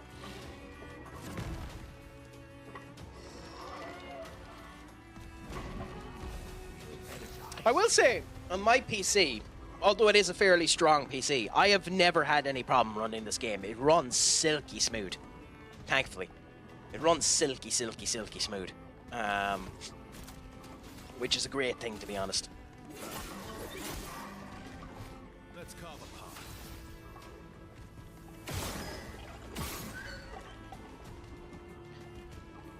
Interesting. Why am I doing... Is it him, or is it something Verso is doing that means I'm doing 2 damage? I'm doing 2 AP per shot. You're outmatched.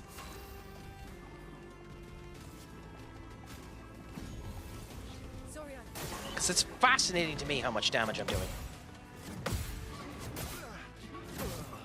God damn it, Verso.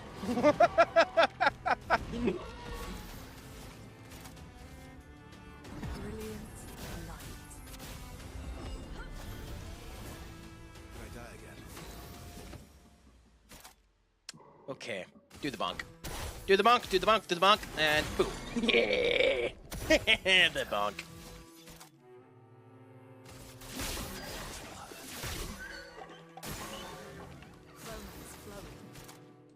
Oh, you don't have enough. Okay, in that case, we'll burn you. Fire is your weakness. Interessante, my friend.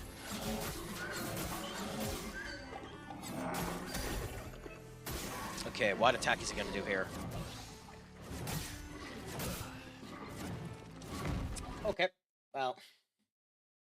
Remember how I said before that I'm just a little crap at this? Unfortunately, that remains the case. Okay, so we'll attack you there. You've got half health. We don't have enough to do the revive, so we'll do the stand again, I suppose. Oh. Okay, so we have Genesis set up, so if we can dodge this. Okay, good. We should win this. Oh, okay. We should win this turn. This should be a win. Cool. Nice. And then we get this, which is what exactly? A new weapon for Verso the Confuso. Light damage can burn on critical hits. Apply burn instead of mark. That, to be honest, would work very well as a connective tissue to Mael.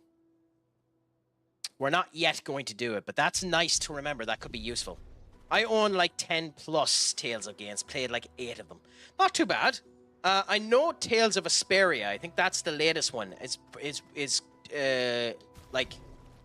very much recommended. Like it has good reviews and the whole lot.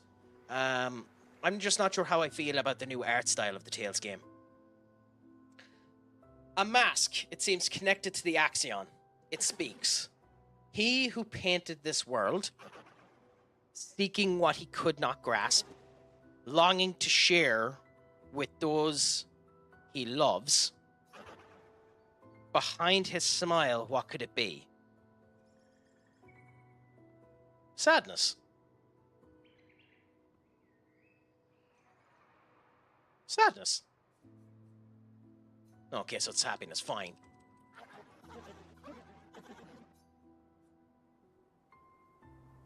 Which was dark as hell, but so good. I have that game. I own that game. I just haven't played it yet. Oh, it's her. Okay, this could be more difficult than expected. This could be very difficult.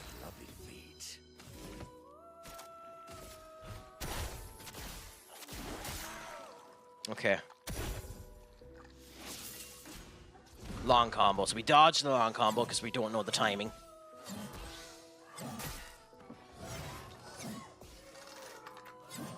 It literally is the boss. It literally is the boss's that we faced earlier on moveset.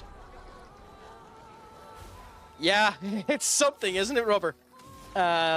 It's definitely something. Damn it. Okay, we didn't get enough stands.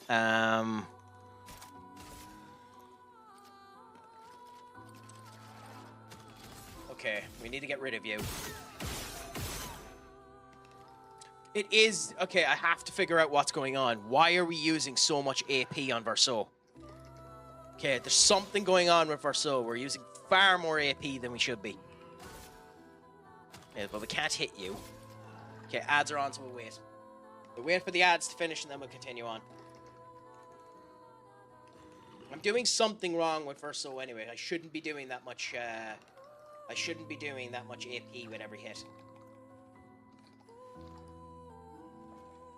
So I've done something with Verso's build to screw him up. I will say the music in this game is just divine. It's just divine, the music in this game.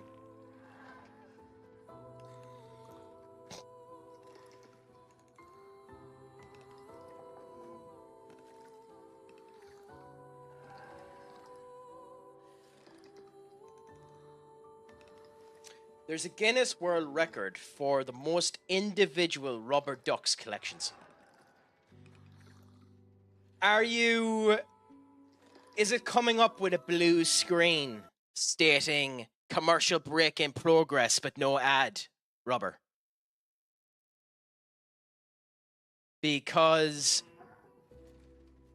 Ducky, our friend Duck here, has had that happen as well. And I'm of the opinion that that's a sign that the advertiser has pulled out of Twitch. And that's a bad sign, if that's what's happening. Yes, it is. You are experiencing the same thing. I believe it's... So I'll give me 1 second.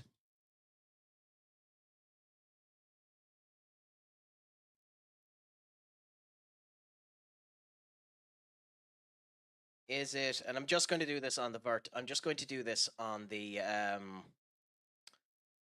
regular one for a minute, just so we can see it. There's no point doing this in the vertical as well. Is it this?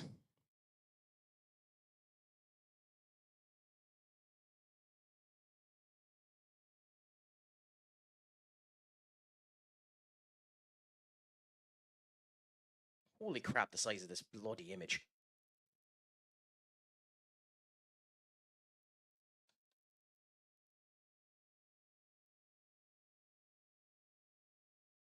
Is it basically that?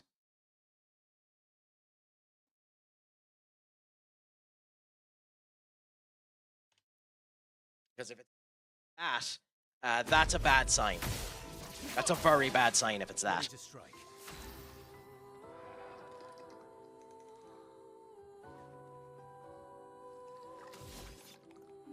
Normally I'd go to the effort of actually fitting that into the screen, but I'm not arsed today.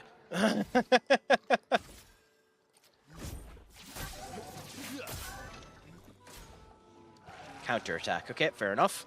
Down you go. So. Okay. Sweet taste of battle.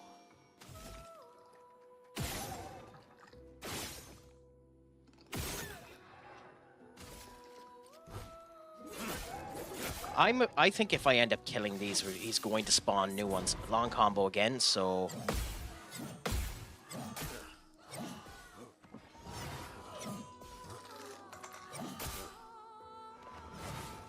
Yeah. I don't know. I'm concerned by that. I think that's a sign that the advertisers have pulled out of Twitch. I really hope I'm wrong. I really, really hope I'm wrong, but I think that's a sign that the advertisers have pulled out of Twitch. And that's a really, really bad thing for an awful lot of people if that's the case.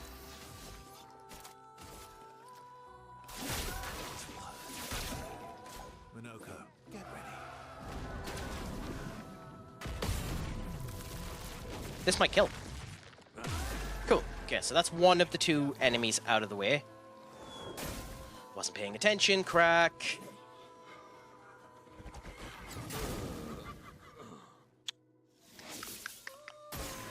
Oh well.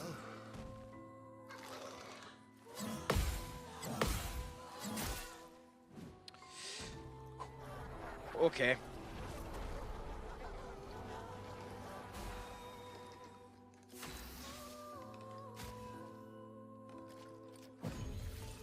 I won't lose again. God damn it. I knew it was doing it, but I couldn't figure out which one it was.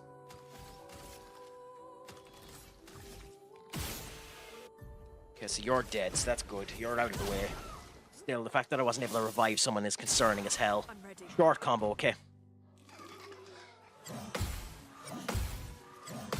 Okay, good. Wow, okay, I wasn't expecting to do that much damage. You're gonna heal all of the damage I just did, though. It's weaker than I expected it to be. Now is our chance. We revive... Mononoko first. Brilliant light. Because he's in the almighty mask state. And then we go for this. So that brings us up almost to the point where it's collapsing. Rush on allies. Okay, fine. That's a waste of an asset for you. So you need to be able to do at least 8,000 more to it than it is doing to itself. You can do that. So that does 8,000 there alone, and she will do 8,000 if we do it right. Okay, just dodge. Don't try and counter, even though we can counter. Ooh. God, she's made out of paper mache. She's made out of paper mache.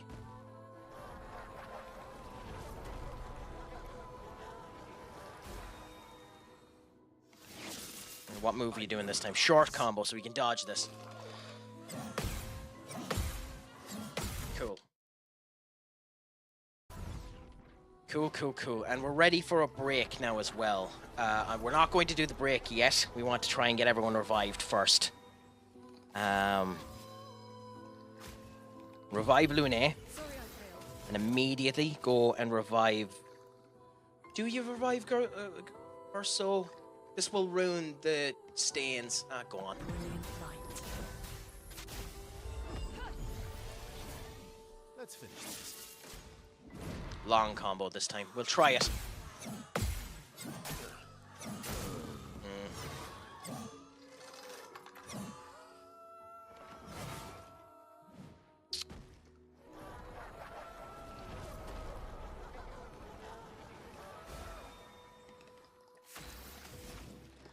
Oh, Genesis can work. Okay. Well then, I think.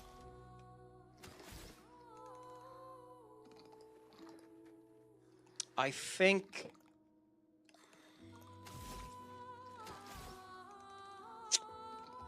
think I'm better doing the Genesis.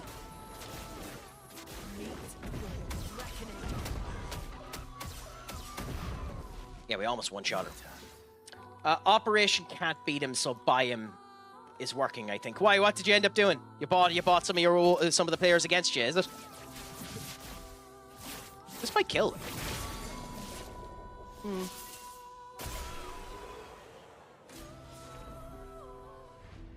Okay, so that went a lot better. Well, that fight shouldn't have been as awkward as it was. I made a lot more work out of that fight than I needed to.